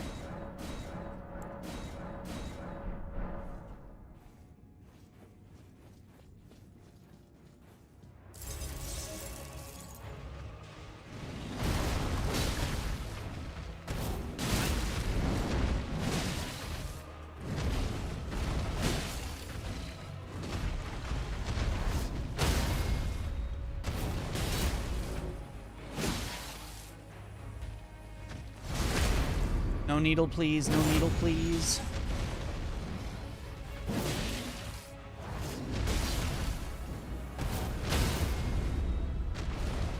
Good. No needle.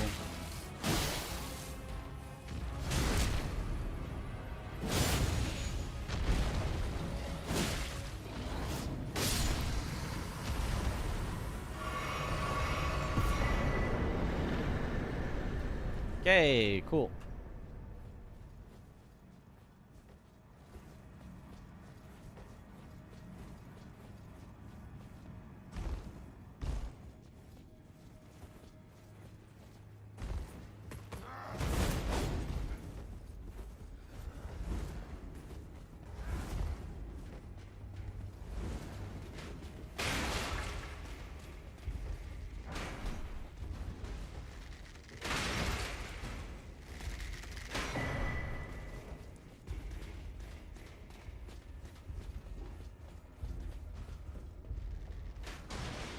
Future midge problems, yep.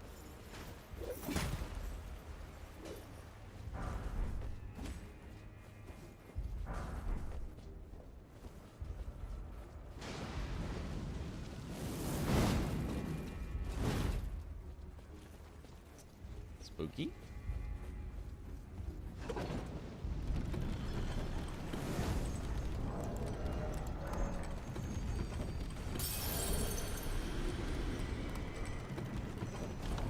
Maybe we swap which,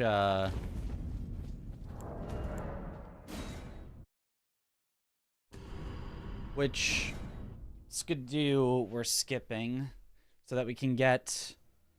No, wait, we will have... Never mind, we will have one of the pocket. Never mind, we're fine. I forgot. I forgot where they come from. Never mind, we're fine.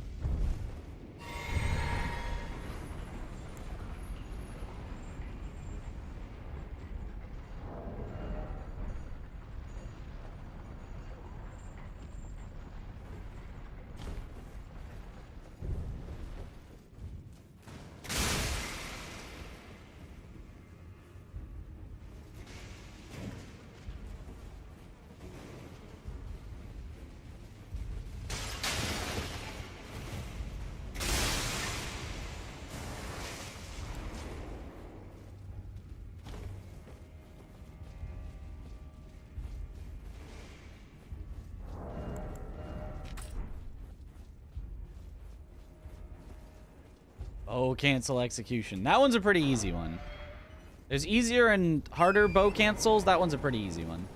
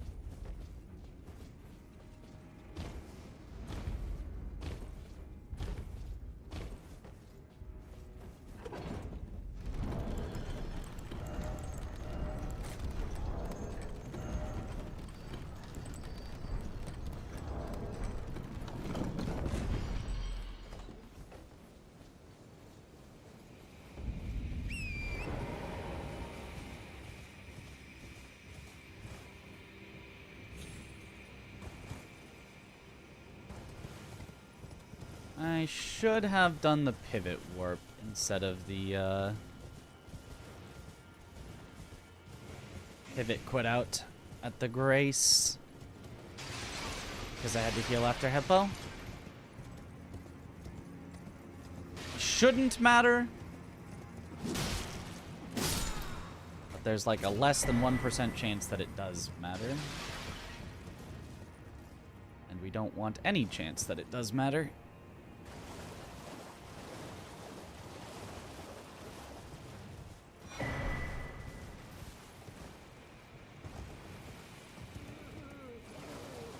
But in the end, it doesn't even matter. If it doesn't even matter, that would be good.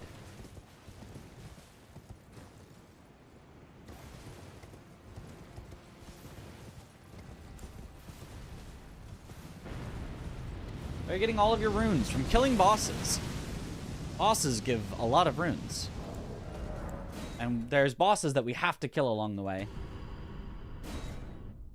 Perfect drop. It's nice.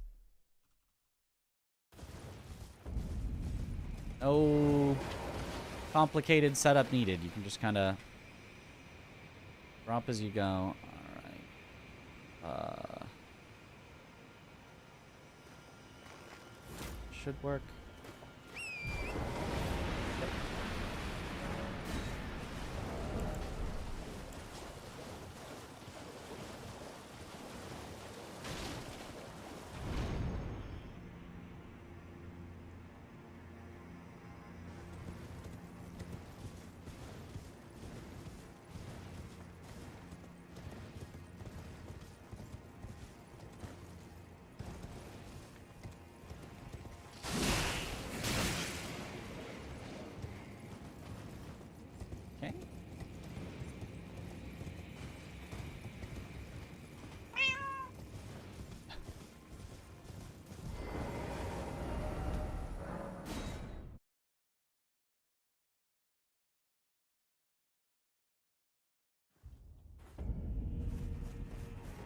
A brazen to you, I must uphold then and sure.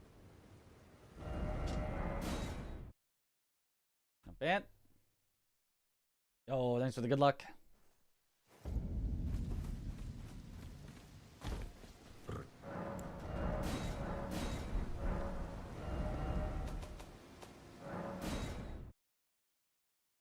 Hydrate.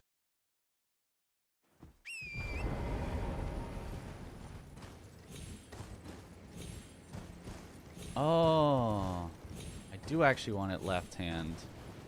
That's right.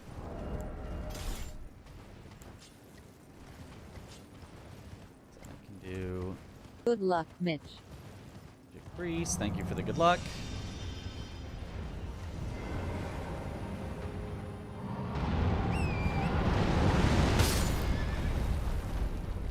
Oh, that's bad.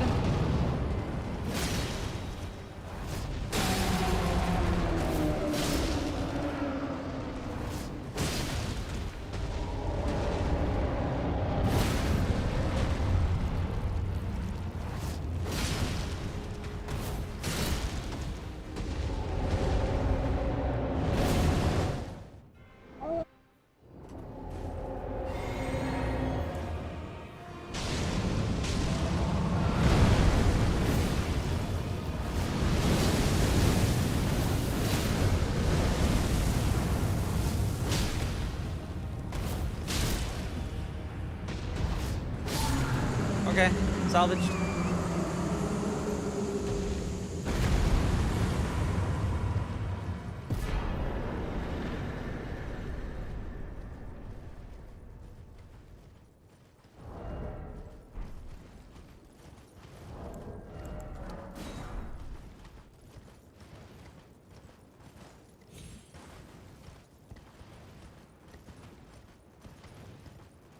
Love a good fire giant. Yup.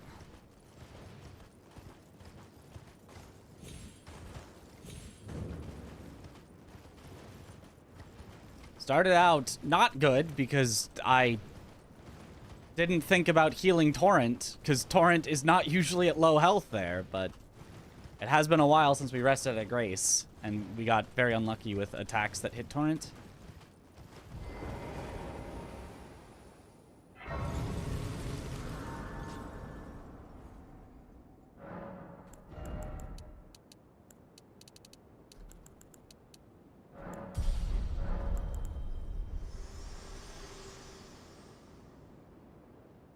This world and death are you to commit? For let my hand. I should put 26 vigor in the splits.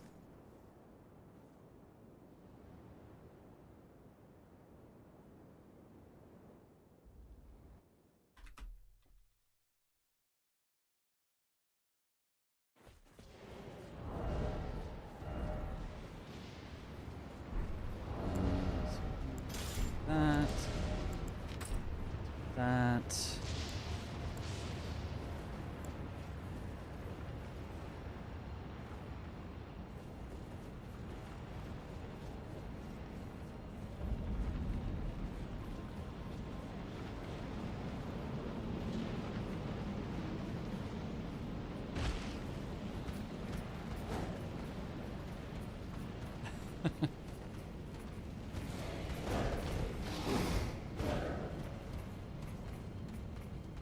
It's very weird that warping refills your health, refills your mana, your flasks, all of that, and does nothing for Torrent. But sitting down at a Grace and resting full heals Torrent. Like, is there any chance that was intentional, or do you think that was just an oversight that they just haven't fixed?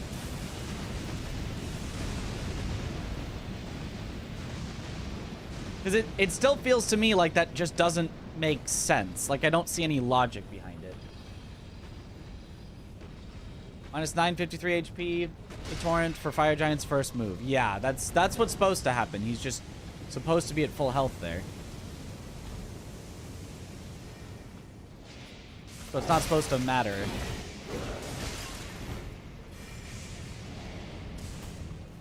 Oh, that's not great.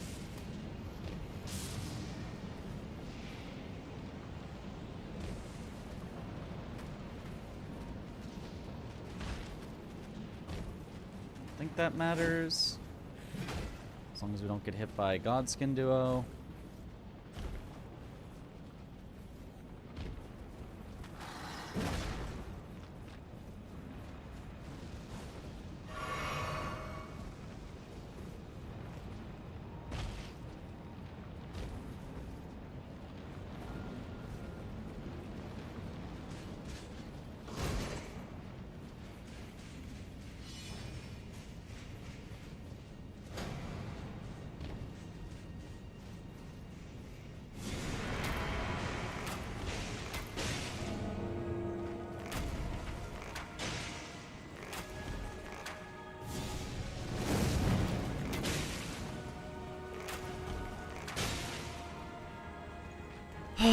GG.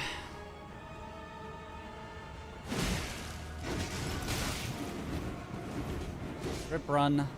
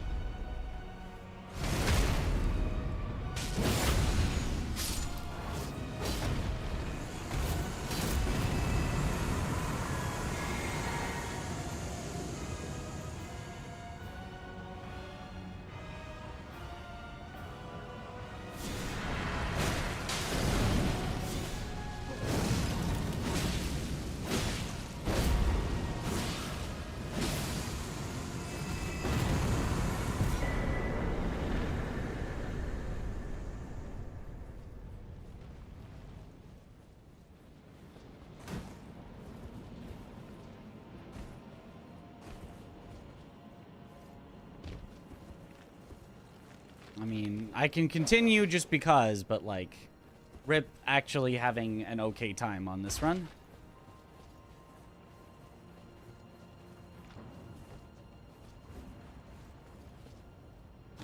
Did exactly what you're supposed to do, but an arrow just missed, and then he stalled for so long that 3 arrows, which is supposed to put him to sleep, didn't. I needed to hit him with a 4th, and I was out of arrows because arrow just missed.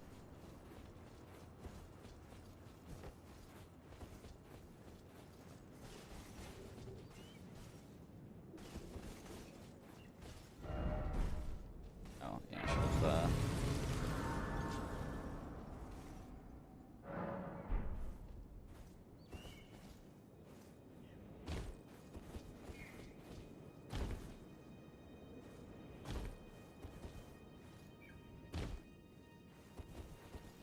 works for me.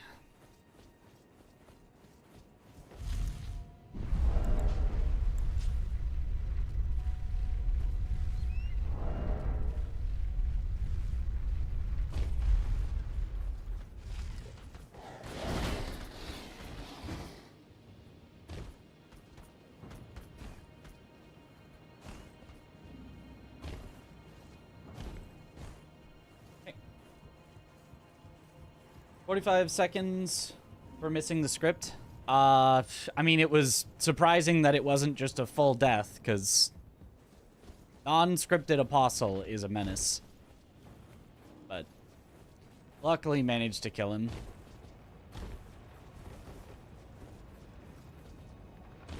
I mean, it's like a 10-second wait on its own, just for not getting the, you know, kill in only 2 of them, just for having to wait for the 3rd guy to spawn. So, considering that, it's kind of less time lost than you would think.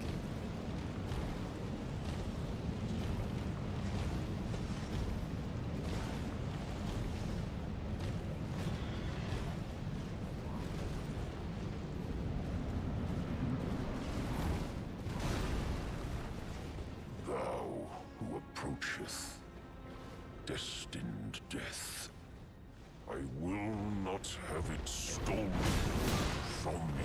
What? That's the wrong...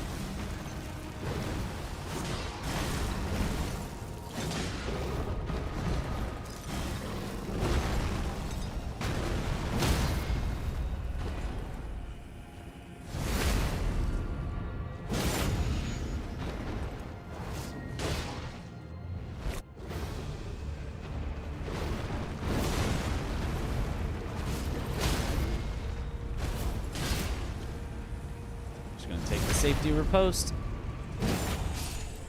Witness tarnished. Why cover destined death? To kill what? Yep. 10 seconds lost to Malekith just not doing the correct move. Very cool.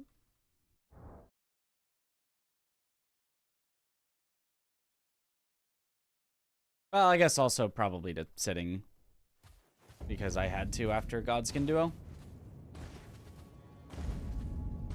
Save more time if you take Golden Halberd. Incorrect. It has been timed, and it loses more time to grab it than it gains through using it.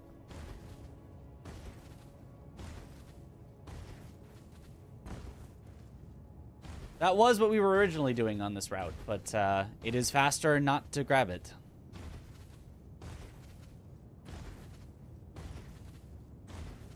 In fact, we even have a Golden Vow item that we can use on any boss that we like, and it kind of doesn't really save time on any boss, except for Leda and Friends and Romina are the only 2 that it, like, saves any noticeable time on, surprisingly.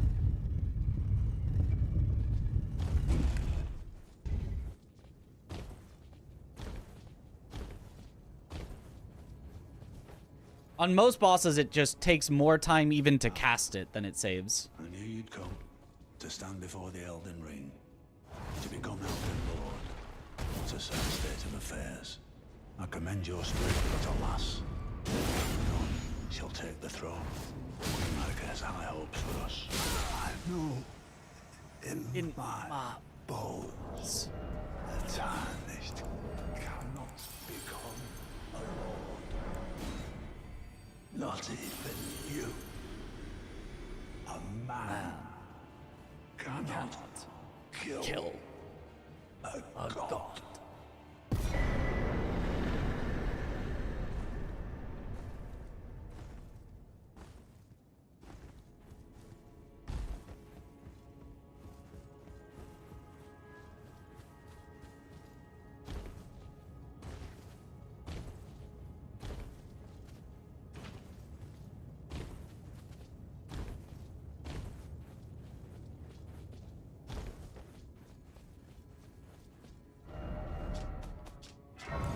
I'm not a man, stabs his face.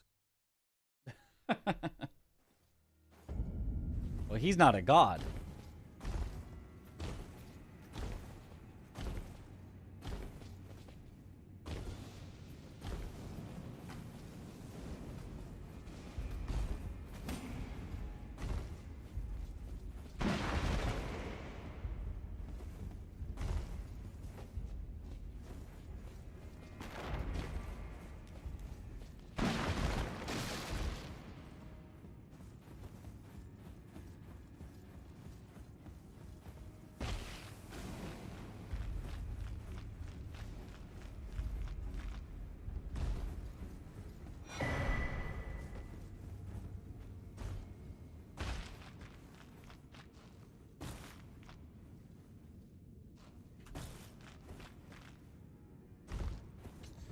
Oh, that's a bad jump. Uh-oh, our FPS is looking kinda unstable. Looking kinda bad. Uh-oh. Oh, fire coil.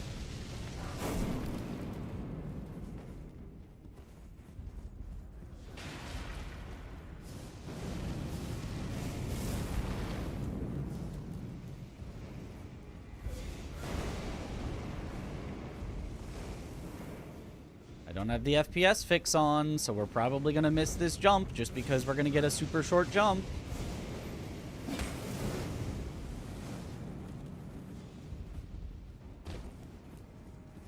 Okay, that jump was fine though.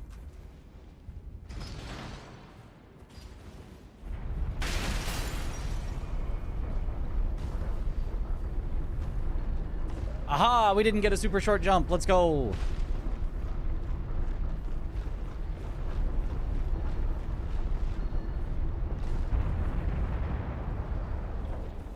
There's an FPS fix? Yes. It, like, forces your FPS to be a certain number. No higher, but also no lower. So your game will literally, like, if you would normally have FPS issues, instead your entire game will basically, like, freeze up to make sure that you, it all, like, catches up and stuff.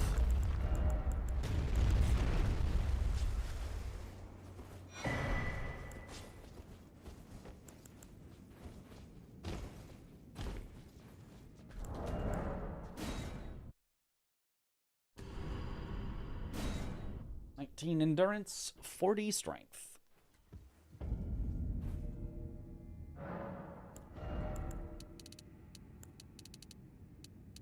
Or 41, that's fine.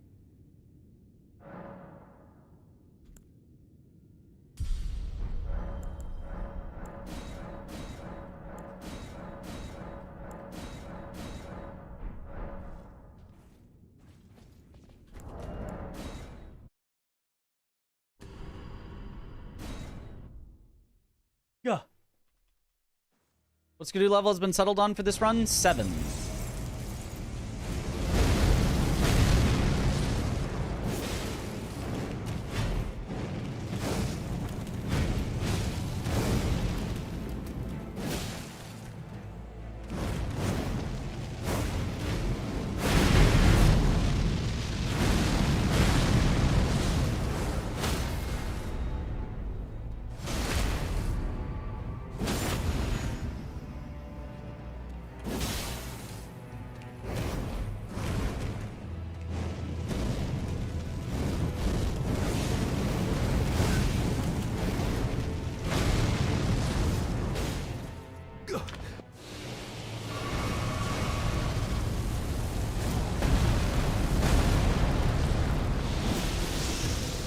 Uh-oh. It didn't double hit.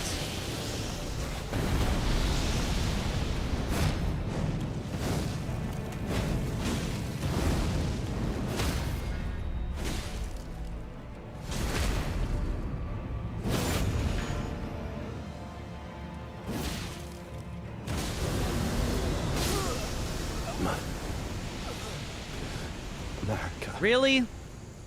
A curse upon thee. A frame perfect trade. Technically win, but Hornsent didn't get summoned, so the run is dead. Well, can't really continue.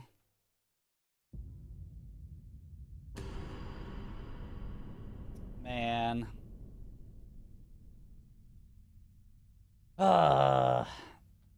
Annoying. Oh well. After what happened on Gods Can Do, it's not like this was a real run anyway.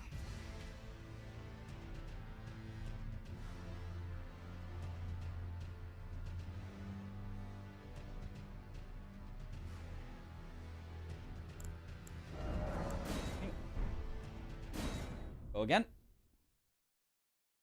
What does Hornsent do for the run? Doesn't kill you if you summon him. If you don't summon him, he does kill you later.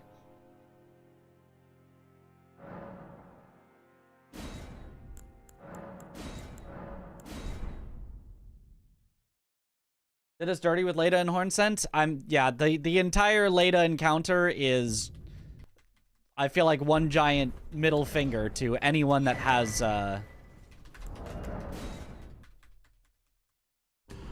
taste in boss fights beyond the superficial.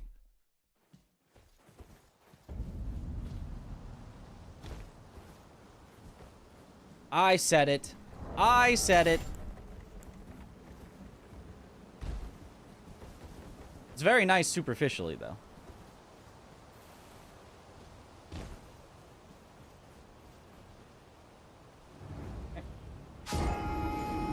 Is the prep done? The practice? I mean, we're always going to practice every day, but is the routing done? Yes, we think. I think the route is good. We didn't get to test the very end of the route because, you know. But other than that, it's been good.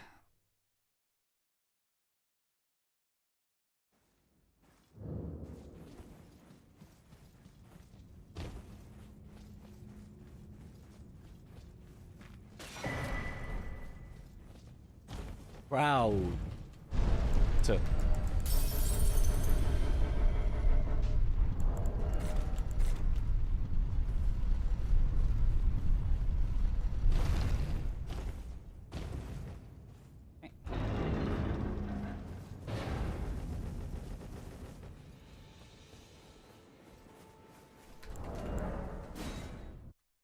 Nice. There's a 114.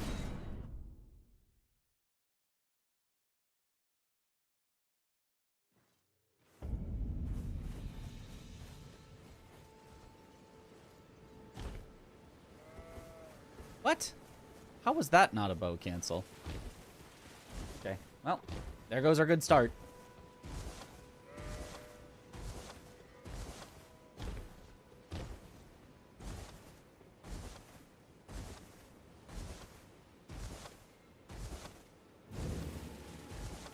And I can also that you're not then wine. I am Carl.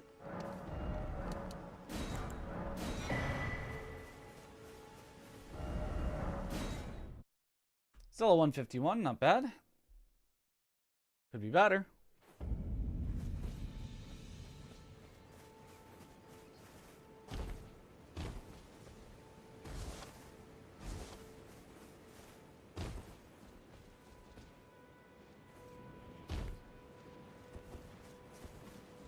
I'm gonna restart real quick. I remembered I forgot to turn on the FPS fix again, and I don't want my jumps randomly going shorter distances, so I don't make the things. I know it is actually, I am actually letting you all know this is actually considered cheating. The rules say that for glitchless categories, you're not allowed to do this, but... like, screw the rules. I don't want my run to randomly die because of FPS issues, so screw the rules, I'm doing it anyway.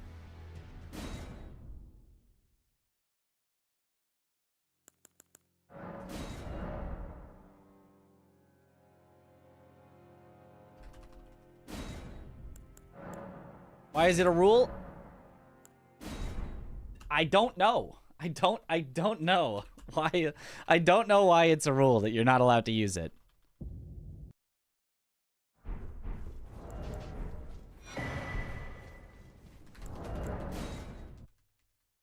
I mean, I can tell you that originally the FPS fix was created not for glitchless categories. It was created specifically for the zip category.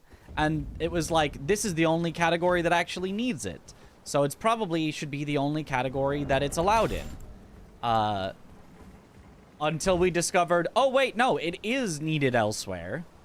But the rules have not been updated to reflect that, I think.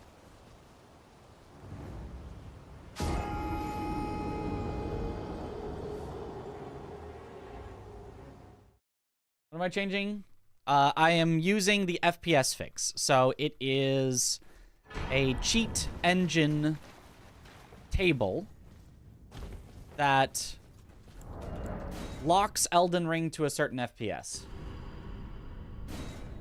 Not just you can't go above that FPS, you can't go below that FPS. The game will force itself to run at that FPS. So if you would drop frames, instead, your game will literally slow down so that each frame that you see is still 1/60th of a second. You will just see the frames less often.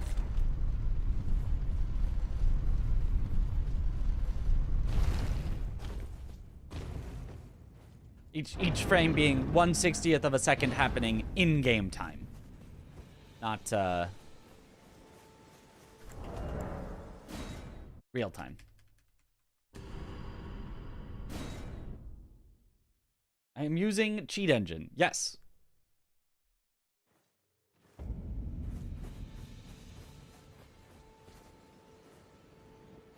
There we go.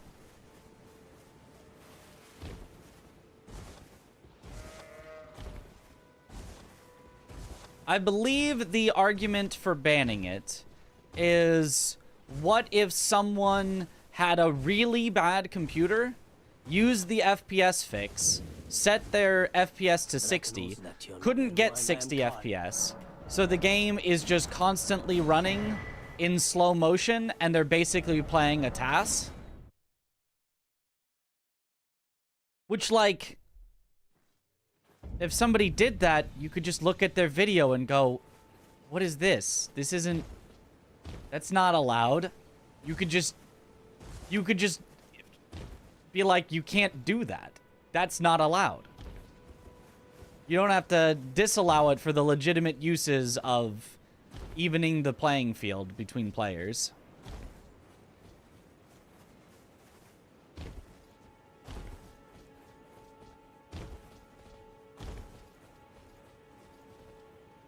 It could just be, hey, you know, if you set your FPS to a higher number than your computer can achieve, and it starts massively slowing down throughout the run, rejected.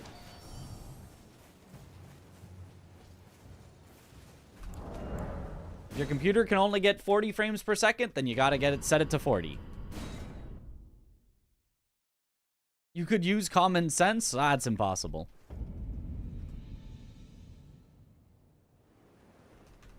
Overwatch on 520 FPS. That is a lot. To aid you, you need to the foot. Then summon me. Ah, I bequeath. It will some torrent. Treat him with.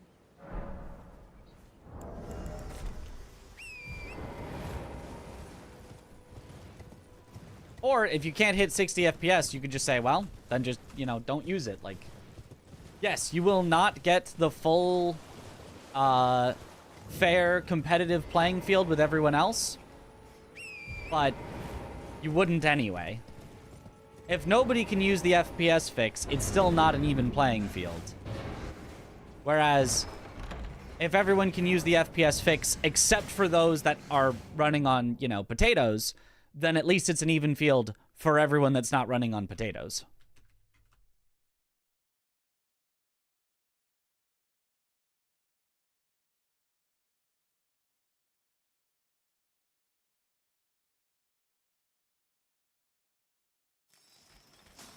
Pay to win. The game is already pay to win. That's what you don't understand. If you can't get 60 FPS right now, you already can't compete evenly with everyone else. As we have already shown, all the jumps that just don't work at the wrong FPSs. You are already... It is already pay to win. The only thing that allowing the FPS fix does is stop it from being even more pay to win, where you need to get a, you know, $10,000 computer to never drop even a fraction of a fraction of a fraction of a frame. Instead, all you need is, like, I don't know, like $1,000, maybe $1,500 computer, and that can get relatively stable 60, and you're fine. Aww, why didn't that climb?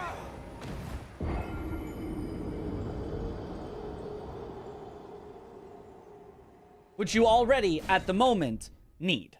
Because otherwise, if you're not getting 60 at all right now, you are still already at a disadvantage. Allowing the FPS fix does not introduce a new disadvantage. It only gets rid of an imbalance for people with relatively decent computers. I think there is no downside to allowing it whatsoever.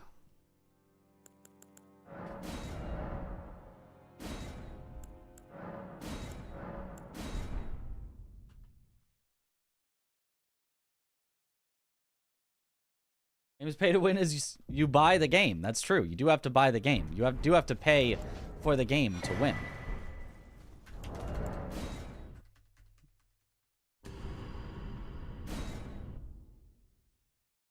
Everything has to be easier for rich, even speed runs. It's true.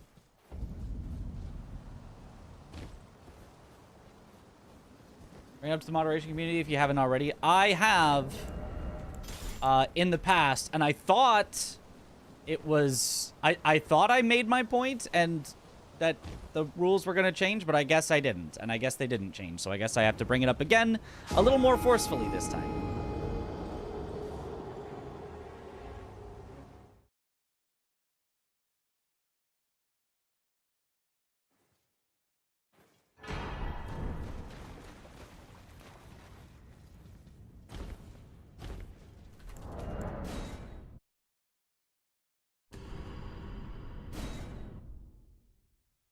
Not the longest run. You have to choose the longest way to end the game. That's Banjo. That's... Watch Banjo. How many hours is he at? Hasn't beaten the DLC yet? Or did he beat the DLC?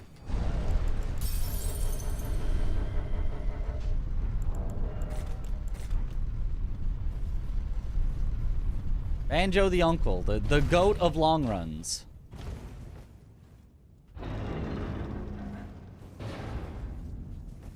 $800.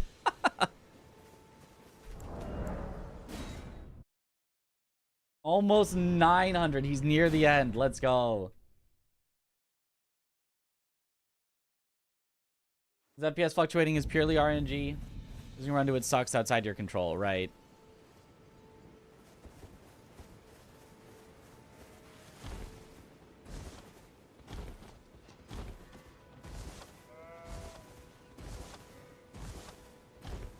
I still think that an all-boss speedrun should include the first boss. Are you talking for Sekiro, or... For Elden Ring, it, like, technically does, but it's the same first boss that you can kill later.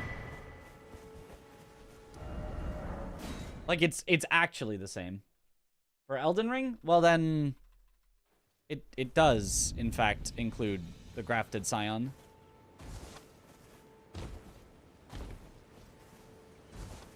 You just kill it later.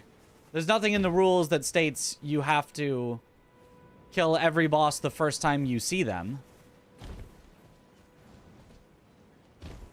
You just have to eventually kill the boss, and you do kill it later by using a imbued sword key to go back to it. Actually, maybe you do kill it at the start, actually. Maybe that's faster. I actually don't know what an all bosses run does.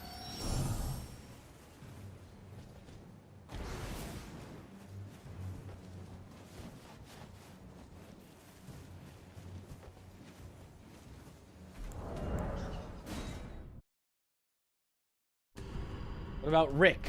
Soldier of God. Yep, he's included in all bosses. How much time do the quit out save? It depends on the quit out, but generally around a second per quit out, I would say. I can play turning to aid you. Maybe 2. To the foot. Then summon me. I bequeath. It will summon torrent. Treat him with. Rules require you to show the part of the cheat engine window with the FPS patch, state, and limit at all times. Oh, I didn't... I guess that's for the zip runs that's required? Okay. I can set that up. It shouldn't be Rick, soldier of God. It should be God, soldier of Rick. True. For all subcategories that allow the patch. Ah.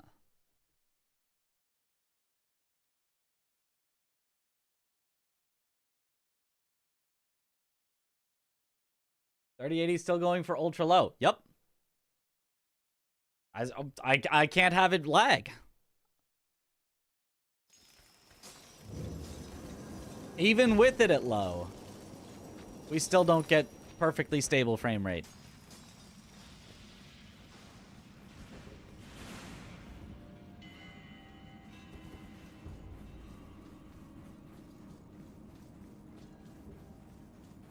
Although the graphics do matter very little with that.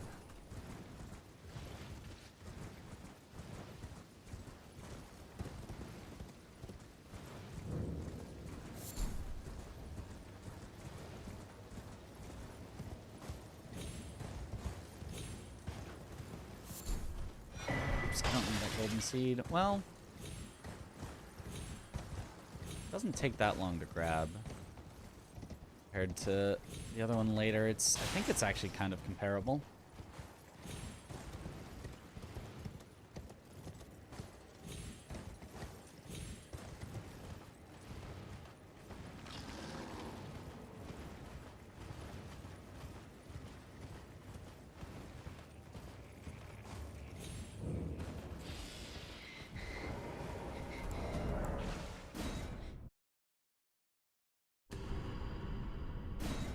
Nice. Good start.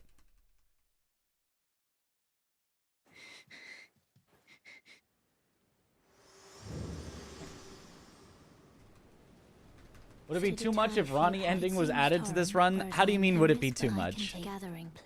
It would be slower by a lot. Like, by a lot. Like, a lot. The Ronnie quest takes forever. But, I mean, you could do that as a category if you wanted. It just wouldn't be 2 gods. It wouldn't be any % plus DLC.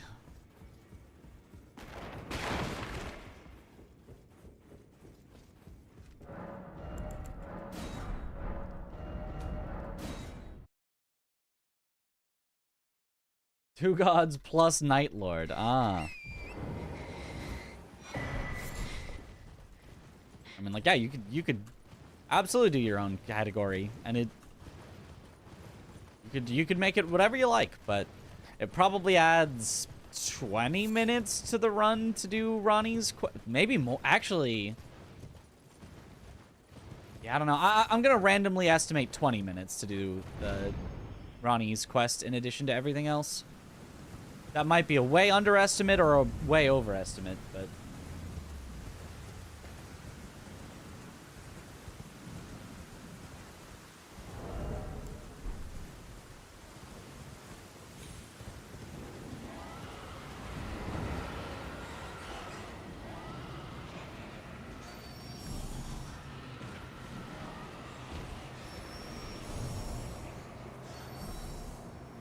You'll be able to no-hit 2 bosses in a row. It takes practice. Pray gods run, kill 2, and marry 1. I don't... Does Ronnie become a god?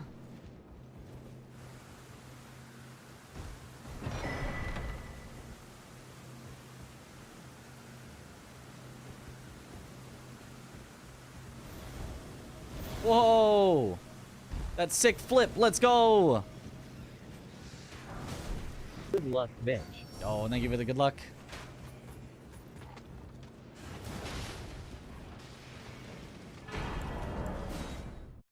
Gold. Alright, fast start.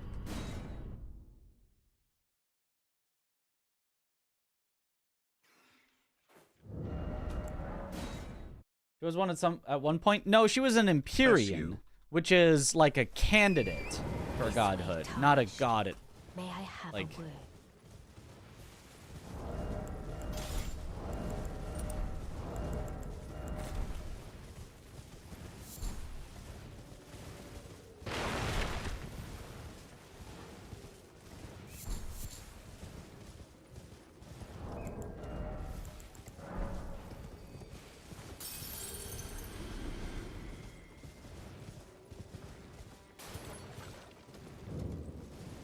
Same thing. God powers means God. That's not God powers. That's just like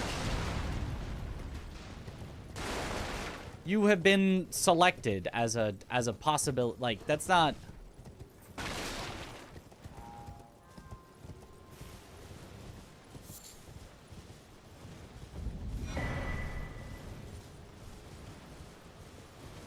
Nicola becomes a god thanks to Radon, so we can assume Ronnie also becomes one with our help.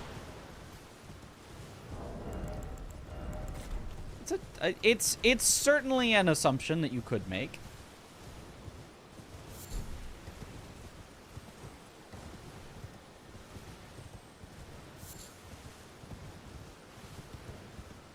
Seems probably correct to me, but no guarantee.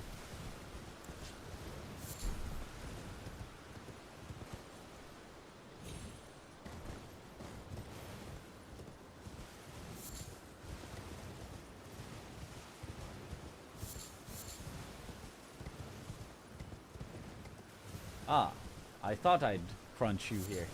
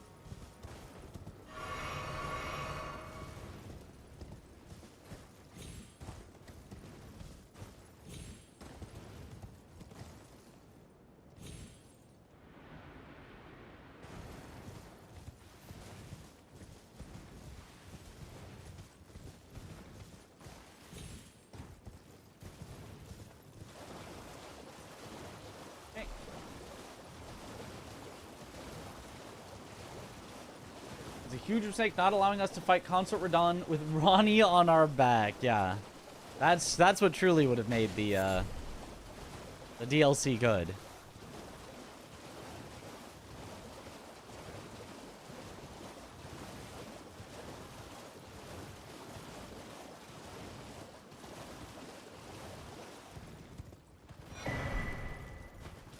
Rider's not a god, he has God in his name. Doesn't say God slain when you slay him, so.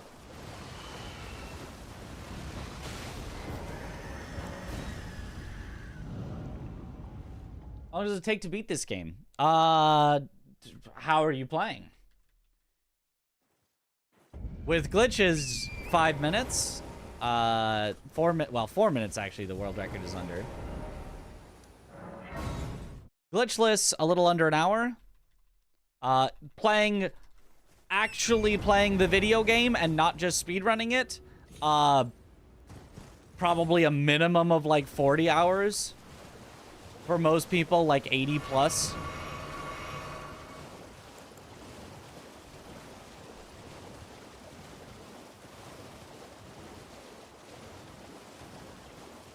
Yeah, a first time, you're probably looking at 80 hours or more.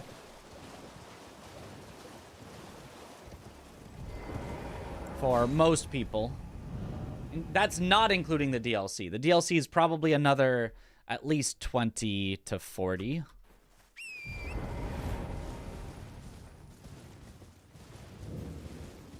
And that's on the somewhat low end. There are people that did it in under 80 for sure. And especially if you don't care about any side content, you just want to beat the game, you could definitely do it faster than that, but most people are going to be at least 80 hours.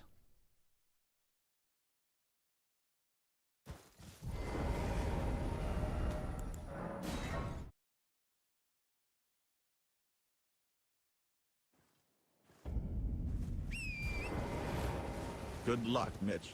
Oh, thank you for the good luck. The quit outs are...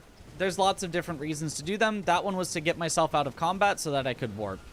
If I did not quit out there, we'd be stuck in combat and I wouldn't have been able to warp away.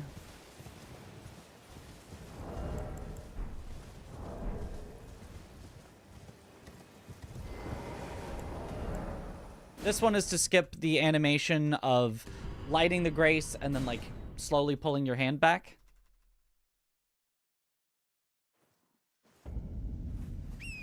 So it just skips a little bit of an animation for a little bit of a time save.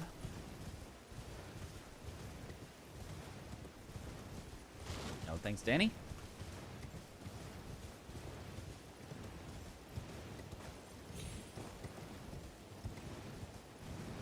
Right now, know that you missed a lot of bosses, yeah.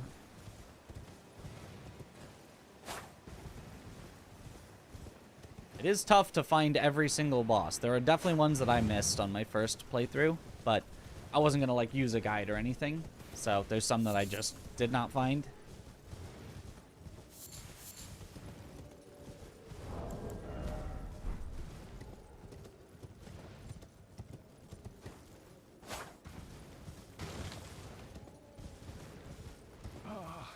Welcome. Well, are you please? I'm hungry.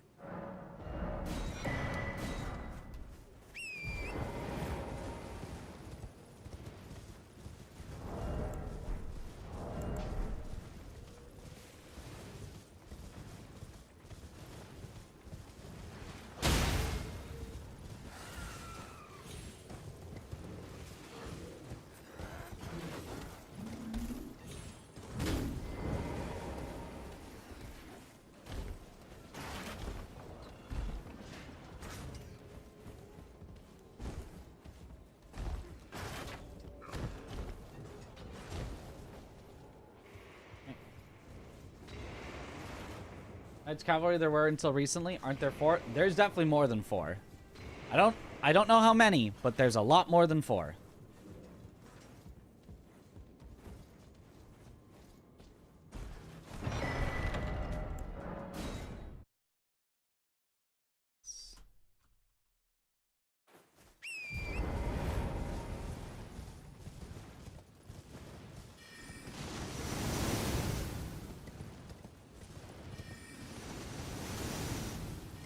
Seven, if I remember correctly. That sounds probably correct. Depending on how you count the double Knights Cav. The internet says 10. That also sounds right.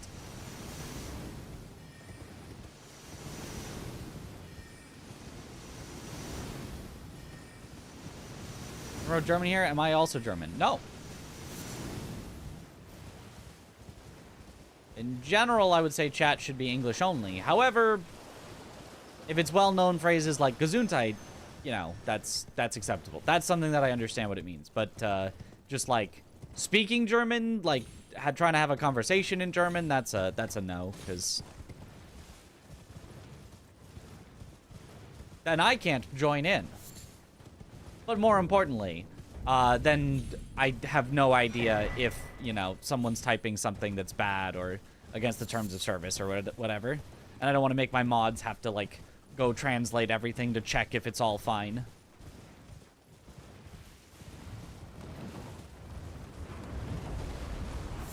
Nine fights, 10 knights. That rhymes.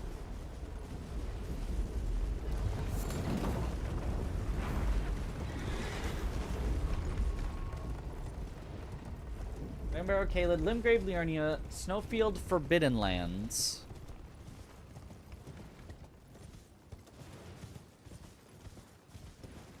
Yes.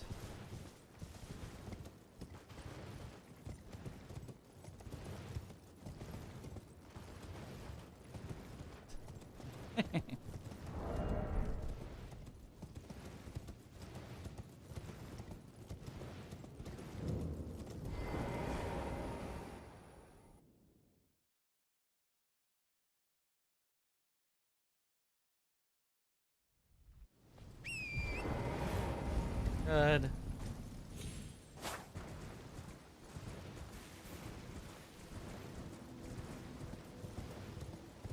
Weeping Peninsula, yeah. Was that not one that was said? Yeah, there's one in Weeping.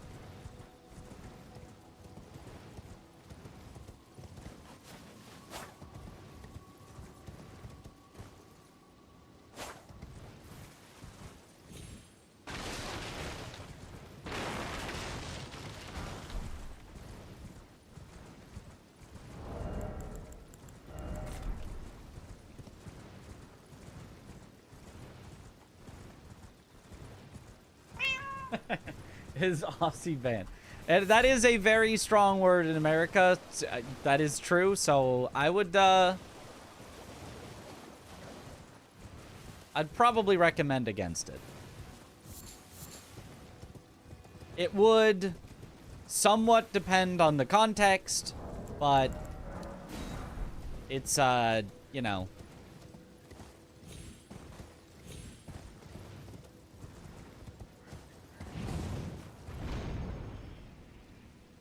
It's one where, in the wrong context, yeah, I would probably say, no, definitely not.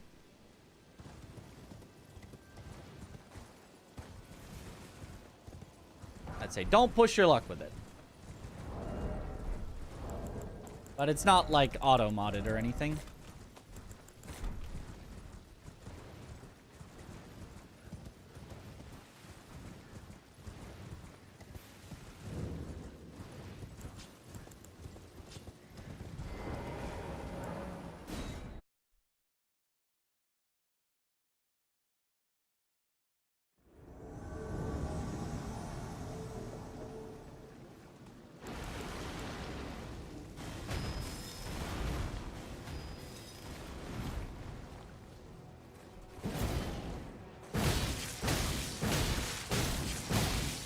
Good Magnus.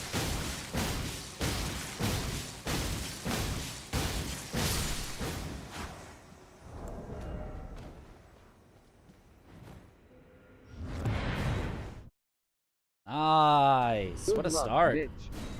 Yo, thank you for the good luck.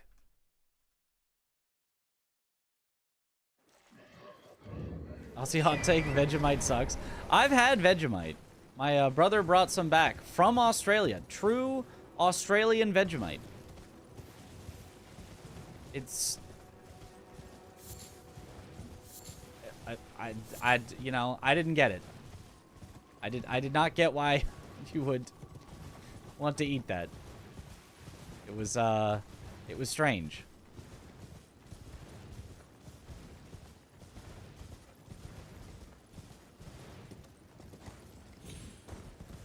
Do you like maybe do just like the tiniest bit to get that kind of salty taste, but like in any noticeable quantity, it was not pleasant.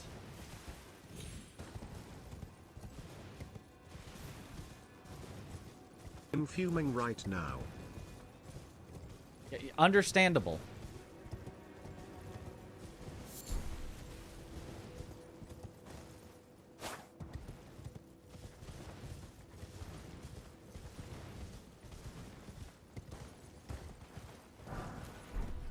Okay.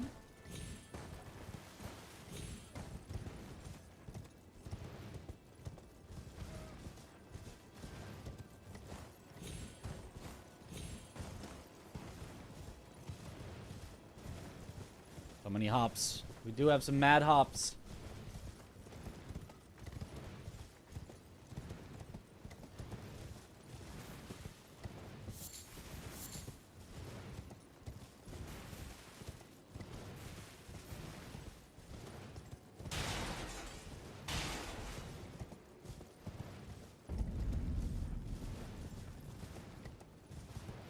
Important in the game, those hops? Very important. They get us above the thing that we wanted to get on top of.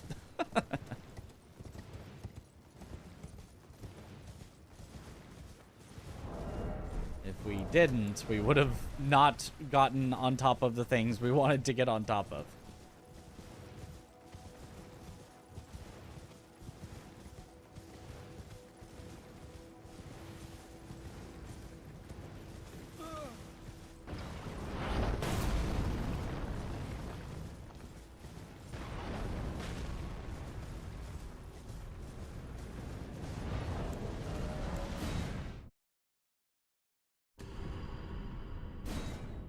Assume all button presses are deliberate in a speedrun. Not all, just most.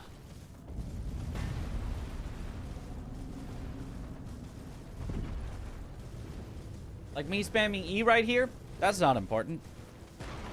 It just doesn't do anything. Unless it secretly does.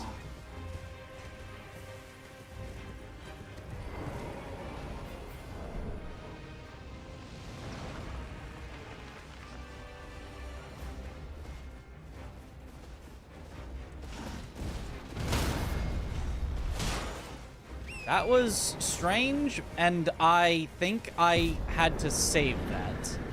I know that looked like it was very normal, probably, but he walked way too close to me there. Way closer than he normally does, and I had to not, in turn, walk as far forward as I normally do.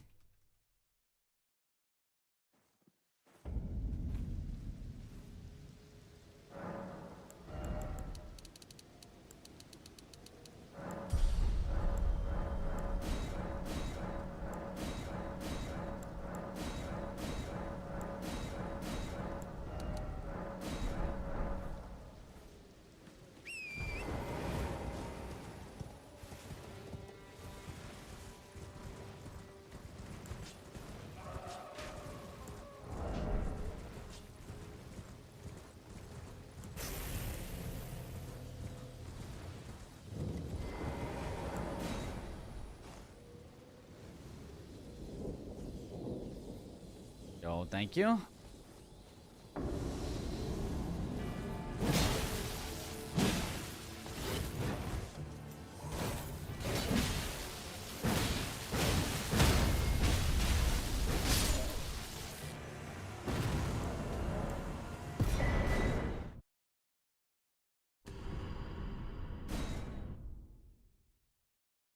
Enough berries you can heal Torrent before Fire Giant. That's right.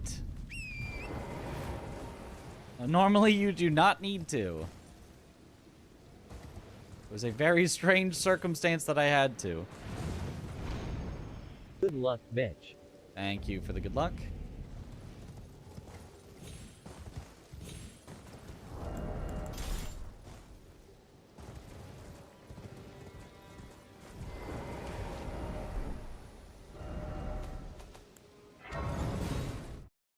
Okay. That was a good Darrowell until I didn't get the touch turnaround. I presume. I am an old soul, perhaps.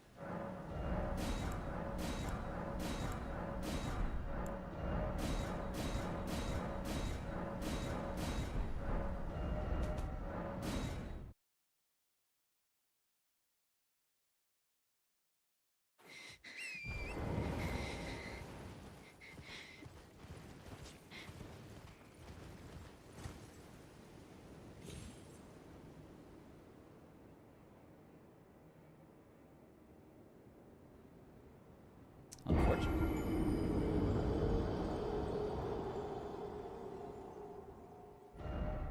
2:30 a.m. and you're not even tired. Should you make coffee?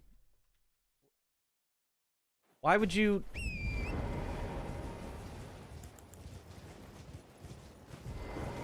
I thought the question would be like, should I try to sleep anyway? Not, should I make coffee so that I definitely can't sleep? Should I make my problem worse?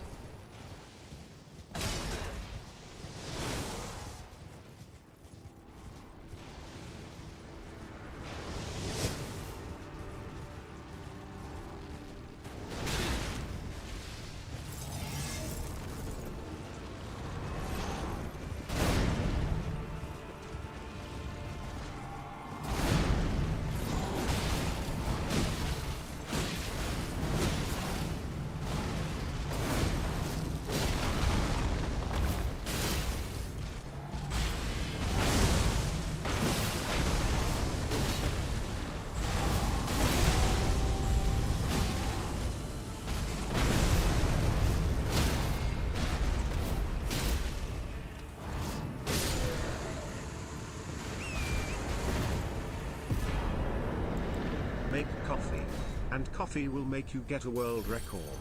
Win-win. Where did Alexander go? I'm so far. This is bad.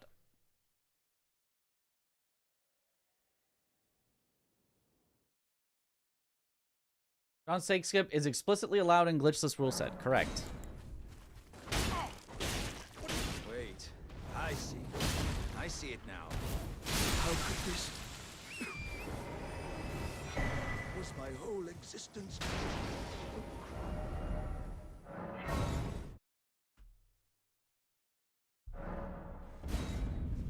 Oh, that's why I golded Enya before. Although I won't this time. Because of the throwing daggers. You find. Let's great anchor until it will tragic across the far. But the cursor rays seek to become lethal. Aha. Another thing glitchy there. They just didn't make the death plane go out far enough. Well, for the most part, yes. Stake skips themselves. Yeah, like nothing glitchy is a little like excessive, but like it generally stake skips very easily fall on the line of exploits, not glitches, based on how the community chooses to define exploits versus glitches.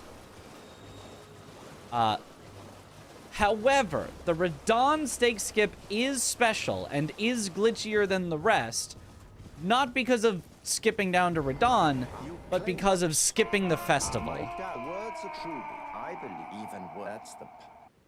Exploit this. And skipping the festival makes all the quests act strangely from then on. So Herobert, thank you for the Prime sub. Welcome back to the bunch. Enjoy the emotes. Nothing that we have to worry about for our speedruns, because we're not doing any of their quests, but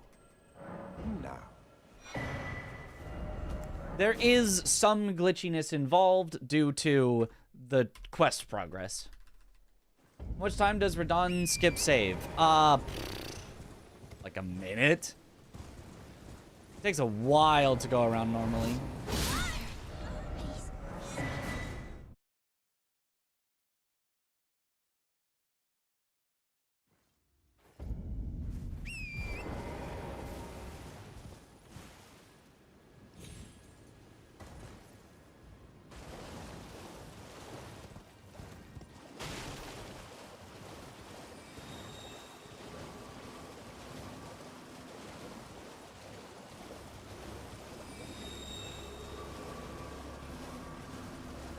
Would changing the language for dialogue be faster like in other games? Nope.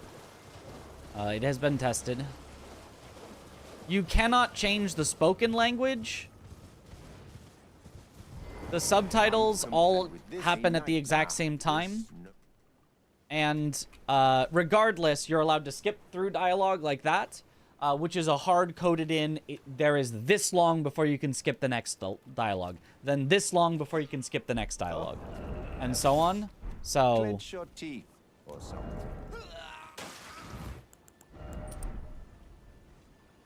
Which is what you have.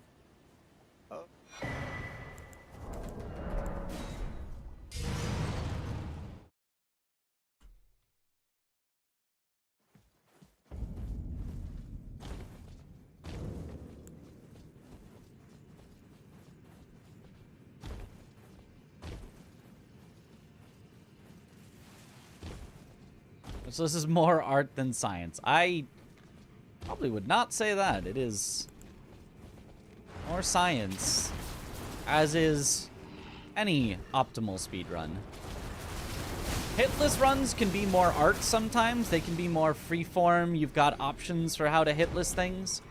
But when going for pure efficiency, you gotta science that out.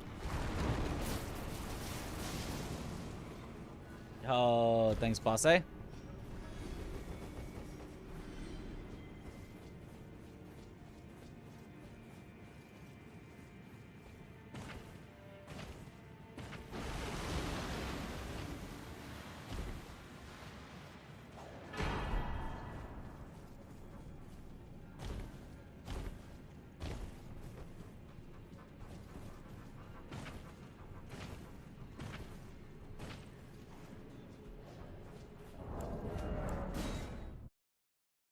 More about the construction of the category than its execution. Ah, understood. I mean, you still attempt to create a consistent rule set. You just might often, maybe not entirely succeed at that in all cases.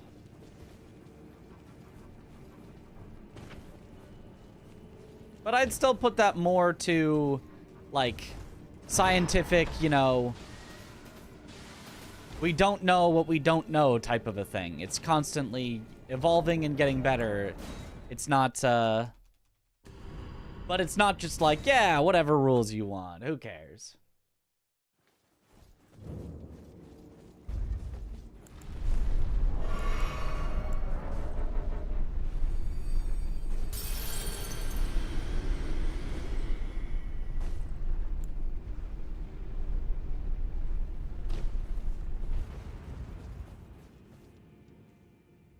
Okay, come on, Moog.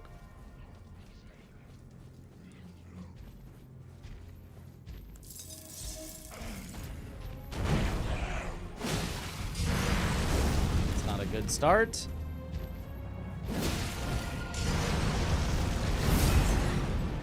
Good follow-up, though.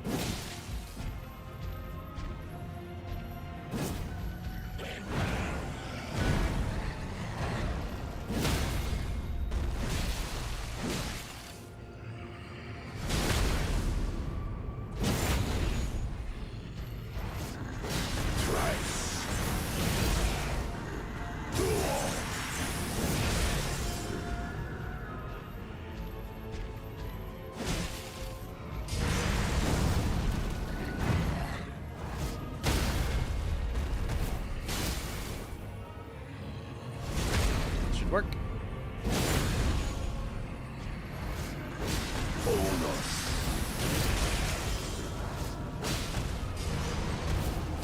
I can see it as clear as day. The coming of our dynasty. Morgwin.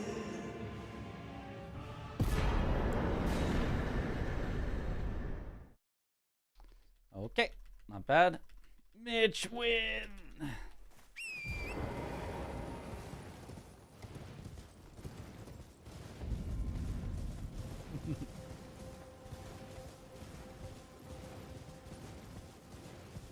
Small moves, are they fast, or does gameplay feel different relative to controller fast? I'm not sure I understand the question. Do things feel different compared to controller? I'm sure things feel in some ways different, but not overly different. No, he beat those allegations. That's why our split is called Allegations Beaten.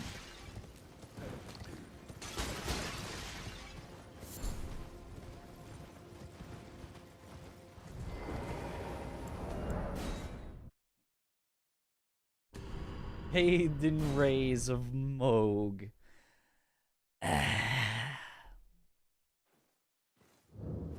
I'll beat Radon for the first time. Let's go!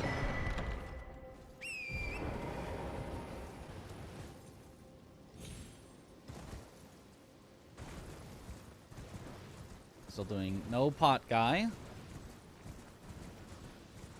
For the sake of speed.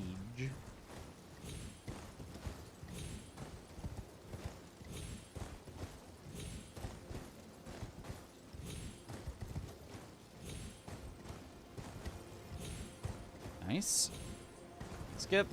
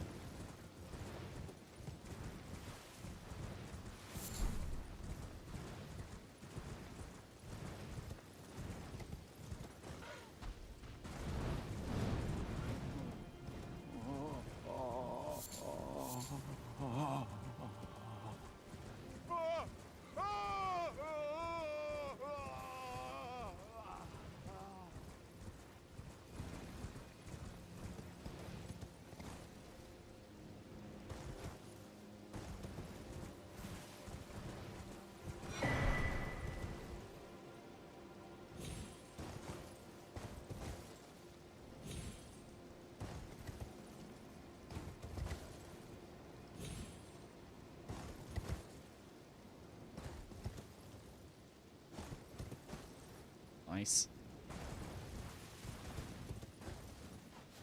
Okay. Ah!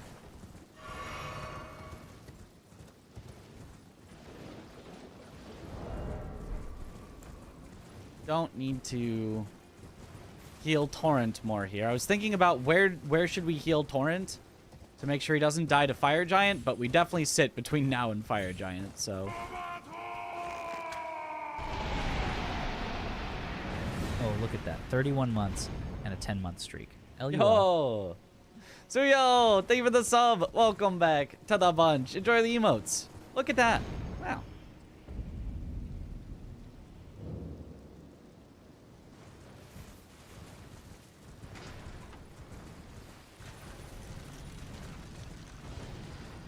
Roberto!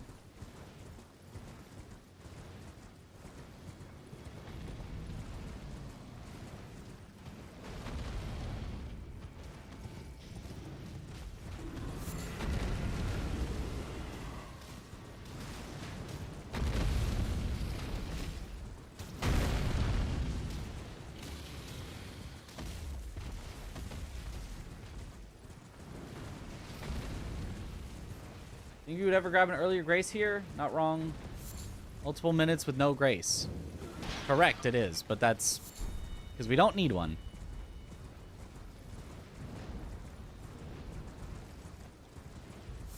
Just don't die.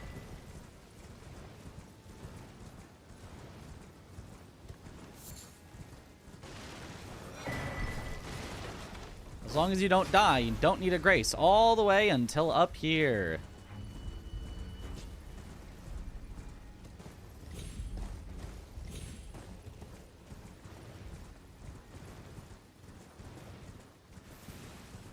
Also, clip skip is nasty. It's not that bad when you've practiced it enough.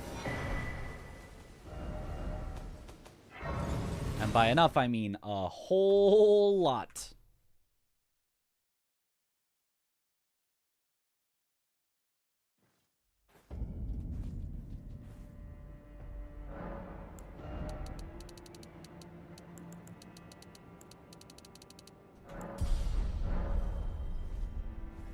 Dying is slow. Don't do that.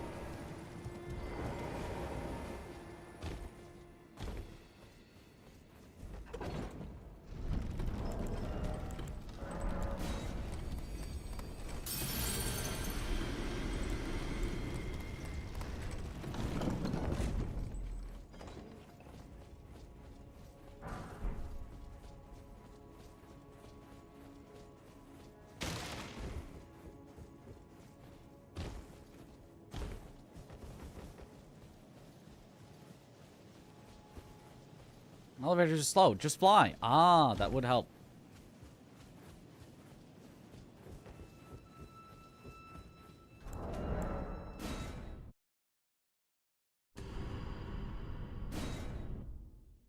Is vigor investment necessary or just for safety? Technically just for safety, but like... It's like, if you don't have any vigor, it's just almost guaranteed that you will die at some point to some random hit. Hey, first try. There's just too many things that can one-shot you that you can't control for. Like, you can get a faster Romina by doing attacks that theoretically can get you hit once, but it's fine because you have enough vigor to survive like 2 or 3 hits. Whereas if you had no vigor, a single hit would kill you, and so you either wouldn't be able to take those risks, or you'd have to take the risks anyway and, you know, probably just lose most of your runs there. So while it is technically safety against RNG that forces you to trade hits, it allows you to play faster knowing you could trade hits.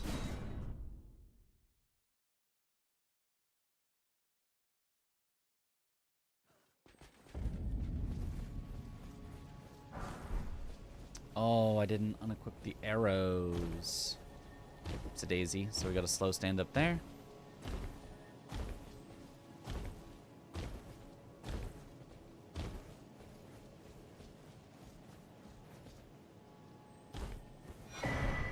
It's unfortunate that you can't climb ladders quickly if you're in a menu, so I can't menu during ladders.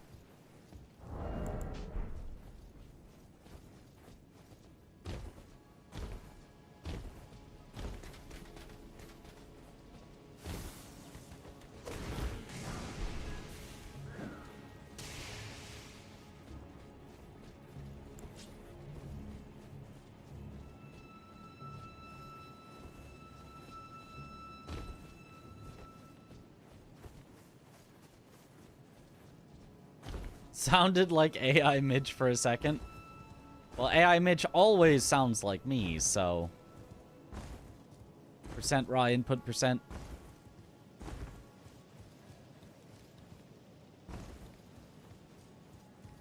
Don't need your grace.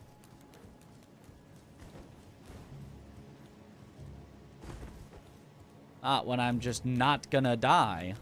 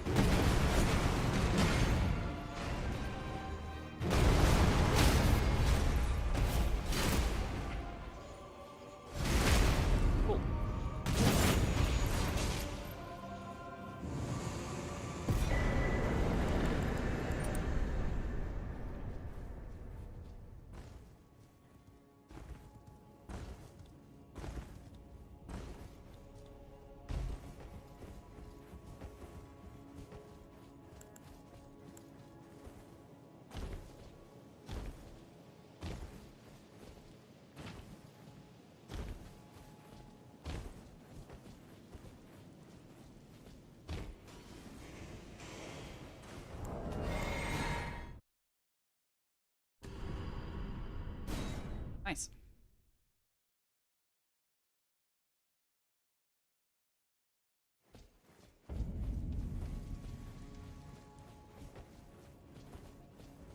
Gold at gold free.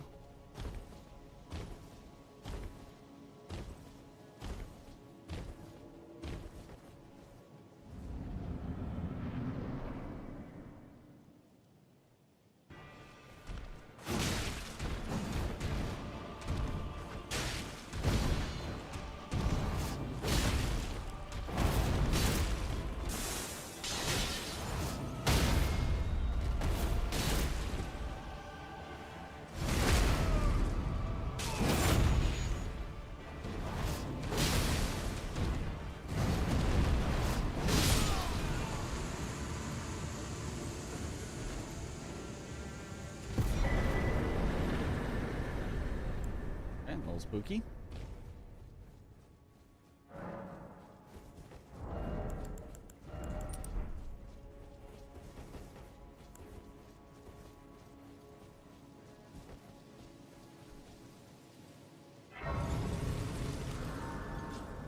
No transition for you. I technically threw an extra throwing dart that I didn't need, because I was just scared that I hadn't thrown one earlier, even though I knew that I did. Hydrate. I was like, I don't want to throw this away, so. Thank you for the hydrate. By the time save, what changed? This. Right. That. If you're talking about the time save specifically at gold free, if you mean overall to get a minute saved, it's kind of a complete reroute. We're not grabbing Bloodflame Blade anymore, or any of that, so.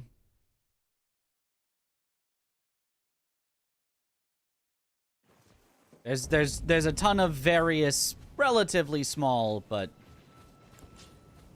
adding up to be impactful time saves.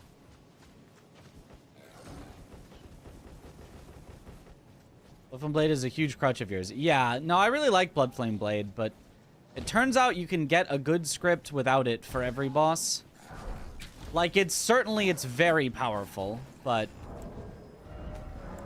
it just turns out with the exact damage breakpoints, you just don't need it.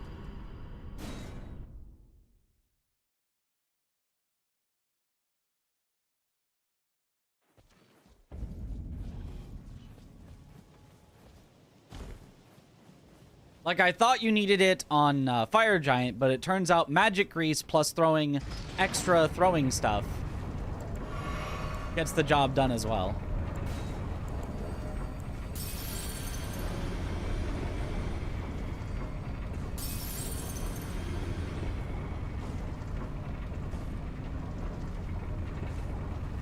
Well, technically it gets the job done with one more hit that you have to do, but that one hit is less time than it takes to pick up Bloodflame Blade.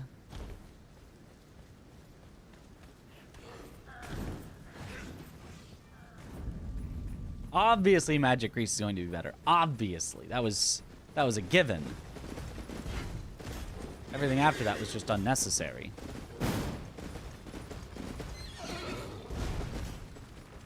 That horse guy was... Was the clock pause on quitouts? For fairness to all runners, if it did not pause on quitouts and some runners loaded in faster, then they would just win because their hardware is better at loading in faster.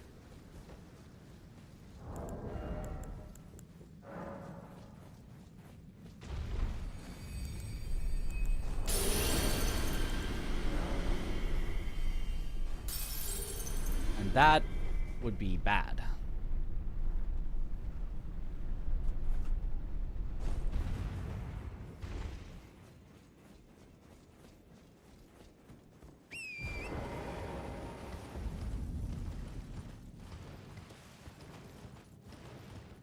So it does lead to some goofy stuff like quitting out when it actually is slower in real time. It's just faster in-game time, but that's the lesser of two evils for the sake of fairness.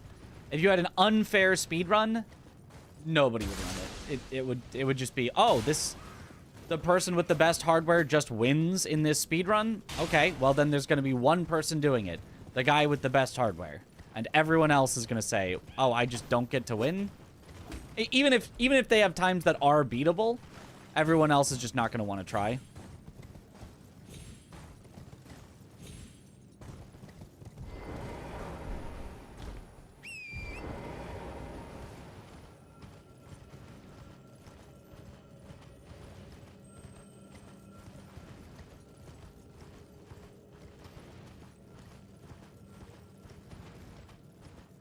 A solution that was fair and discouraged exploiting IGT, if only. I mean, are you trying to refer to something? You could forbid quitting out. You could, but quitting out is necessary for some glitches and skips, so you'd be like losing out on those. Not this, I mean, this is glitchless category, but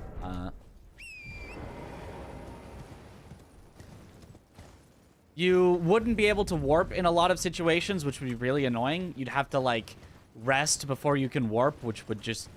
Or you just can't warp in certain areas. because you can't quit out to lose aggro, so that would suck. You could ban specific quit out uses, or say you're only allowed to quit out if, or whatever. That's possible, but it's a hard rule to make and enforce in a good way.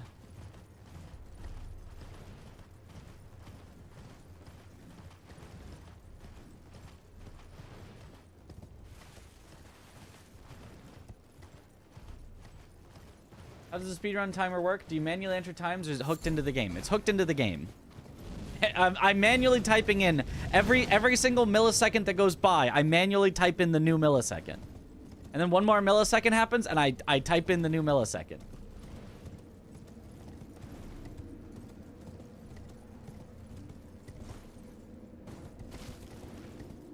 I'm really good. I'm so fast at it. It's a skill you need to have if you want to be a speedrunner.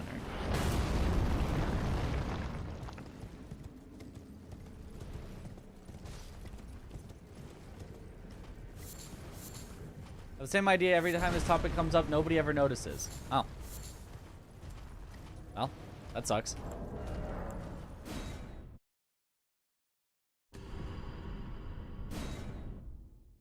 Made my day that day. Probably meant the splits. The splits, some of them I have to manually hit a button to tell it make the split now. And some of them there is an automatic flag that it can read.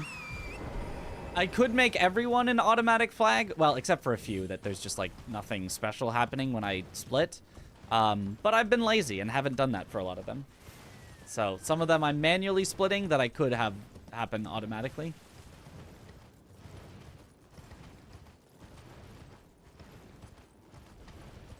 I am the Flash. Event-based splitting. Yep, it's quite nice.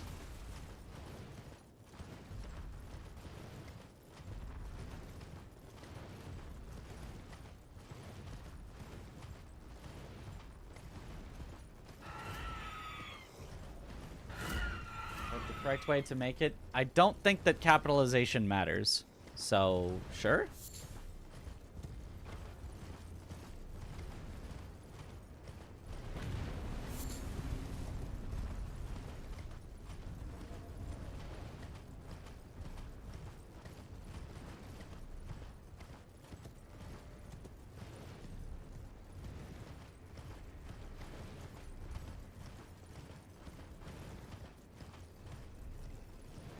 After this, let's warp to EG, and we'll go to Hippo.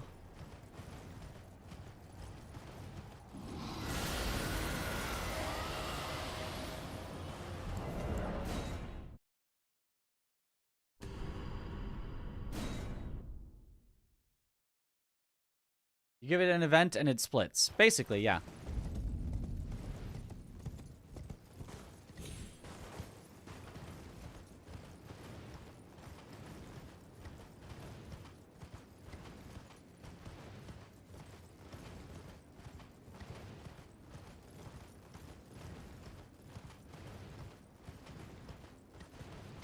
Do everything manually, including adding milliseconds. Yep, yep. Are there popular speedrun games that you can't automatically track hook into pausing? Yep. I believe, and someone could inform me that I'm currently wrong, it has changed, but two of the most popular speedrun games in the world, Super Mario 64 and the original Super Mario Bros, both you manually press a button when you want to split. Even, I believe, The Legend of Zelda Ocarina of Time, I think you just manually press a button. Because they're console games, and you can't really hook in the same way on the console.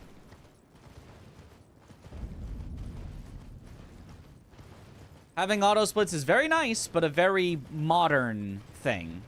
For modern games that are much easier to hook into.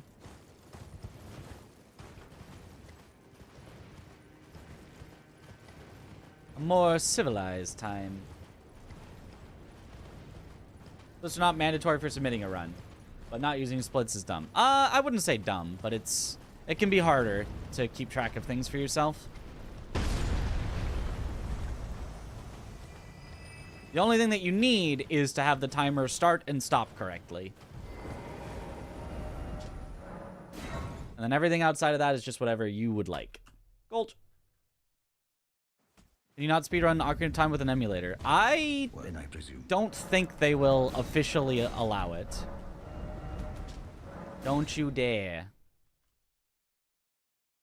That's not perfectly accurate? Correct. So they have to go back and retime your start and your end whenever you submit runs. I still believe quit outs should come with a fixed time penalty roughly equal to the average load time. That waits fair while also discouraging exploiting IGT. I'm sure live split can be made to do it, but I don't know for sure. I don't know for sure either if live split could be made to do it. I would be okay with that. I'd be okay with that. The only slight hesitation is, well, actually there's two slight hesitations. One slight hesitation is now we have to do quit out list strats, and quit out list strats can be really annoying in certain places where you just want to quit out to get the enemies off your back, but like that's like a personal, that's not like a fundamental issue of it. Top right, yes.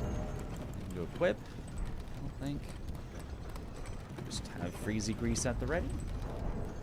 And then the second thing is now you've like disconnected the timer from like the reality of the player. Like IGT, you might be like, well, I don't like that it encourages certain things, but it is literally all of the time that you have spent in the game. It is directly connected to exactly what you are literally doing. 24, 32. I should have looked at my splits. Whereas adding in a time penalty that is not based on actually you, but based on a separate average. No way. How did that grab? Oh, is that really rip the entire run? That actually might just be rip the entire run. No, we have one extra frost grease. Technically, we can do a second try.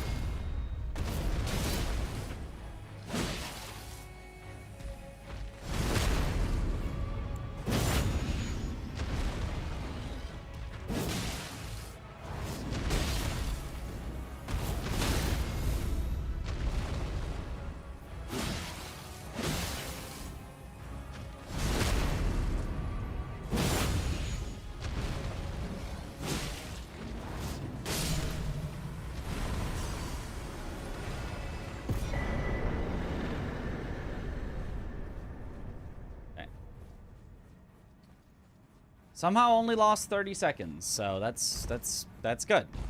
I mean, it's bad to lose 30 seconds, but it's good that it was not more than that. And we did have an extra freezy grease, so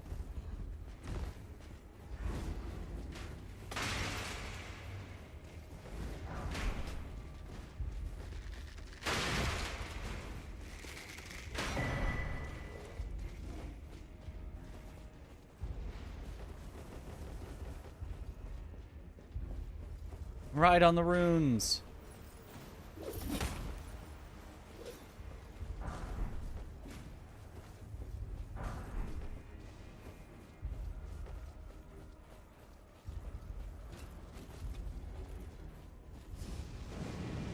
Kind.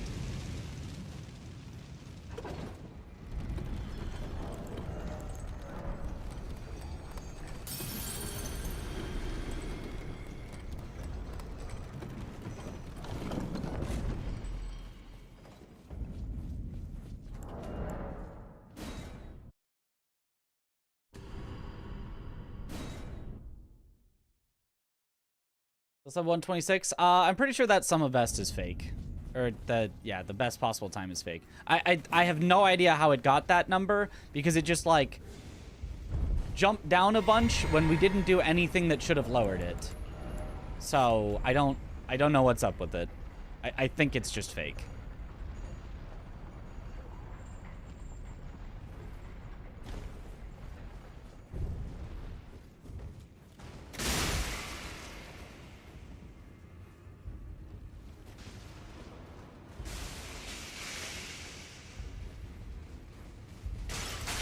I mean, it's still possible that we can gold a lot of the things in the end, which, like, I do think we can. But I would guess my true best possible time right now is probably like a 26 high. Maybe that's more like a reasonable, but like, I think it still can world record, but not by too much. But else lose aggro would still be valid in those cases. It would still be saving time versus dying. Yeah, but you have to do whatever is fastest. So you can't quit out to save from dying if it's going to lose you 15 seconds, because I can't lose 15 seconds here if I want to have any chance to get a good time. So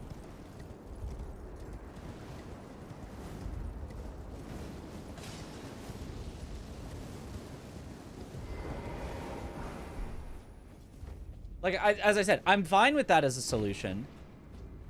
I think I like it less than what the current state is, but I would be okay with that.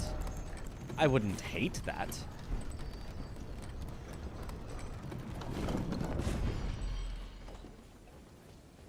Oh, I'm supposed to put it in the left hand.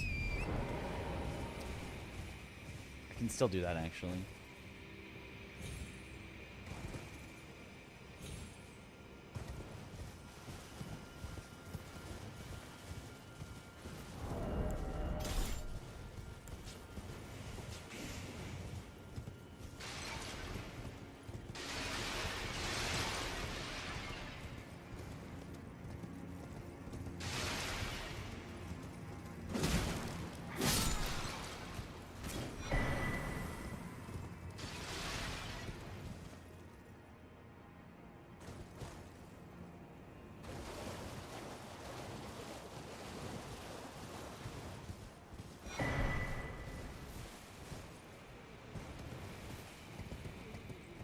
This is where I see the most quit outs to lose aggro are impossible and practical without quitting out. That's what you think. That is what you think. And that is not true. It's just very inconvenient.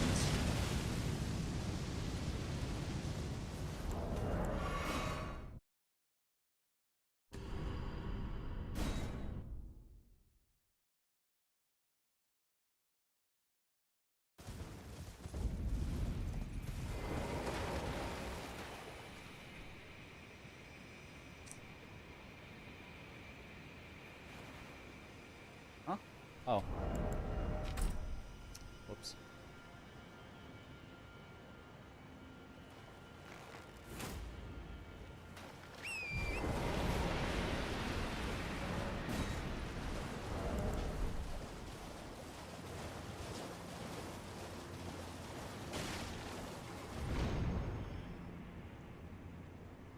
Forgetting to equip arrows. Classic.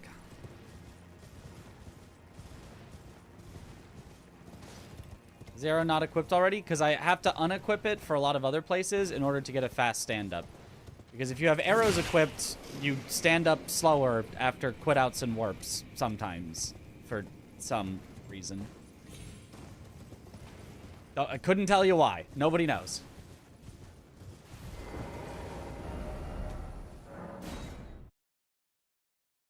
Okay, didn't lose too much time.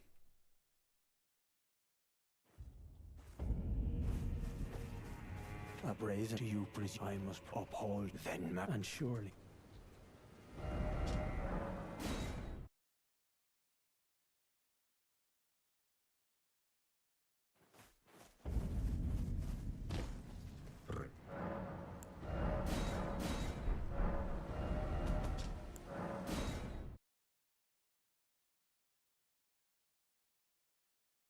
This ring activator is? I forgot it by Margit's shackle, yeah.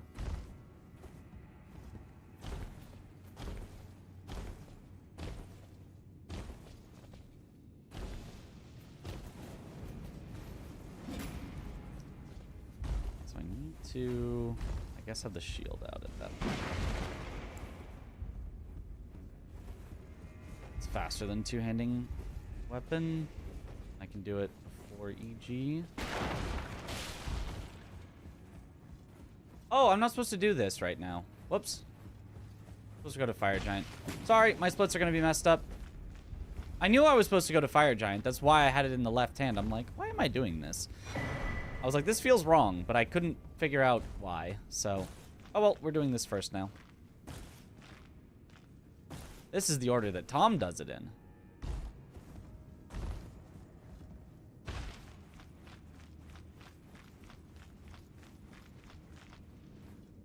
I'm pretty sure it's just like half a second slower, but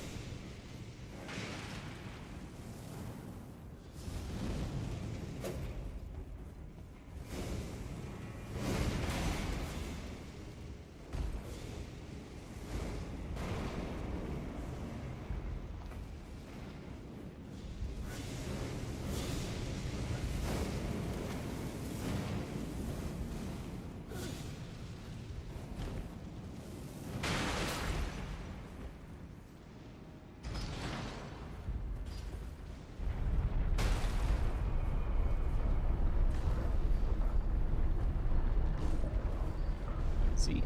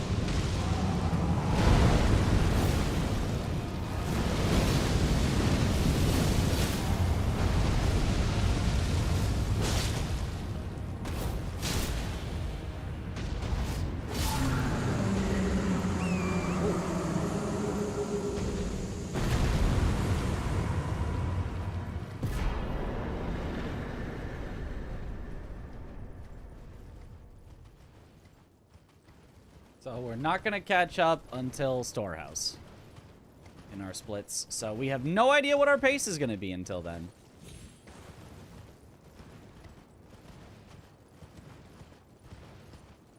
So scripted, love it, yes. But I mean, as long as nothing goes wrong, we know that we're still on a good pace.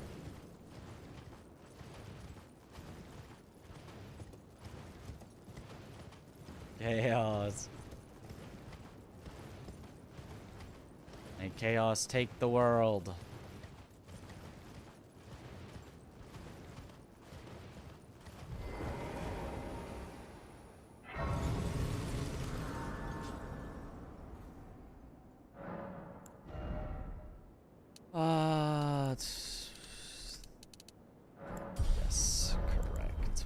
not leave. I wanted to talk to Melina. The one time we're talking to a girl isn't a time loss. This world and death are you to commit. Very let my hand. Oh man.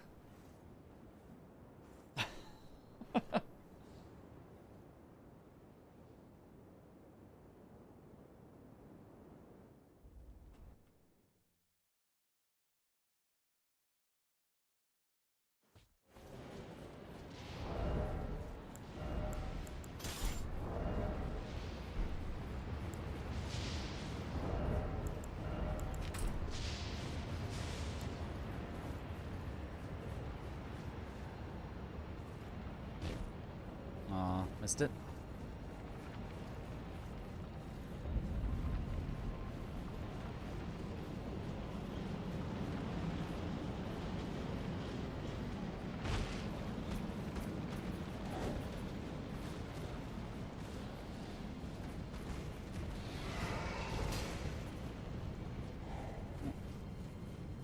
Forever maidenless.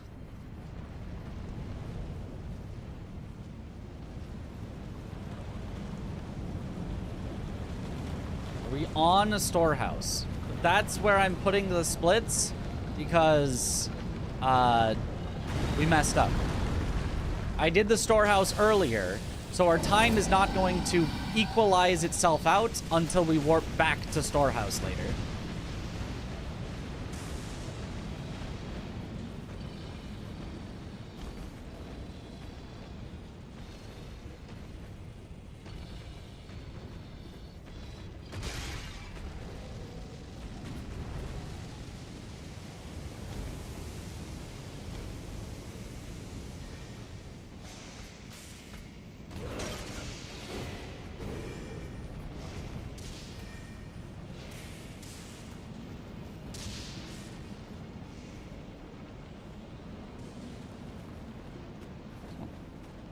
Normally take fall damage on that one. It's okay.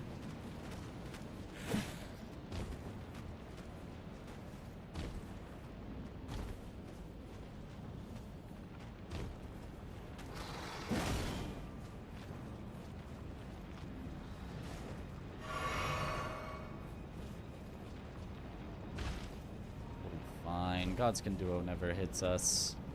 Except for that last time where everything went horribly.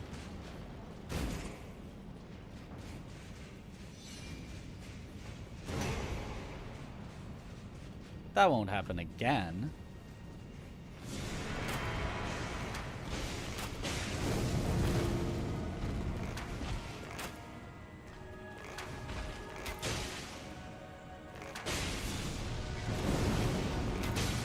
It almost happened again.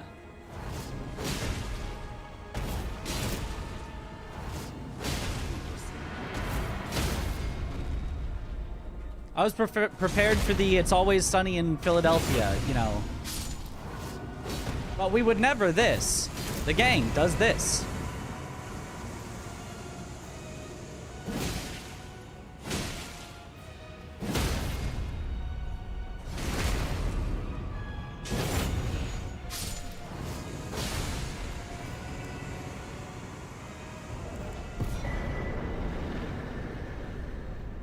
You can overkill them, yeah.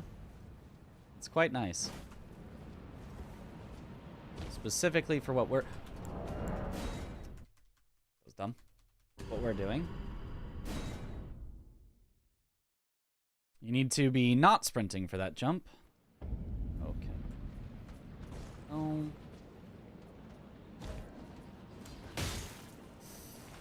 That's bad.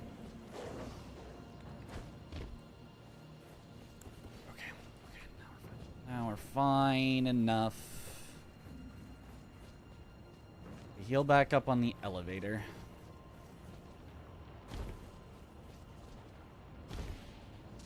We'll not be able to heal between Malekith and Gideon, but that shouldn't matter.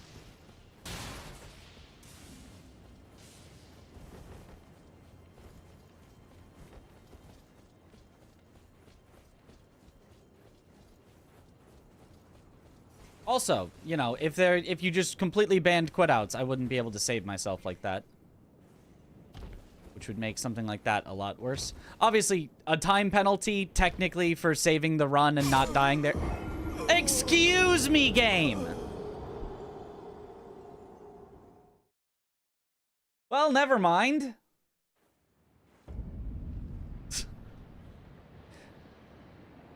Wait, what? Yeah, no, we just got bugged. We just got bugged. Nice bug. Yep, that's that great bug. Well, there goes the run. Oh, well, I mean, nothing you can really do against bugs.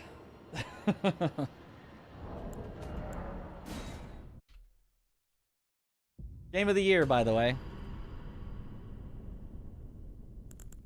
Darn, that sucks. Okay, now let me start to follow the rules and have the cheat engine thing available. I actually previously have a cheat engine display right here. I just need to adjust the cropping of it.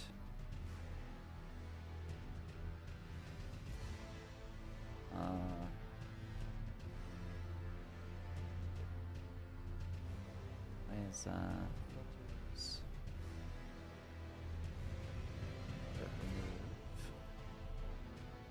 Okay. So now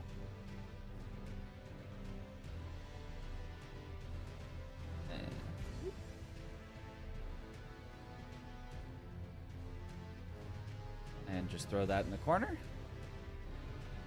That look good.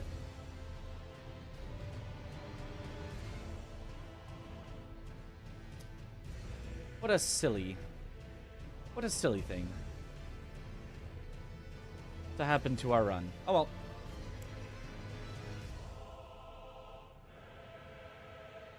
Just out here because the game says so. How often does that happen? Almost never. I think that might be like the second time I've ever seen that in my life.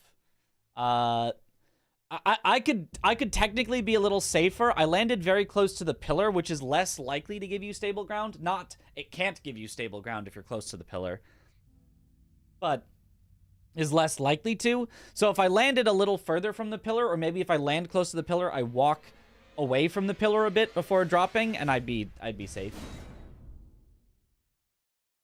Very rare bug, yeah.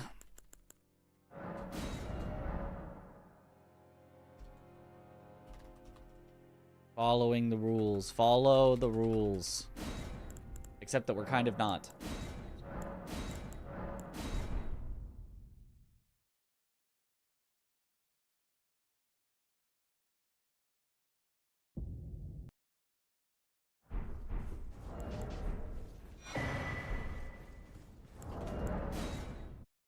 That thing at the bottom cutting off anything that you guys would want to see on stream, that I should move it? I think it's fine where it is, right? Oh, it does cut out off the name of the item that I have down there.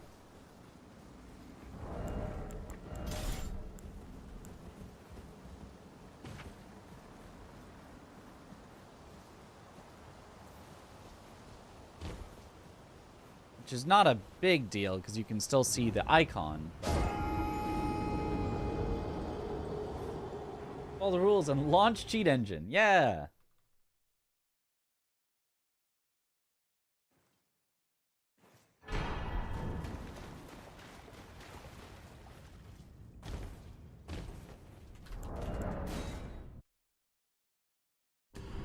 Above your webcam. There is stuff we need there. I believe. Isn't that where? That's where like the autosave icon pops up, which I think needs to be seen.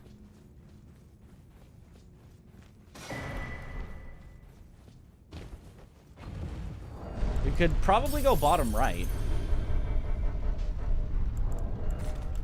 Is there anything bottom right? Oh, there's our runes bottom right. Never mind. We can't go bottom right. That's where our runes are. What? You could just go top, middle. Very middle. To the left of the runes? That would work. Center screen.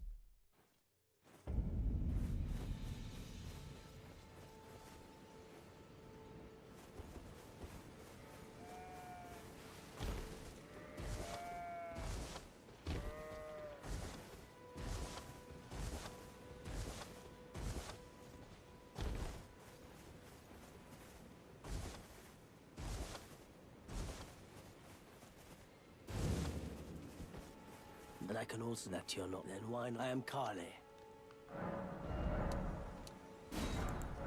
Why the last dialogue did not happen, but okay.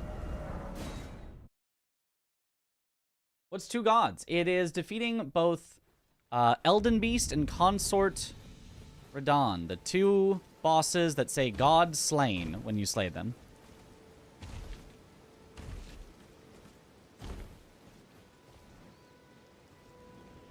Thought AGNL was removing the brand new from the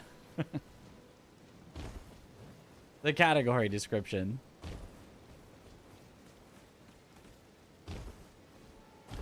Hydrate. Give me a sec.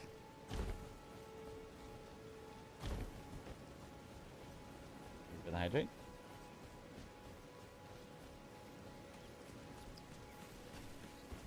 Ooh, you know, I would, but now that we added this cheat engine on screen, now there's just not enough room. I'm sorry. Otherwise I would have turned it on for you upon your asking.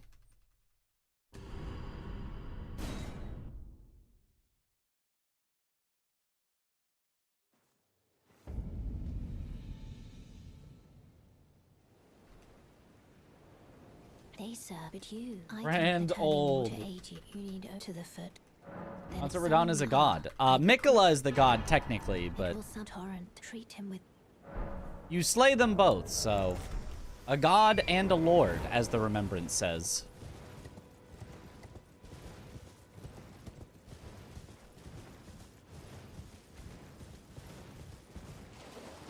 Oh, spoilers.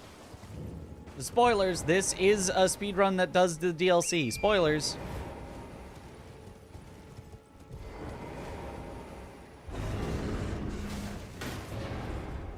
Just got to the city with him. Ah. Well, good luck.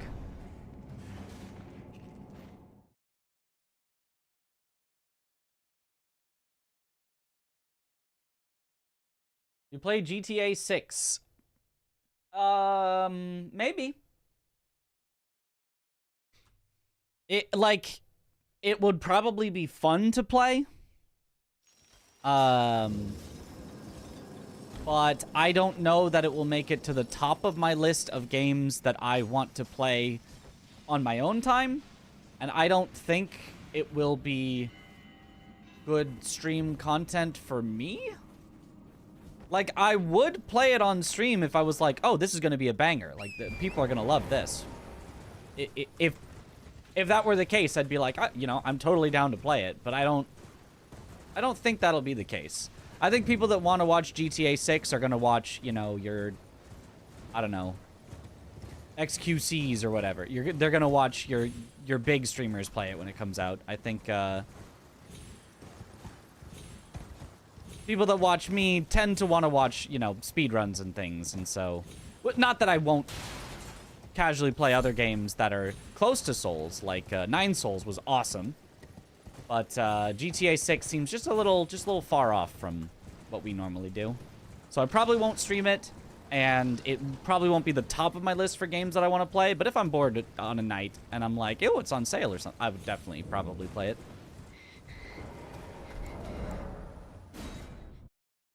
Okay. I mean, Night Rain, good content. Can be a collab stream. Exactly. That's the plan. I'd watch the VOD, yeah. Fair. Oh, crisscross applesauce. Trackmania already forgotten. See, that was good. That was good because we had a reason to do it, right? But like, Trackmania was very far from what we normally do. Not something I would normally do, but we were invited to Twitch Rivals, which makes it exciting, which made it an event, right? Which was awesome. I loved Twitch Rivals. Getting to have events for other games is really cool, because I do like playing other games. It's just, if there's no event, I don't feel like it's, you know, I don't want to just be a variety streamer. I do want to be a speedrun streamer, first of all, but, you know, some variety from time to time is fun if there's other events going on. Not interesting in seeing G2EA 6, but was still watch Mitch play it nonetheless. Fair.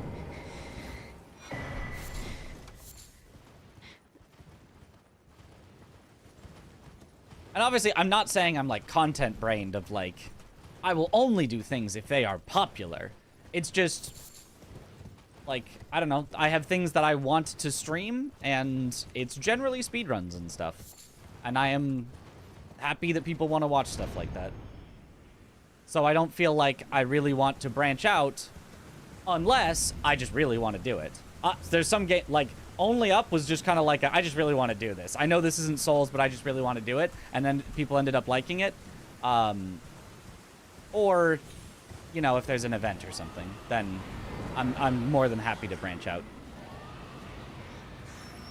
And then because we did Only Up, I was like, well, now I got to do Get to Work. What's your favorite game? Sekiro. Enthusiasm is a key ingredient to making enjoyable content. Exactly. And, like, I'm not that enthusiastic about GTA 6. Like, I'm like, yeah, it would be fun. But I'm not like, yeah, oh my god, I need to play GTA 6 right now. And so, you know, if you're sitting there watching somebody who's like, yeah, I'm kind of having fun. It's you know, it's not going to be the best thing, I think.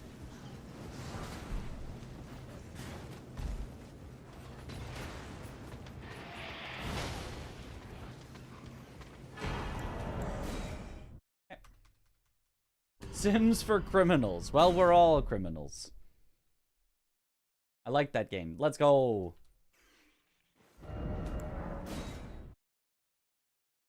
Night Rain, solo or co-op? I'm going to be doing a lot of both. I'm going to be doing a lot of both. This way, tarnished. I'm very excited for Night Rain.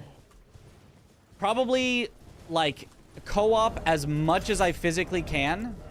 Because that sounds like the most fun way to play. But if nobody else is online, which they won't be, because I'm going to be a degenerate up at all hours of the night when everyone else is asleep, then I'll be playing it solo too.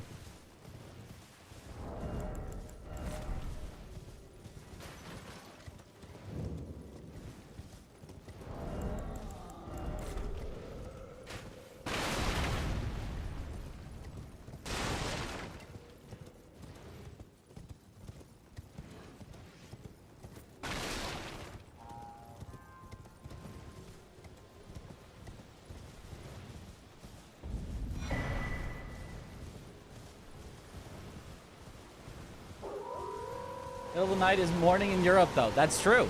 So, Zoodle does wake up and start streaming at the end of my stream. So, in theory, I've got, you know, somebody to play with a lot of the time in Zoodle. When he's streaming while nobody else is up and I'm streaming while nobody else is up, we're both streaming while each other are up. And so we can, although we can't do duos, we need a third.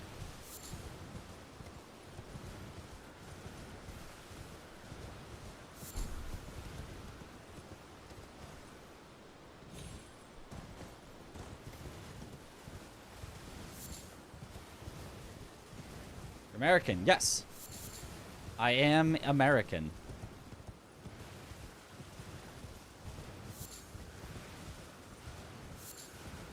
Couldn't you tell by my obvious American accent?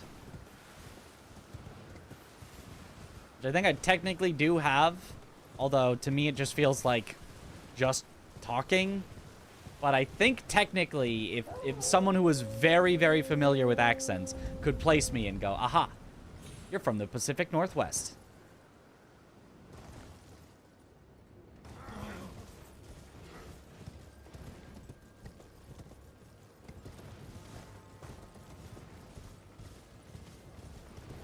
Thought you could slip one by me.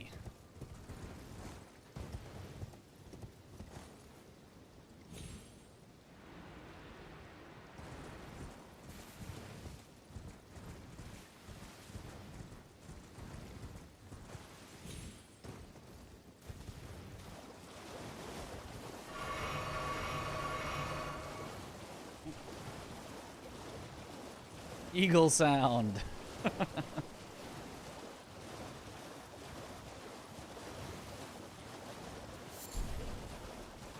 3 hours, 3 off, I guess. Not a lot of Americans stream at this hour. That's very true. That not a lot do, because it's very, very late. Originally, I had to stream at these hours because it was the only way to stream after I worked as a teacher through the morning and then tutor through the afternoon to evening. The only thing I could then do was stream at late night. And it just kind of stuck. And now I'm just permanently a degenerate. And I could move my stream schedule earlier, but now it seems like more people tend to watch as we get later in the night. So I have cultivated an audience of Europeans at this point. What do you teach? I did teach high school level math and science. Specifically in the classroom, I taught Intro to Engineering and Design. That's all one title. And AP Physics.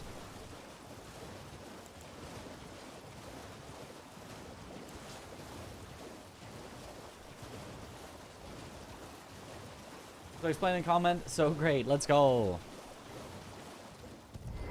Putting our teaching skills to use. Also, public speaking. You live in the Midwest? No.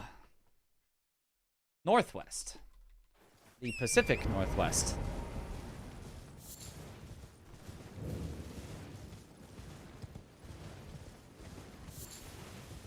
Isn't Tom a teacher too? He is a scientist.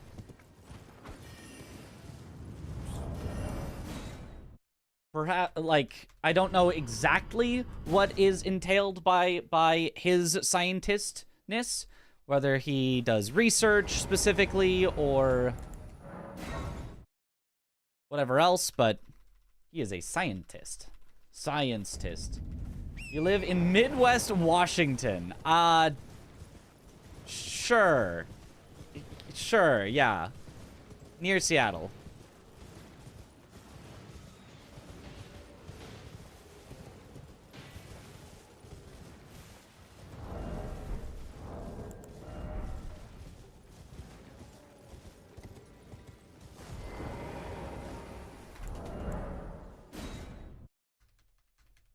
A pasta scientist. He researches pasta sauce. Ah, of course.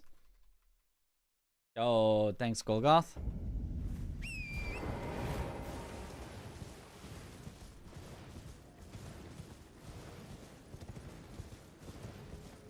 A lot of people complaining that Night Rain is either 1 or 3, no option to do 2.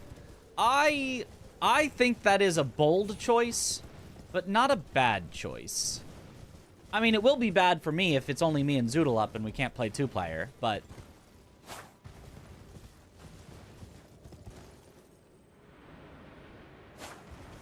I think it's kind of cool to say, we have specifically balanced this around this number of people. That is the correct number of people for it. Not shalt thou count to 4, being after the number 3. And 5 is right out. Welcome. Value these. Thou shalt not count to 2, unless thou then proceed to 3.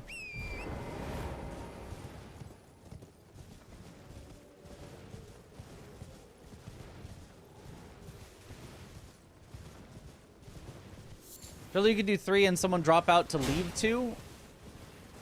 I suppose, if you want a little challenge mode.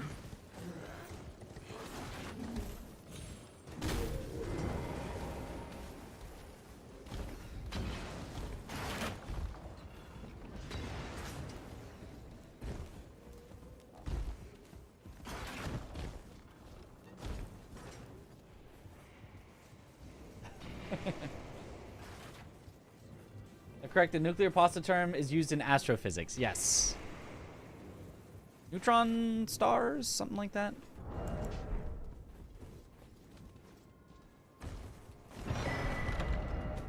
Good luck, Mitch. Thank you for the good luck. Is this the run? And, you know, I never know. It could be.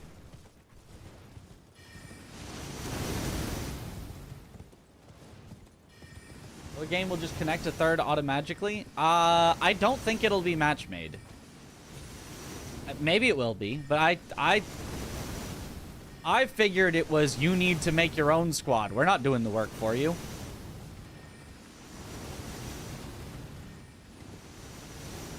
But maybe that's not true, because they do have random... No, that's probably actually not correct. There probably is random matchmaking. Because that's what they do normally right now for summons. You can just, like, summon into somewhere. Maybe that is how it's gonna work. Is, like, if you are a solo player, but you say, please match me with people, maybe it starts by searching for groups of 2 that lost their third person and putting you into their group. And accepting that, it'll, you know, put you into pairs that are waiting for a third person to start, and then accepting that, it'll match up 3 people, 3 solo players to form a group. That could be how it will work. Most excited for Night Rain or Liza P DLC? I'm pretty equally excited for both, I gotta say.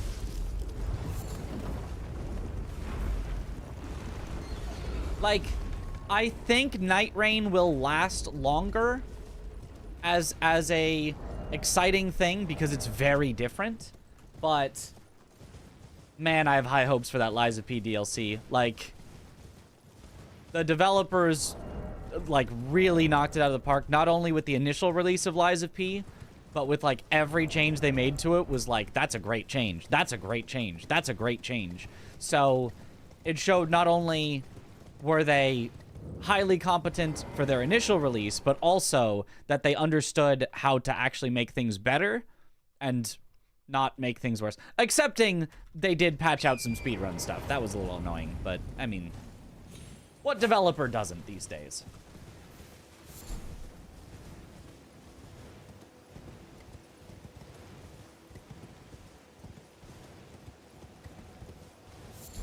I've nailed the game and now have all that money. They should crush the DLC. I sure hope so.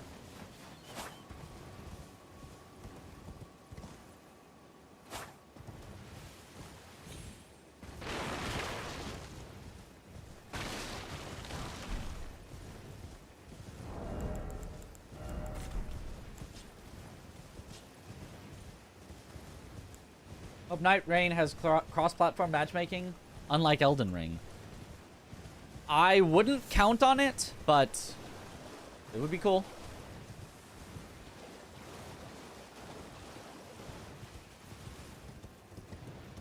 I mean, we'll see in the network test, right? The whole point being to test the network. I assume they will let you test out whatever matchmaking they do or don't have.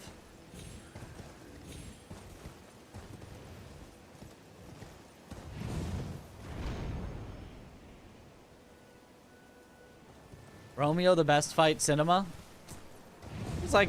He's one of my favorites. Not my favorite, though.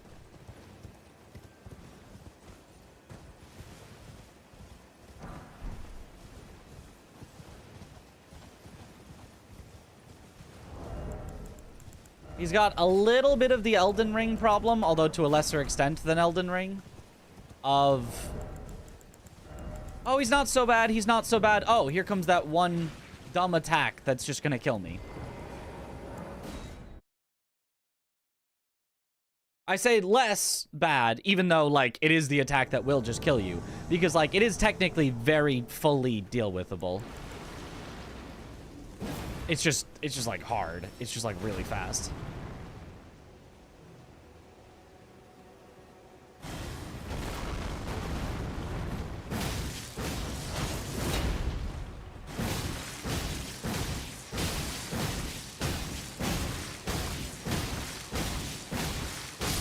Huh, I wasn't expecting that to actually work out.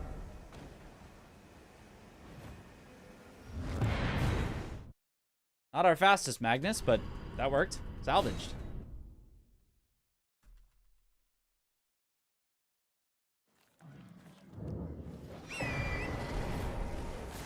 Also, like, his first phase, I think, lets down his second phase a little. Not that his first phase, I think, is bad. I actually think his first phase is still a pretty good boss. But, like, his first phase is, like, a pretty good boss. You know? You'd put it, like, middle of the pack for Liza P bosses. Whereas his second phase is where you're like, oh, I see.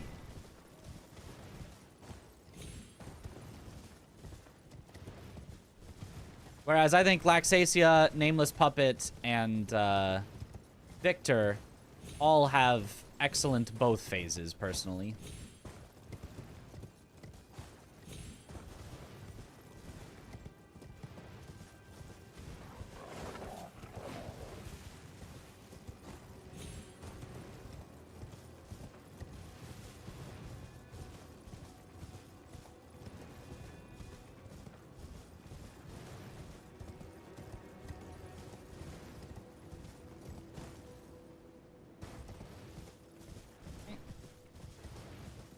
And those puppets phase 2 timings were too weird for you. They were weird. They were certainly weird.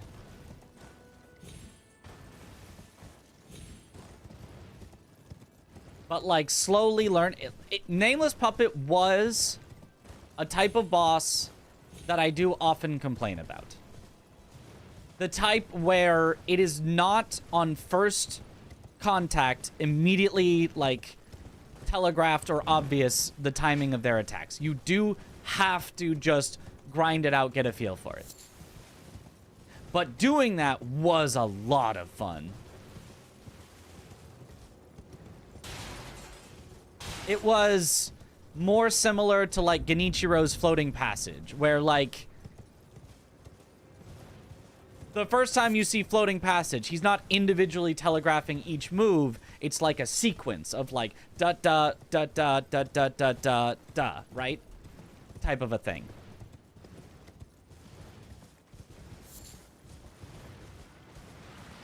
So the first time it's just gonna catch you. But like it has a nice rhythm that you can learn over a few tries fairly decently.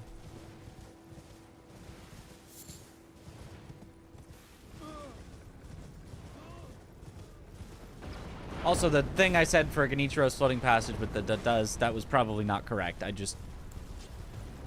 don't remember his actual rhythm, because what you actually do if you know Sekiro enough is you kind of just spam the button and it kind of just works. But that's a little, yeah, that's...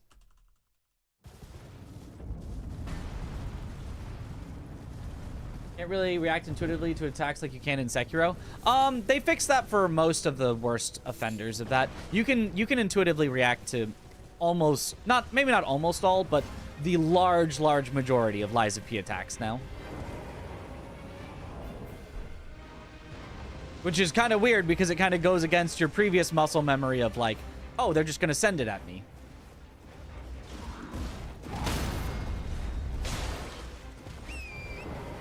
So it can actually be weird to get used to and throw you off more if you're used to the old timings, but they did make many of the timings much more intuitive.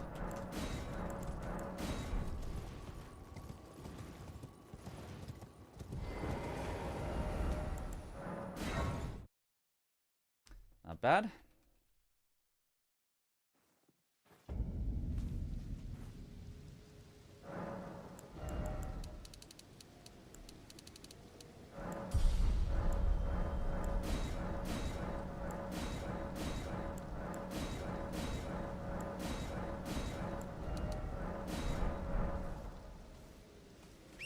Yeet.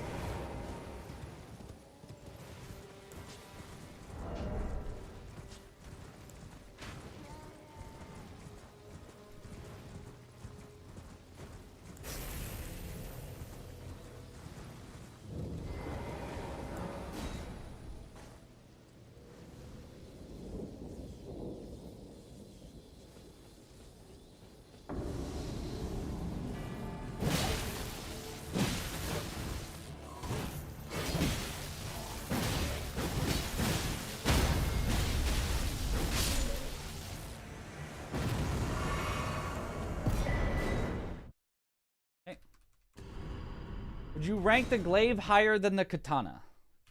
In terms of what? And I'm assuming you mean the twin dragon sword in Lies of P?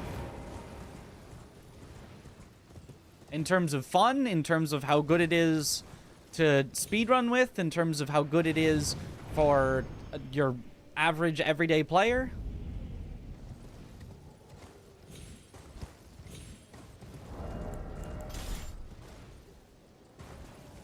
In terms of damage and ease of use, well, you've chosen two of the hardest ones to use in the game, but of the two, Twin Dragon Sword is easier to use and does more damage on its regular attacks faster than the glaive. However, obviously, if you're at a high enough level that you can get every single counter perfectly, the glaive cannot be beaten. It is just the best. But that is only if you get every counter. If you're just like R1ing and charged R2ing and things like that, the katana, I think, is way better. The Twin Dragon Sword.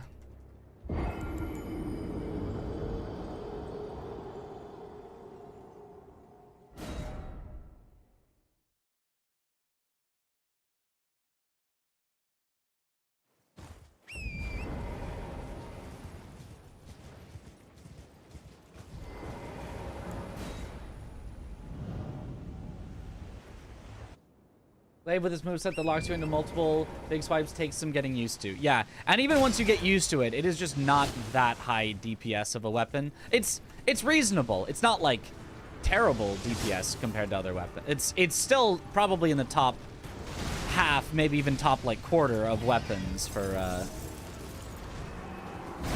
DPS if you're just R1ing. Oh. Okay, now we have to salvage this. It is definitely salvageable, but now we have to salvage this.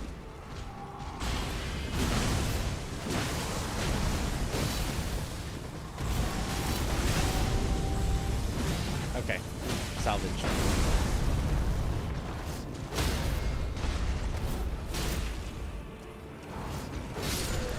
Cool.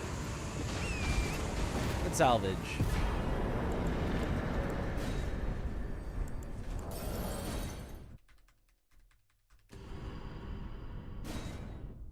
Has the Death Poker been tested in this run category? It's the fastest route now for any percent, so you were wondering. Good question. It has not been tested for this category. It is almost certainly faster, but me and the world record holder both do not want the style of Death Poker in this category. We find it to be much more boring than the current play with Bloodhound's Fang. So neither of us... We basically have like a ceasefire, an agreement. That will probably change at some point. Somebody will eventually break the truce and route out a Death's Poker route. And at that point, that's all the category will ever be again. But for now, we're upholding the ceasefire. Until it will tragic across the far, but the cursor rays seek to become lethal. Gold. A gentleman's agreement.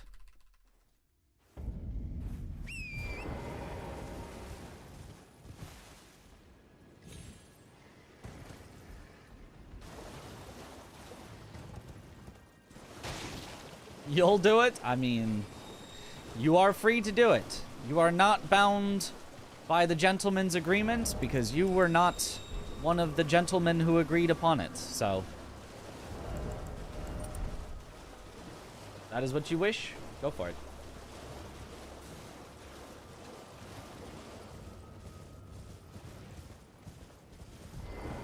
You claim what?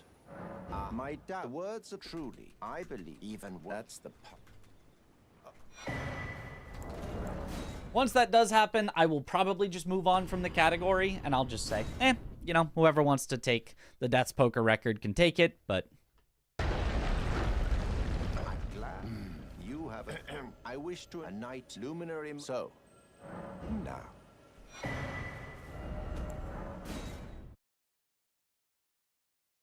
Don't know what a Death's Poker even is. It's a weapon. It's a weapon with, probably the most potentially powerful weapon art in the entire game. But only if your enemy just stands still and luminary, so just lets you hit them with it. And so for that reason, it's very annoying as a speedrun weapon because it's only fast if you get really good luck, where the enemy just kind of stands in your Death's Poker fire until they die. Very RNG, yeah. And you have ways to, like, somewhat control for the RNG, somewhat mitigate it, but it will never be perfectly mitigatable. You can never, like, just take away the RNG introduced from Death's Poker.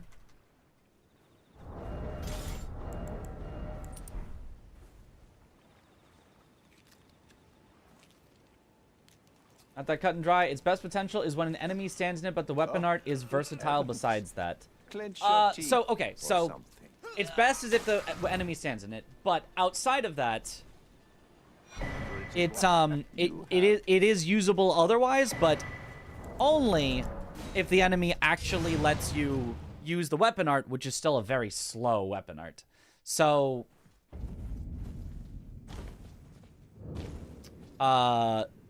that still, regardless, the enemy doesn't necessarily have to literally stand still the entire fight, but they do have to give you the good attacks and good openings where you can use its weapon art. Because if you have to just R1 with it because that's all you have time for, it's not a good weapon.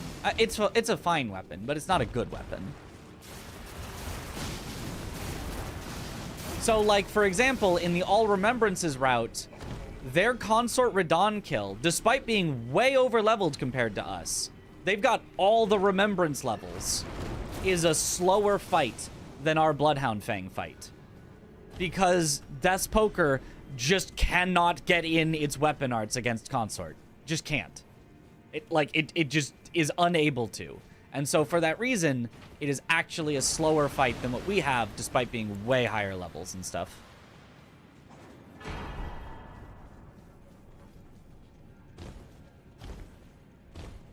Good luck, Mitch. Thank you for the good luck.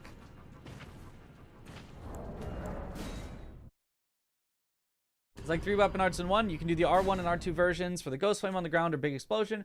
You actually weapon art without the follow-up, which leaves a hovering Ghost Ball Flame that also does damage. Yep. It's a very cool weapon art. It's just... And it's one that you could absolutely try casually, and it would probably be a lot of fun. I just don't think it's good for speedruns.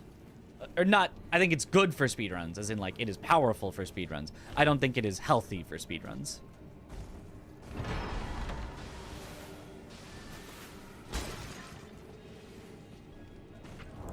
We're just gonna quit out, just in case. Let's flame balls.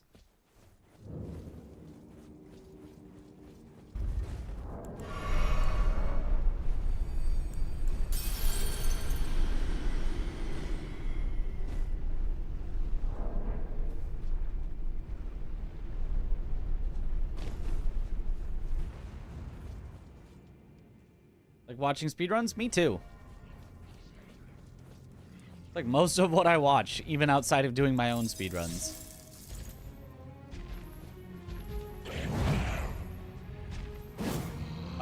Game?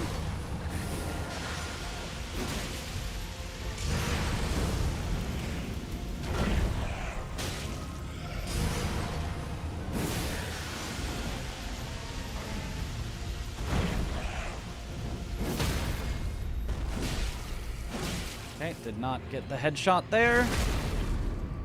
Maybe 2 R1s.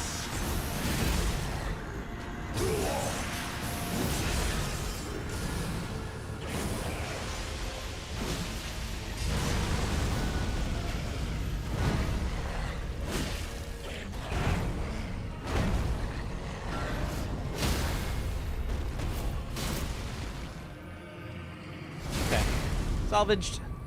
Very slow, but salvaged.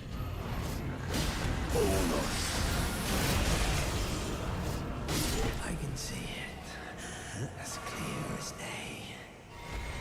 The coming of our dynasty. Mitch win.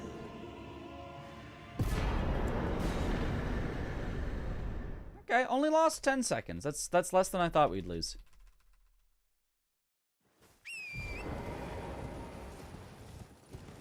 So that's not too bad. That's not too bad. We take those. First 30 hours of play, never upgraded a single piece of gear. I'm assuming you mean weapon, because other gear can't be upgraded. But no, I believe that. They definitely try to hint you that you can do it, but it's not supremely obvious.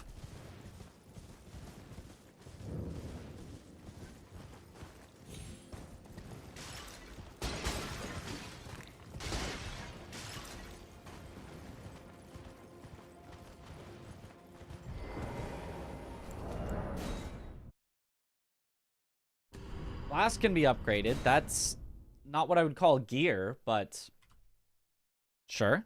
I guess... No, I guess items is gear. Like, you'd say Batman's utility belt of items is gear. Sure. Okay.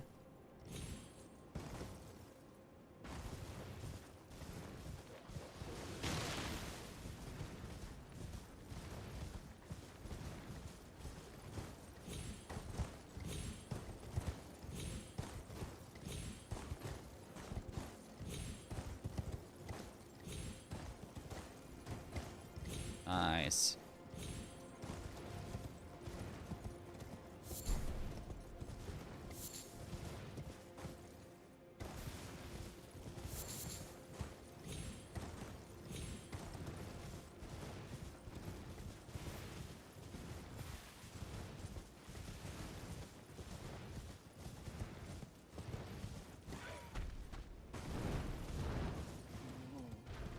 Oh, thanks to code. Slovakia, ooh. Where he chugs his bat fluid to restore his bat health.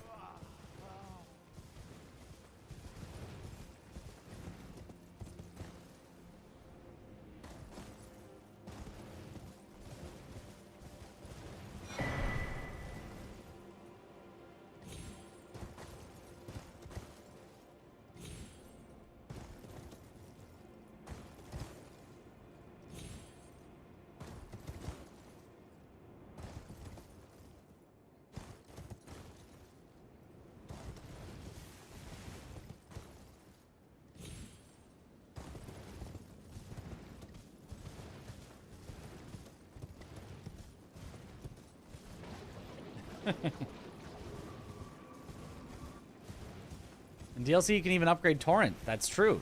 Does that make Torrent gear?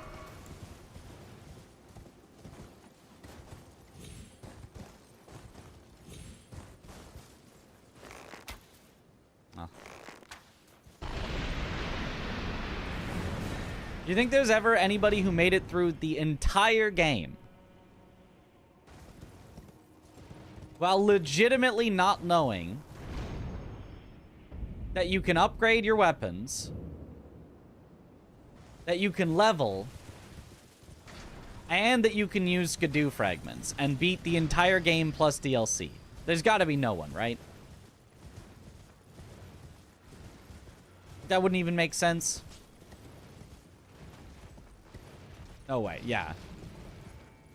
Miyazaki himself. Wait, I made this game. You can upgrade stuff? Leveling is so obvious. Okay, so let's take out leveling then. I feel like there has to be at least one person that beat the entire game not knowing that they can upgrade their weapon. Just base game. But then would there also be somebody who made it through the entire DLC not knowing they could upgrade Skidoo? Individually, almost certainly. But then somebody who did both no weapons and no Skidoo. I don't know about that. Seems a little too oblivious for one person.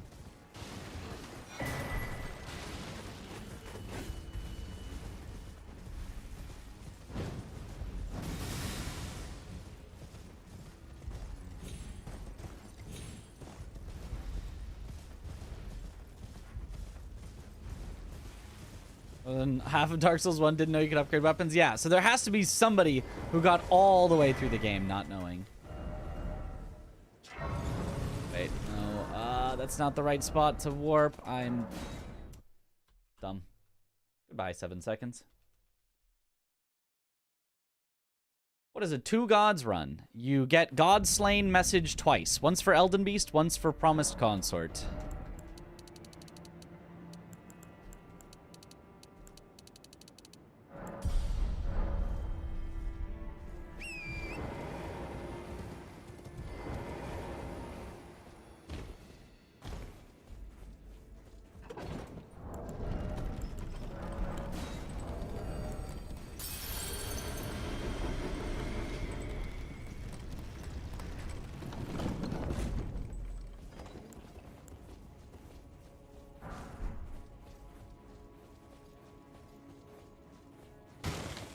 Does make sense now that I think about it. Yep.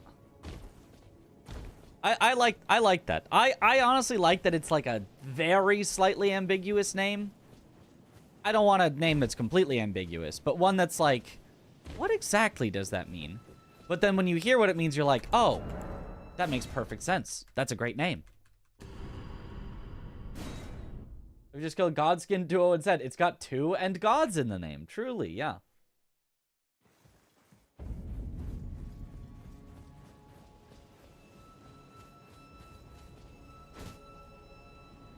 Aww, that was so close. Is it doable to beat the game without upgrading weapons? Doable, yes. It's definitely been done before, but it's really tough. The end game bosses become a slog. I hate this jump.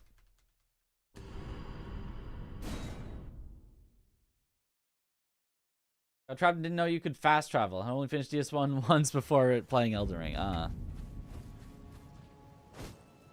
That works. Okay. Unfortunate. Lost a lot of time there. Really? Thought that would have been a well-timed bow cancel. I think it was slightly early.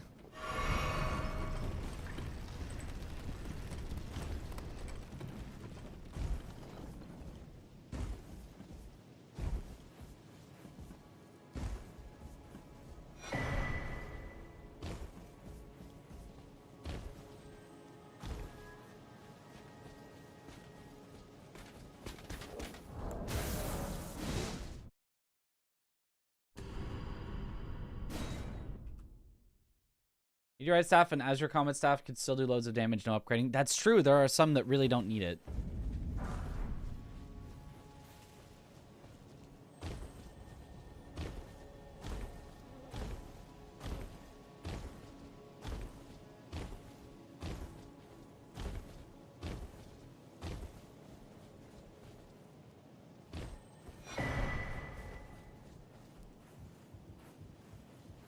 Times to skip is an improvement, isn't it? Last time we got both skips first try.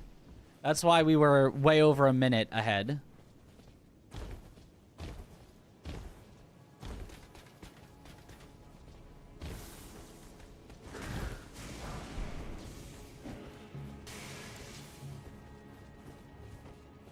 So, you know, it's an improvement over our first time, which took like 6 tries for the first skip. And then like 2 or 3 for the second. But it is not an improvement over our previous run. It is very possible to get it first try both times, but man, does the skip suck.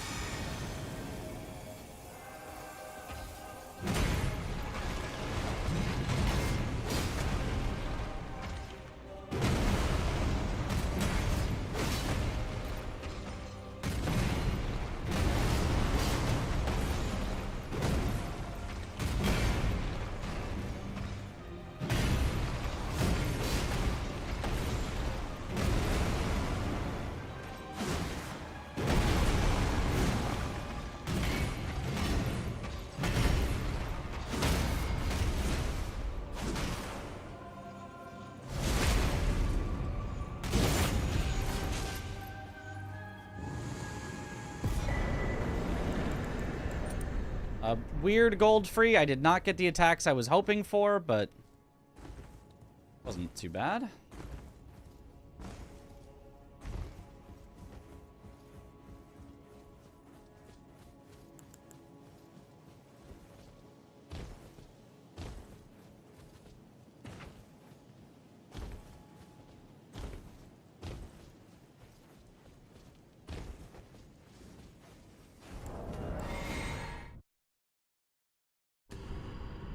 So basically, we just lost 15 seconds to third try on the skip, which really only means we lost about 5 seconds to the safe way, I think. So it's not even that bad. We lost less time than the difference of doing the... You know what I mean?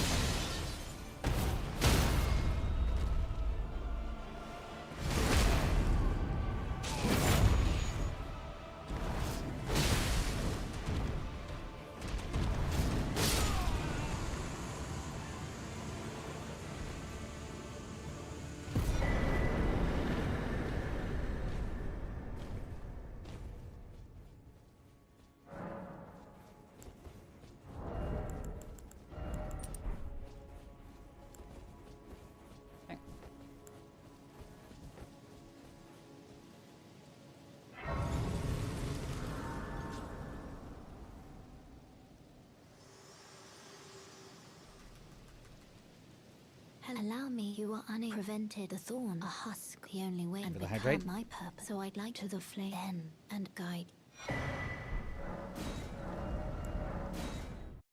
Gold. How many hours do I have in this game? I forget. A few thousand. Hey, first try. So overall, the 2 skips were faster than doing the safe way twice. So that's, you know, that's good enough.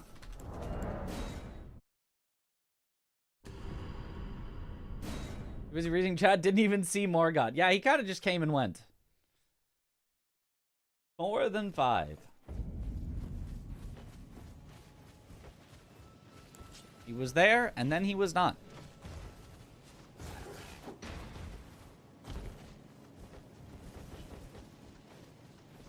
2,295 hours streamed in the Elden Ring category. I've done a little bit of offline Elden Ring, but that is, yeah, that is the vast majority of it.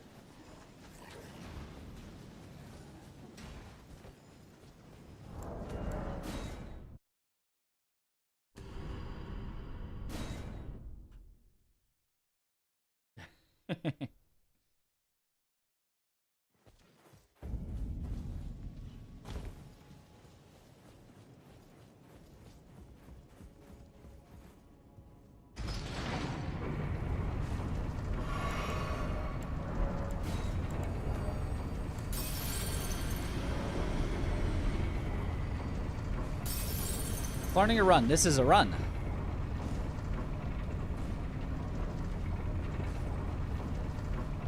We are 45 seconds ahead on a true run.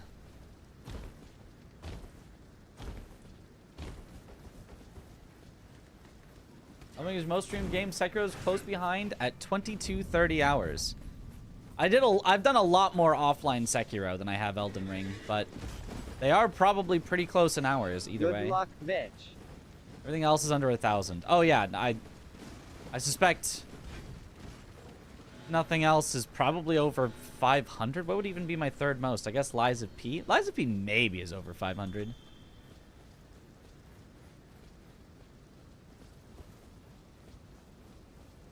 Nothing else matters.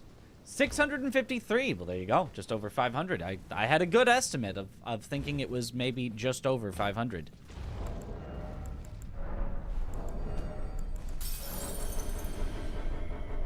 Guitar solo.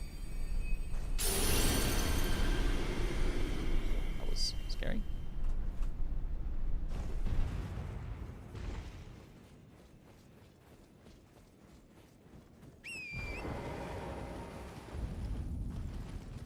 The Elden Ring streamer. Look, it's we hate to say it, but it's got a lot of different things you can do with it. Sekiro is amazing, but it's amazing in a focused way. And we have still done a lot of things with it.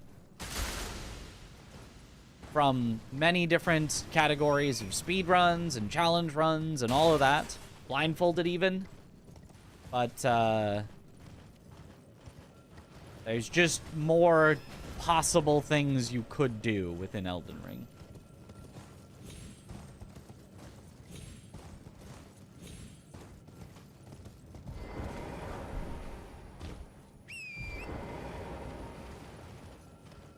How did the Sekiro Bingus testing go? Did you try playing against anyone? I have not yet tried playing against it. I need to schedule that with somebody. I need to ask somebody to face me in Sekiro, but like actually, because I've asked a few people like who have popped into chat. Josh has been like, "Yo, Sekiro Bingo," and I've been like, "Hey, you want to bingo sometime?" And he's been like, "Yeah, I'm down," but we haven't set it up and scheduled. I need to actually schedule it with somebody.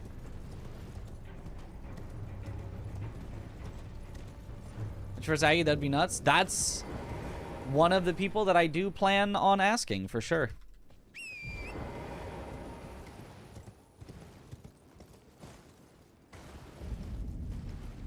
Parky. Oh, Parky would be fun as well. I don't know how much of like the whole game she knows. Yo, Josh Areno. Yes, that Josh. So I don't know if she'd be like, you know, uncomfortable with a full game bingo like that, but if she's down, I'm definitely down. He's busy making DS3 bingo. Is Josh making DS3 bingo? That's awesome. So now I've got to learn DS3 bingo. He's got to learn Sekiro bingo. We've got to have a like a cross. Oh, what if it's like we say screw lockout. It's just both of us have to get a certain number of lines or blackout or whatever on both games. So who can complete a bingo in both Dark Souls 3 and Sekiro first?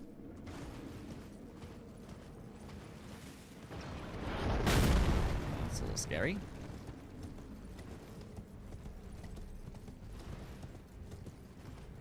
Where, you know, we assume that the advantage goes to me in Sekiro, although maybe that's not even true. Maybe Josh just wipes the floor with me in Sekiro. And we assume that Josh has a very large advantage in DS3. Archipelago? Unfortunately, Sekiro not in Archipelago, but that would be amazing.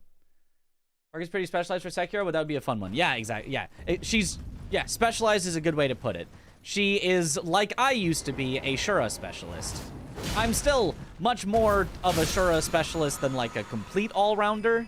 Like I haven't done a lot of all bosses, but I have done all major bosses hitless attempts, technically. We got it down to two hits in the Mortal Journey Gauntlet.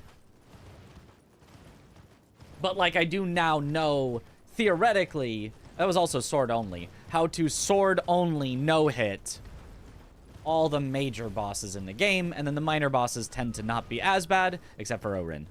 Orin is that bad. Solo Archipelago Bingo. If you're running multiple games anyway, linking them could be fun. That would be fun. But again, you can't really do that with Sekiro. It's just, it doesn't have the tech framework for that to happen.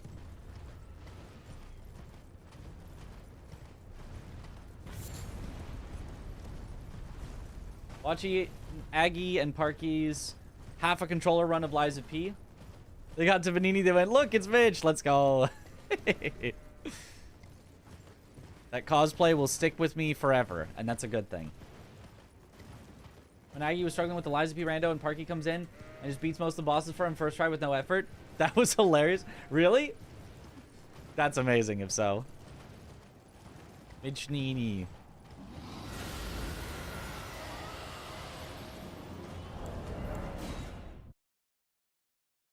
You know if there's some reason it's impossible, or it's just not integrated yet? It's just not integrated yet. I don't believe there's any reason that it would be impossible. It's just, it's not possible right now. Because the way that Matt programs his randomizers is very custom.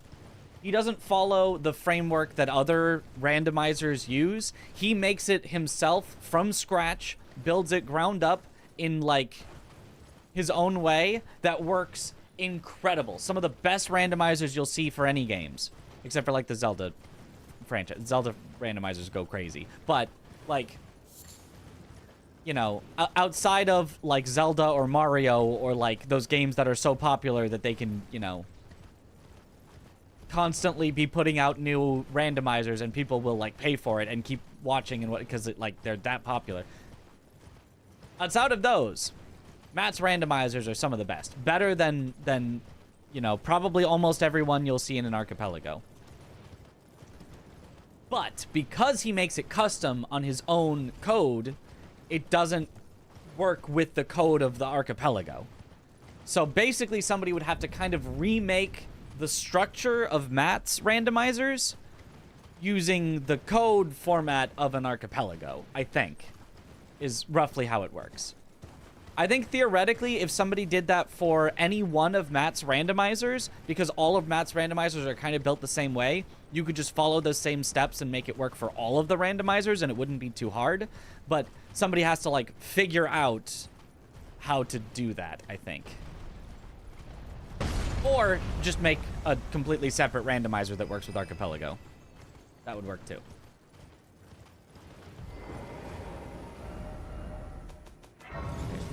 Let's the mana because we need to upgrade.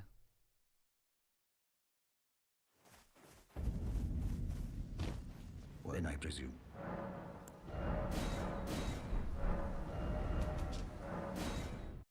I wrote cross. Okay. What about needing the C# to play nice with the JavaScript end? I have no idea what the JavaScript end did. I don't know. Parts randomizer open source, but they are dependencies. Couldn't find names so strangely. They end up conflicting with each other, so I couldn't get them to even compile on your end. Ah, yeah.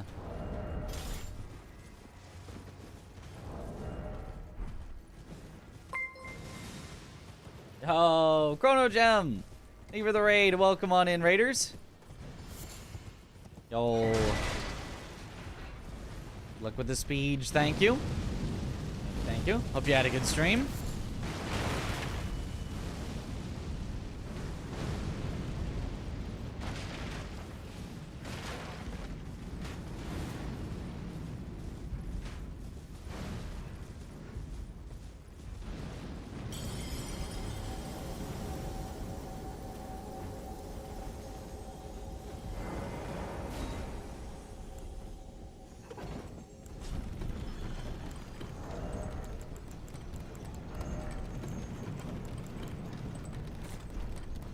Eventual magic grease.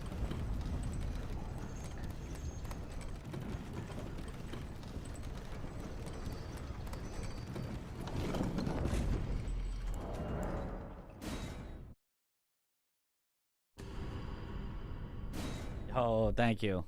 It is, in fact, going well here, I would say. We're on a pretty good pace.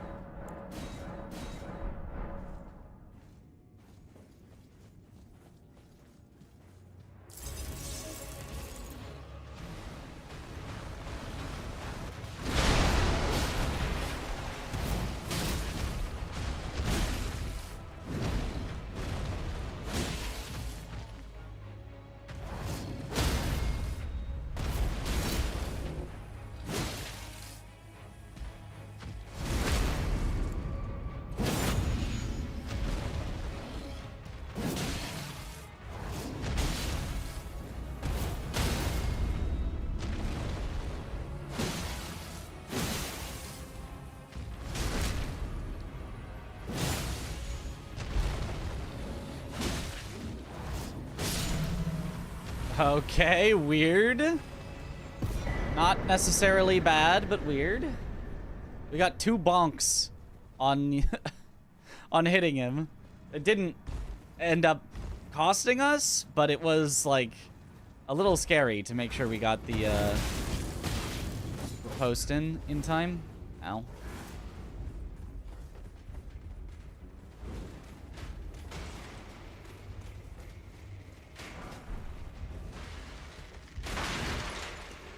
Uh-oh. Oh, I knew it. Yeah, damn. Really, really bad luck there.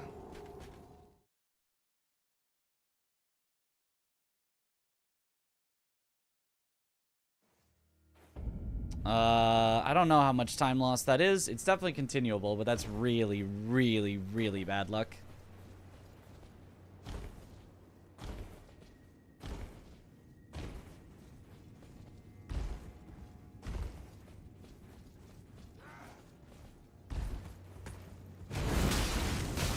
The bad luck again? Come on, game, please.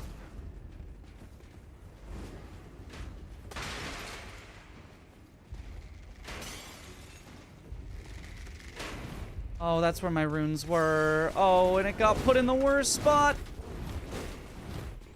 Okay. At least he didn't do his worst possible combo there, just a really bad one.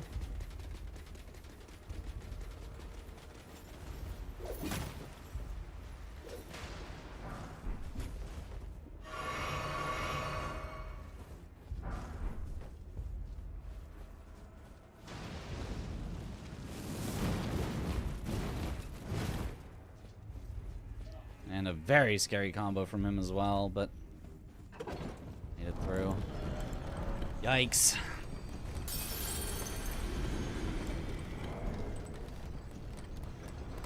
This could spell the beginning of the end if this luck keeps up.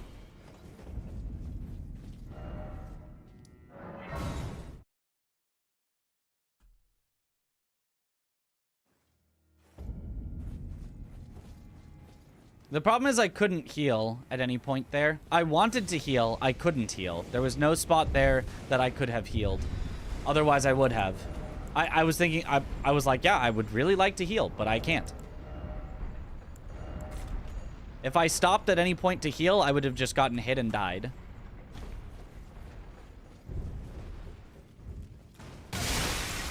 We were in one of the locations where just healing is not allowed.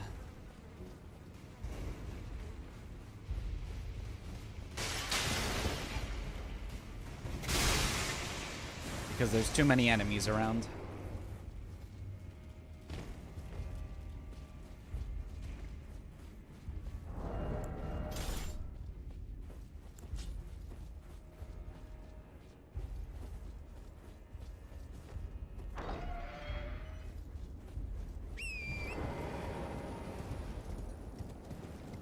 This is the end of bad luck? Surely. Yeah, surely.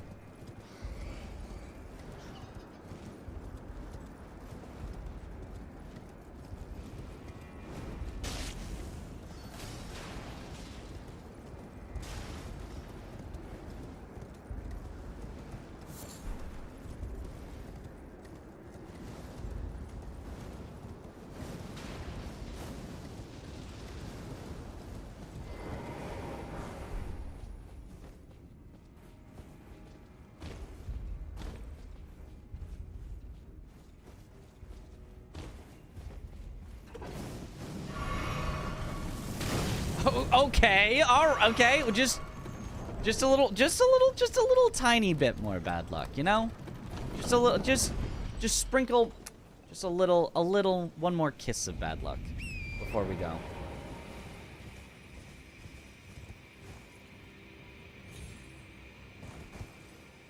But surely that was the last one, though. After that, the bad luck's all gone. Good luck from here on out. Surely. As you didn't heal that. No, yeah, no, I definitely... You get on an elevator and you heal. That, because it doesn't cost you any time.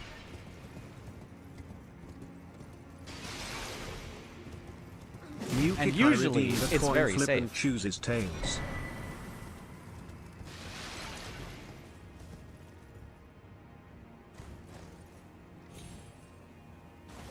Cool. We got the no fall damage version. It doesn't matter, but we got it anyway. Remember our arrows this time. Flip and chooses tails, which never fails. Good luck. Free vacation.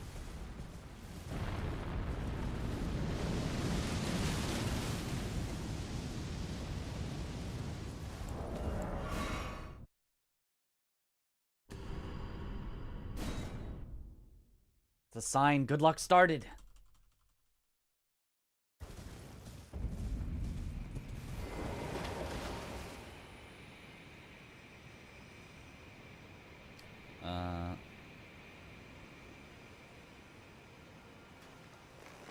It's a little high, but I think it still hits. That's cool.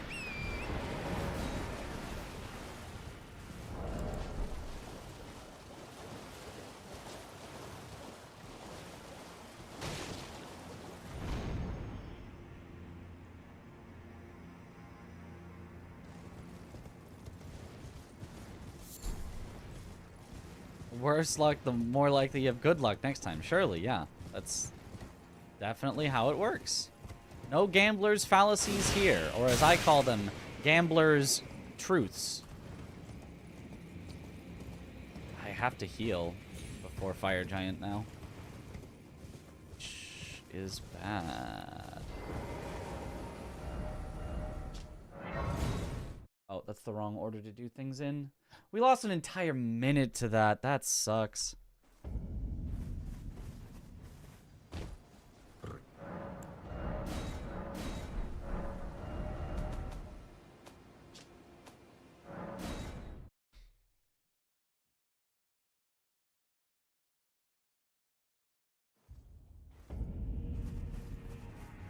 I praise to you, priest. I must uphold then and sure.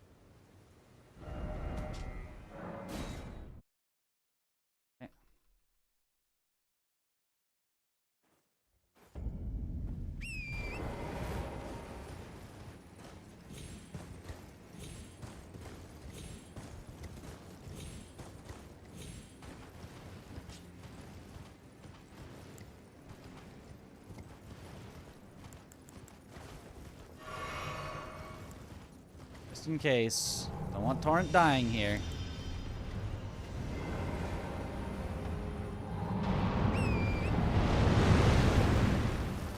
I think that was necessary.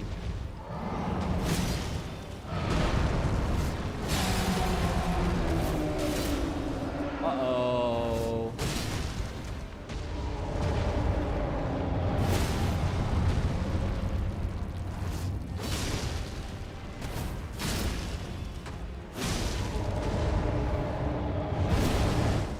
Should be good.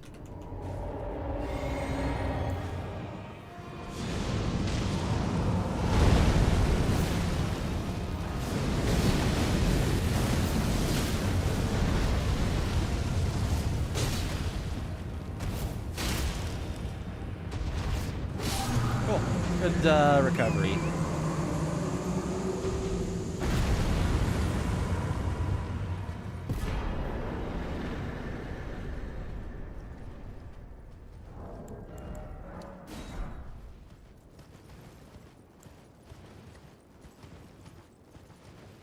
So clean. It is scripted, so it should be that clean every time, hopefully.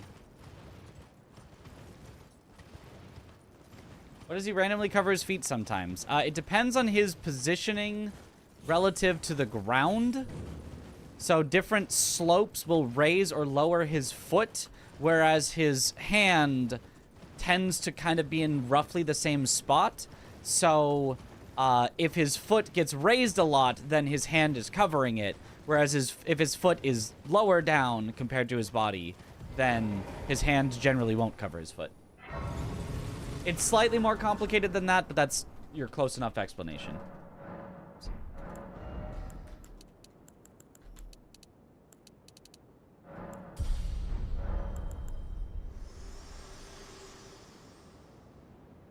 Which fight is not scripted, so you have to fight the boss normally. Arguably Mesmer, arguably Romina. Arguably consort. There's kind of scripted moments, but not the whole fight is mostly just parry him and fight him.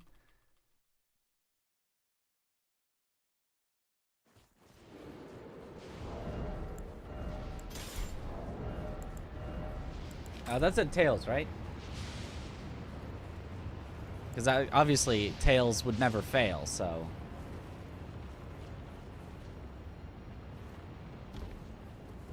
Okay, good landing.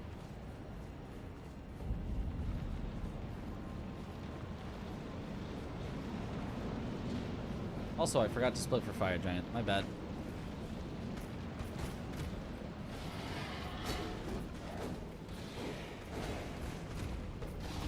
Mukikai has been timed out for a week. 07 in the chat. Rip.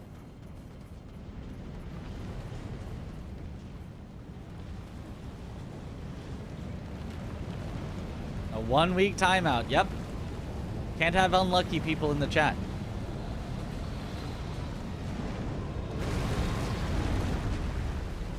Only lucky people here. Surely that'll like transfer some of the luck to me.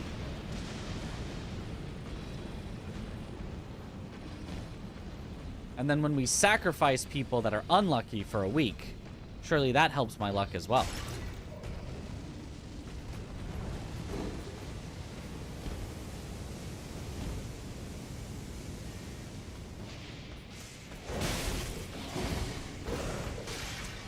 Well, that's really bad. Again? Thank you for the good luck.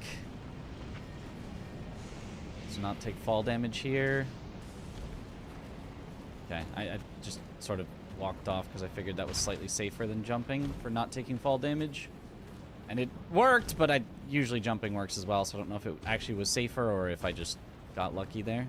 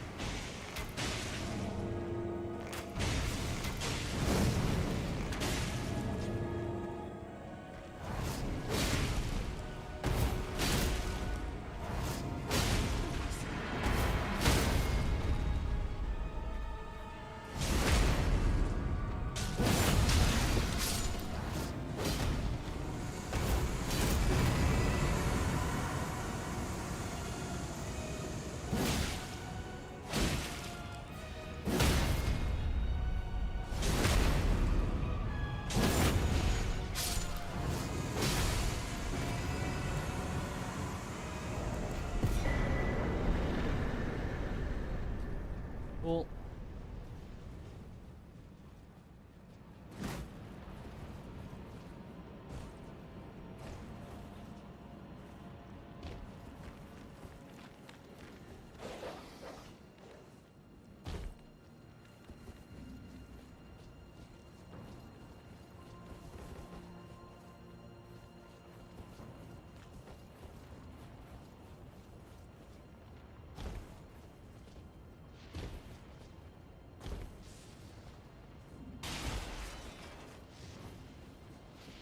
You teabag the noble for a second? That is kind of what we do. There is a reason for it, but that is kind of what we do.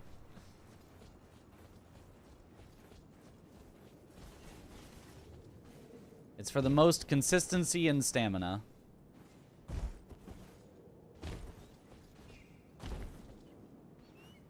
Okay, no bug landing this time. I like fully walked on it. Nice, there we go. Perfect.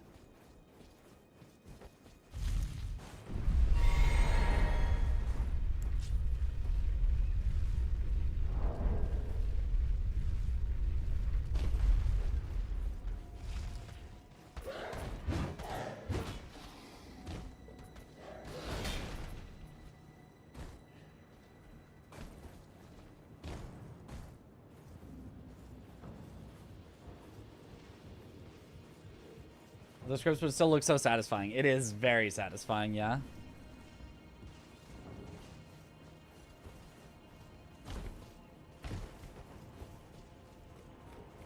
Good skips too, yup.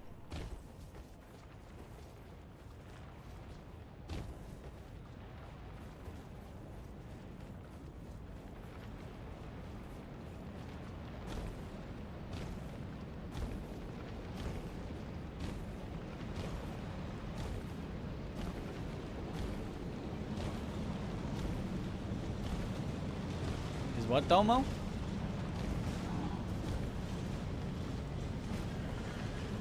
Like 12 hours ago when it came out, yeah. Thanks for the good luck. The emote. Oh, yeah. Approacheth destined death. I will not have it stolen from me again.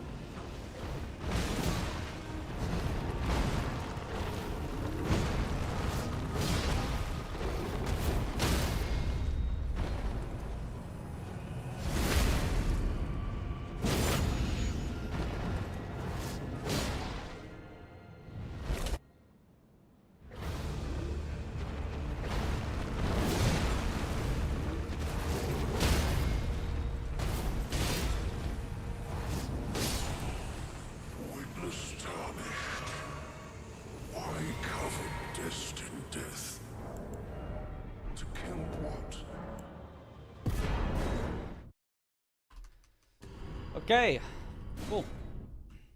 Malakat is a squishy boy. Yep. Malakat needs no buffs or grease. None. Unnecessary.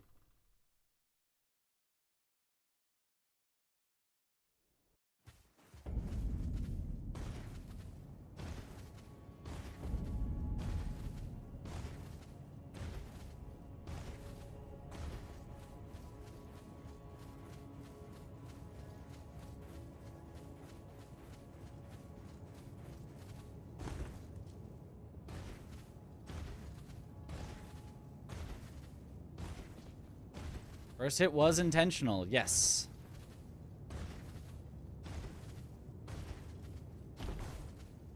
We know that we have enough super armor or hyper armor or whatever to trade a hit, and so it's the fastest way to get a hit is to just do the hit even though he's attacking us.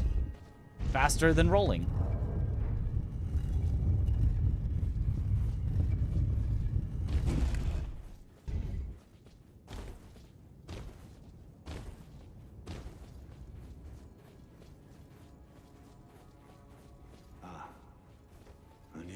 He always knows we'd come. Before the Elden Ring, to become Elden Lord, it's a sad state of affairs. I commend your spirit, but alas, none shall take the throne.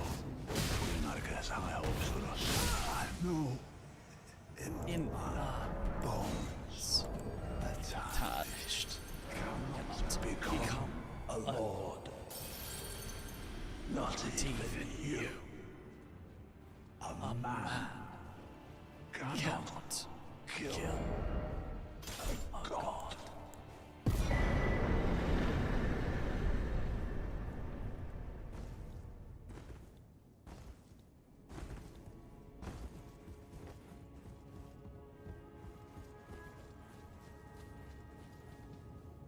Keeps talking even when staggered, yep.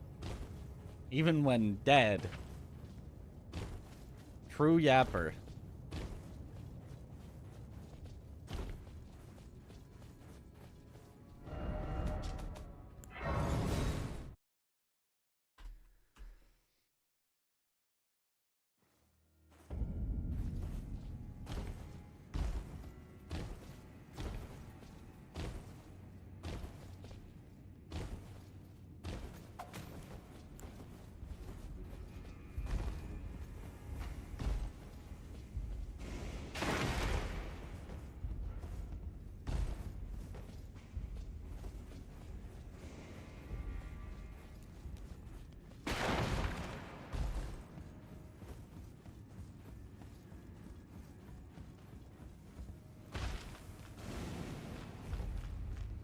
Good luck, Mitch. Thank you for the good luck.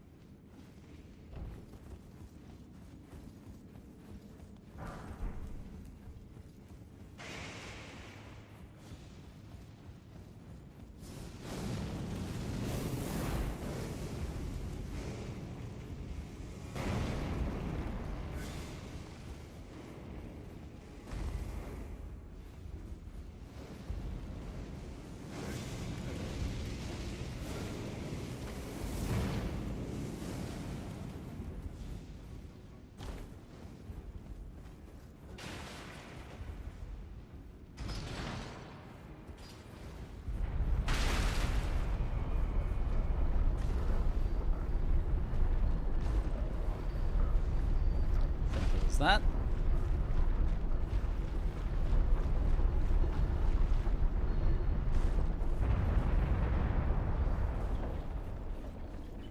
You sometimes equip your weapon in your left hand, so that it's easier to two-hand while on torrent.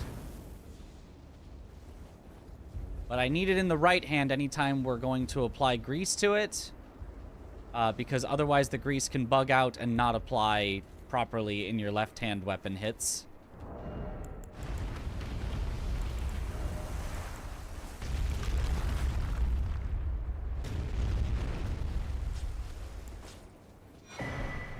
So for Mesmer, we're going to have it equipped in the right hand.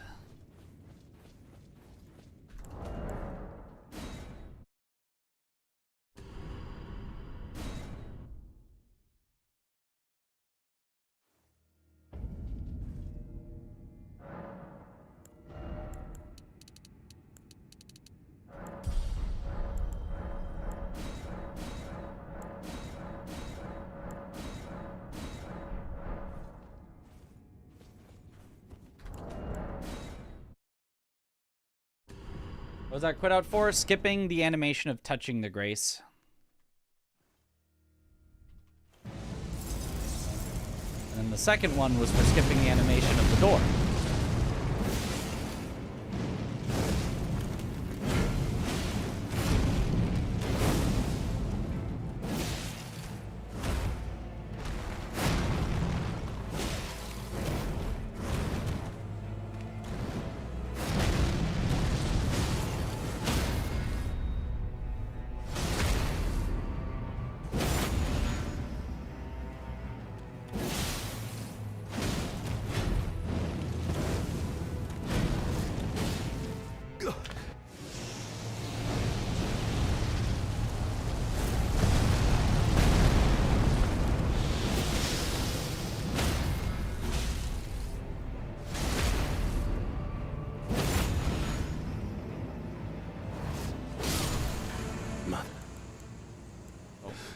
America, a curse upon thee.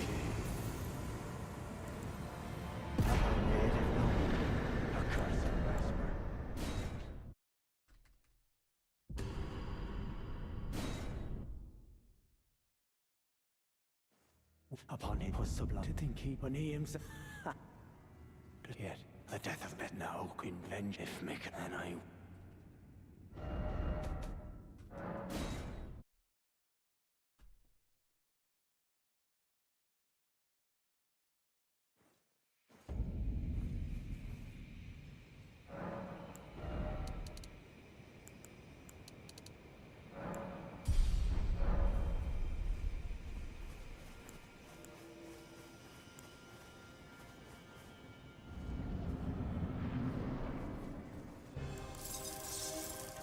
Oh, I didn't equip Golden Vow.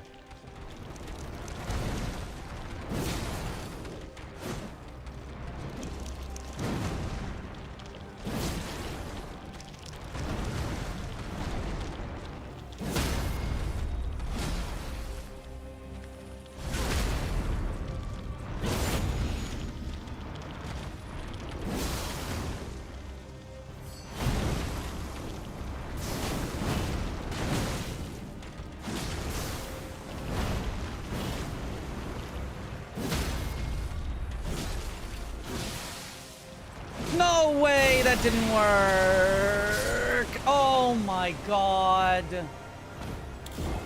Oh, I hate when Romina's up against a wall and then you just can't riposte her because she's up against a wall, so it just doesn't let you. Oh, that sucks. I have enough resources left for a second try, but that sucks.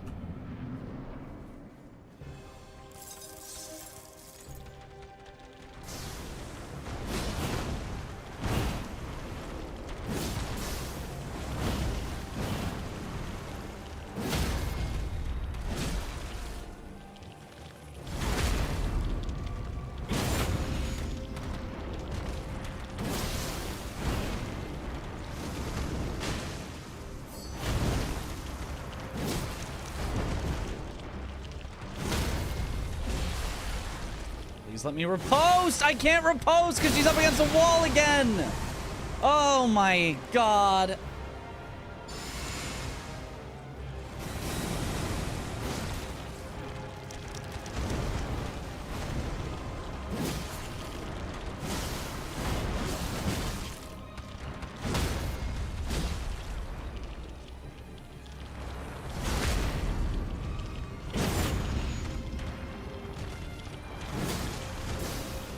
Yeah, go ahead and stall.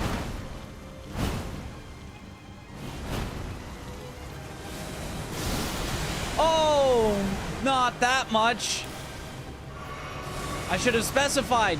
Go ahead and stall a little, not that much.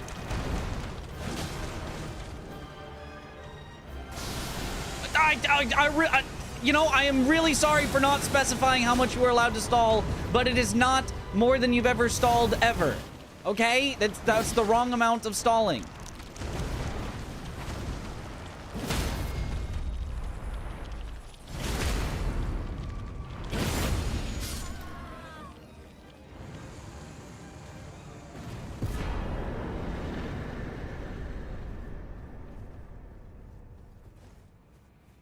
Okay, all right.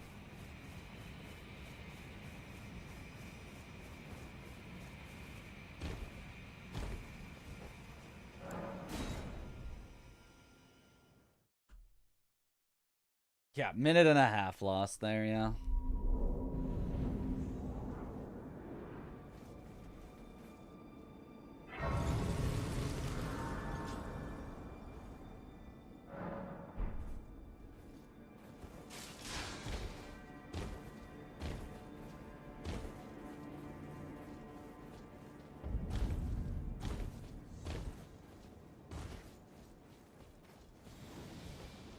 Okay, and then you give the worst luck as well.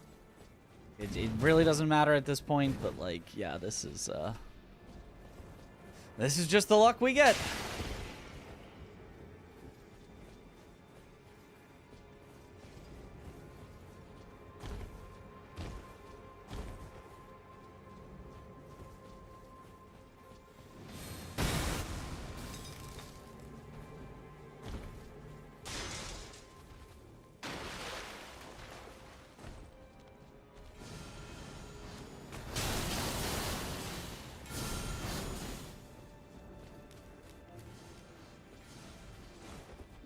Also the worst luck you can get on those guys. Keep them both firing as fast as possible so you can't get around them. Is he gonna also throw lightning? No, not the worst luck on that guy. There is worse possible there. You called Regina on the display. Yep.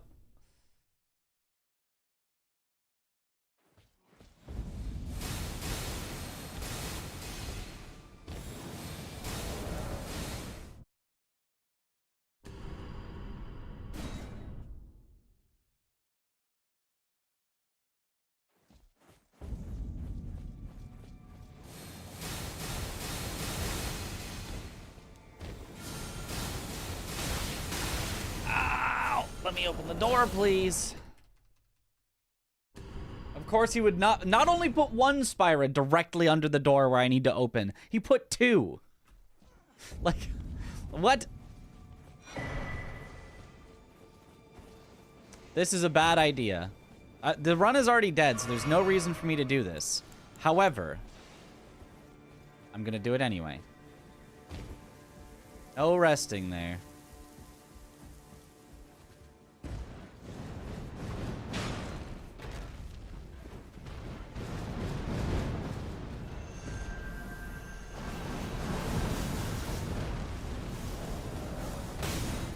Worked out.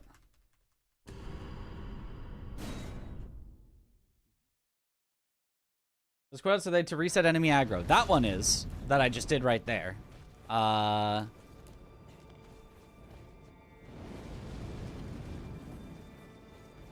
Which other ones did I do recently? Yes. Yes, they all are. Yes. Every one of them is. Yes.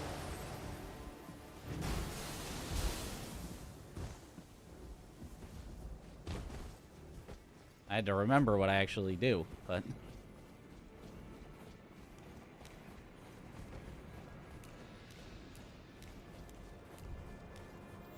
Need a bird skip for this section too, for real, for real. I mean, it's not that bad.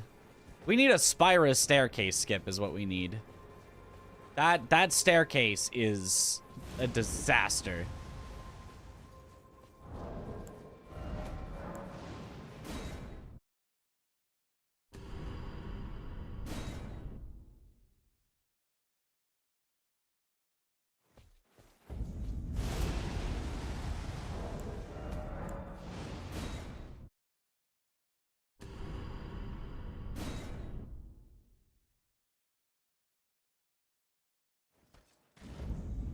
You think about the wrench baton? The wrench baton is not default. You have to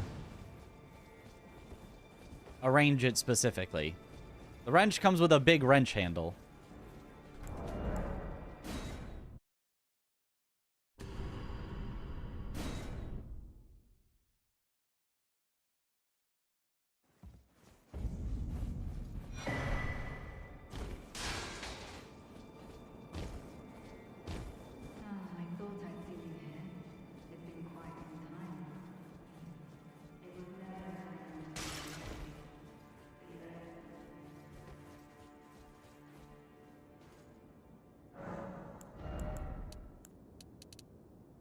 Oh, I don't have enough. It's okay. I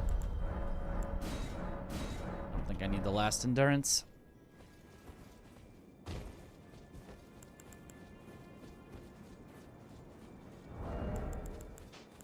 That's not necessary anymore. That's not necessary anymore. That's not necessary anymore.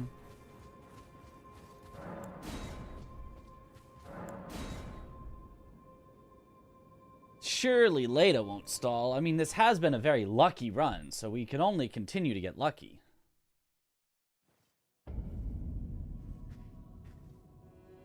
Don't you dare approach Mikula the Kind. Needle Knight Leder and Dryleaf Dane will never allow this.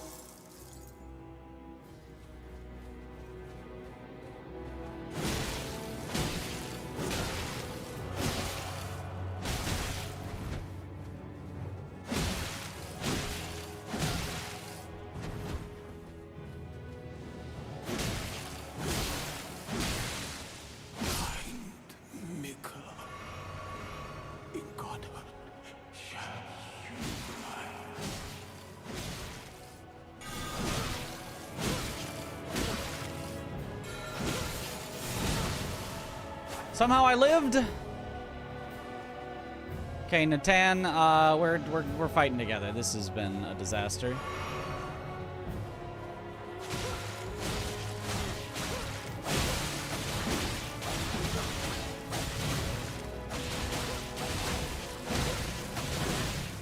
Kindly, Mikula, make the world a gentler place.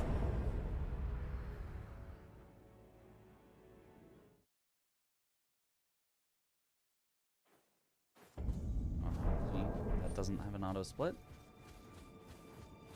Thought it did.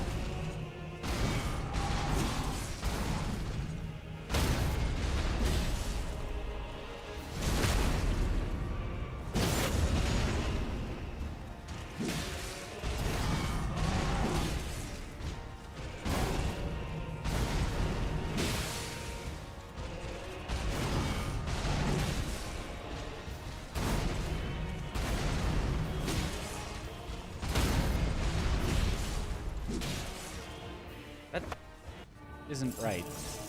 This isn't gonna work. Yeah, what? Why did that not work? What?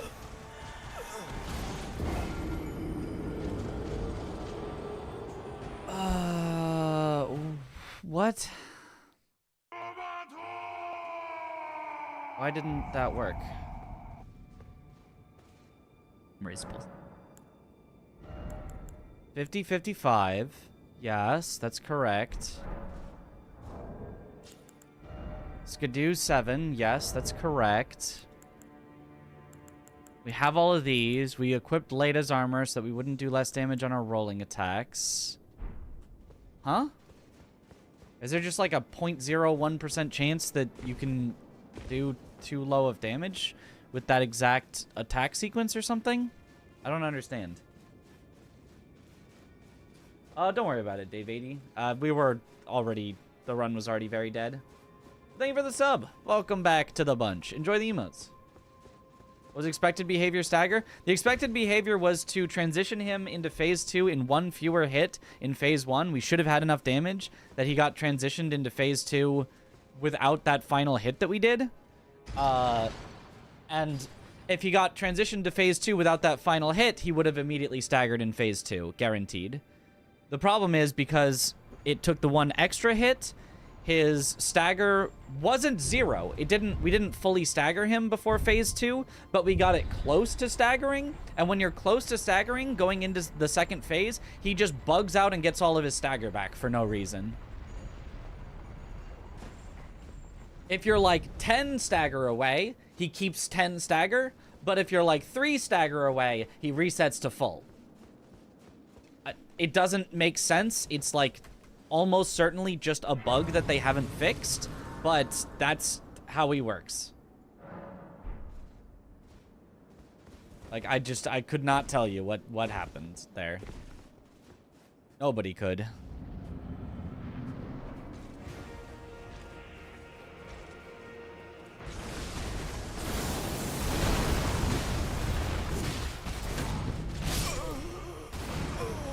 Well,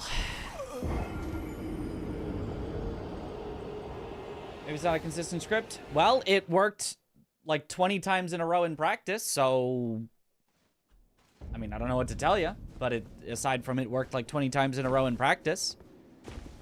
So it's at least a 95% script.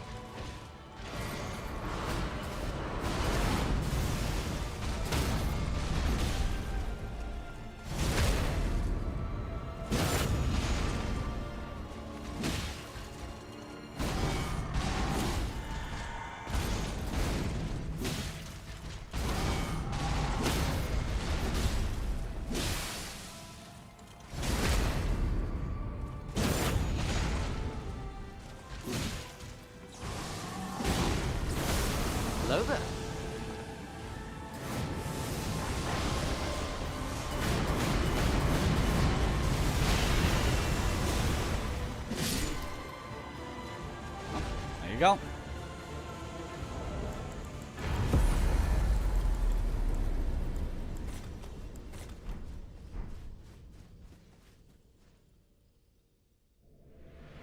Hello there.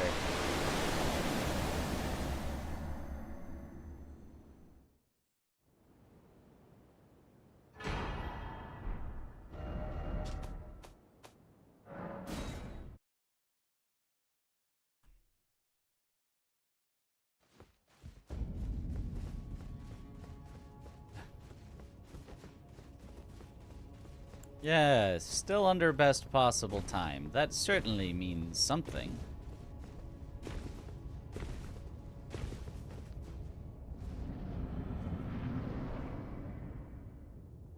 Yeah, the clone damage is not meant to be a lot.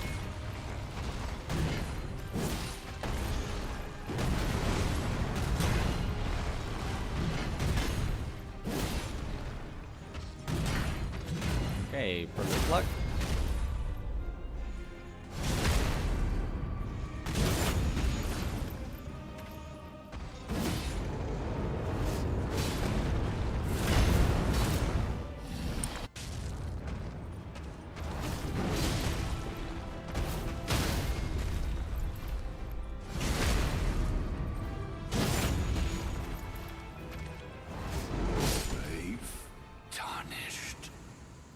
Thy strength befits a crown.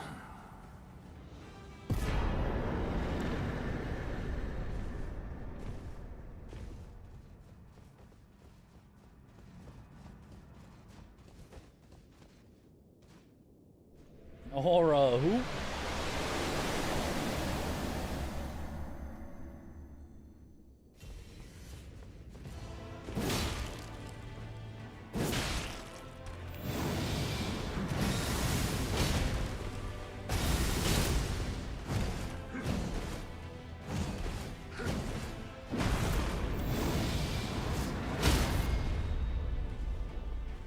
Okay, Radagon, he really just went for his longest combo there. Luckily, it did not matter.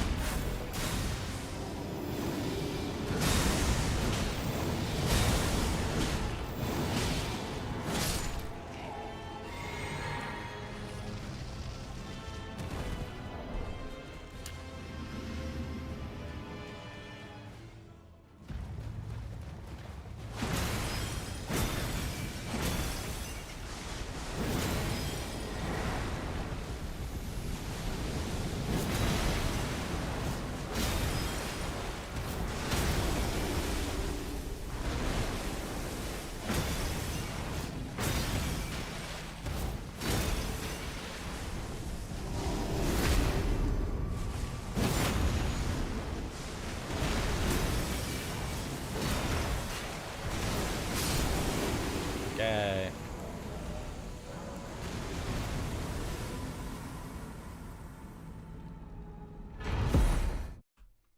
And despite all of that,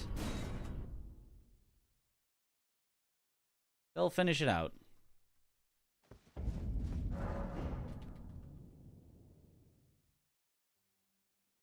With a 133.56. Elden Beast. Love that Elden Beast script. It's good. I'm gonna not save these final 2 golds because I don't know exactly when I want to split them. But yeah, otherwise. Doing the luck not bad. Well, you know.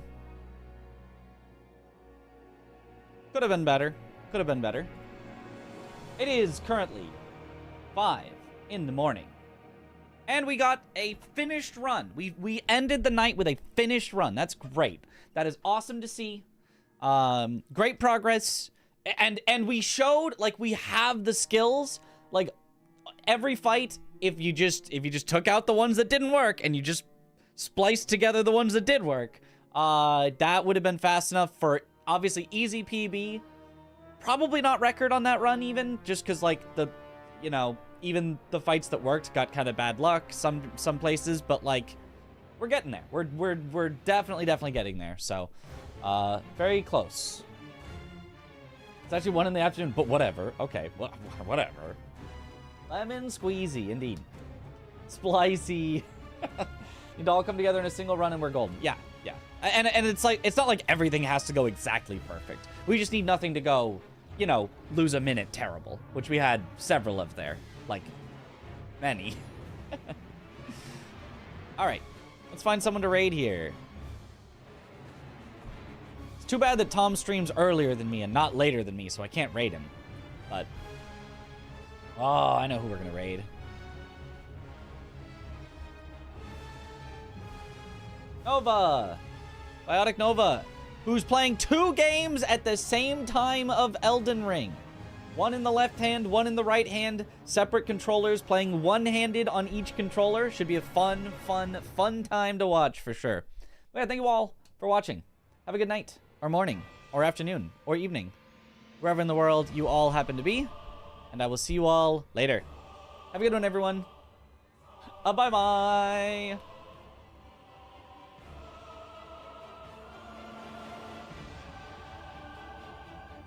You don't want to know, Ratchet. Now it's just you and me, YouTube. I'm going to bed, but I don't know.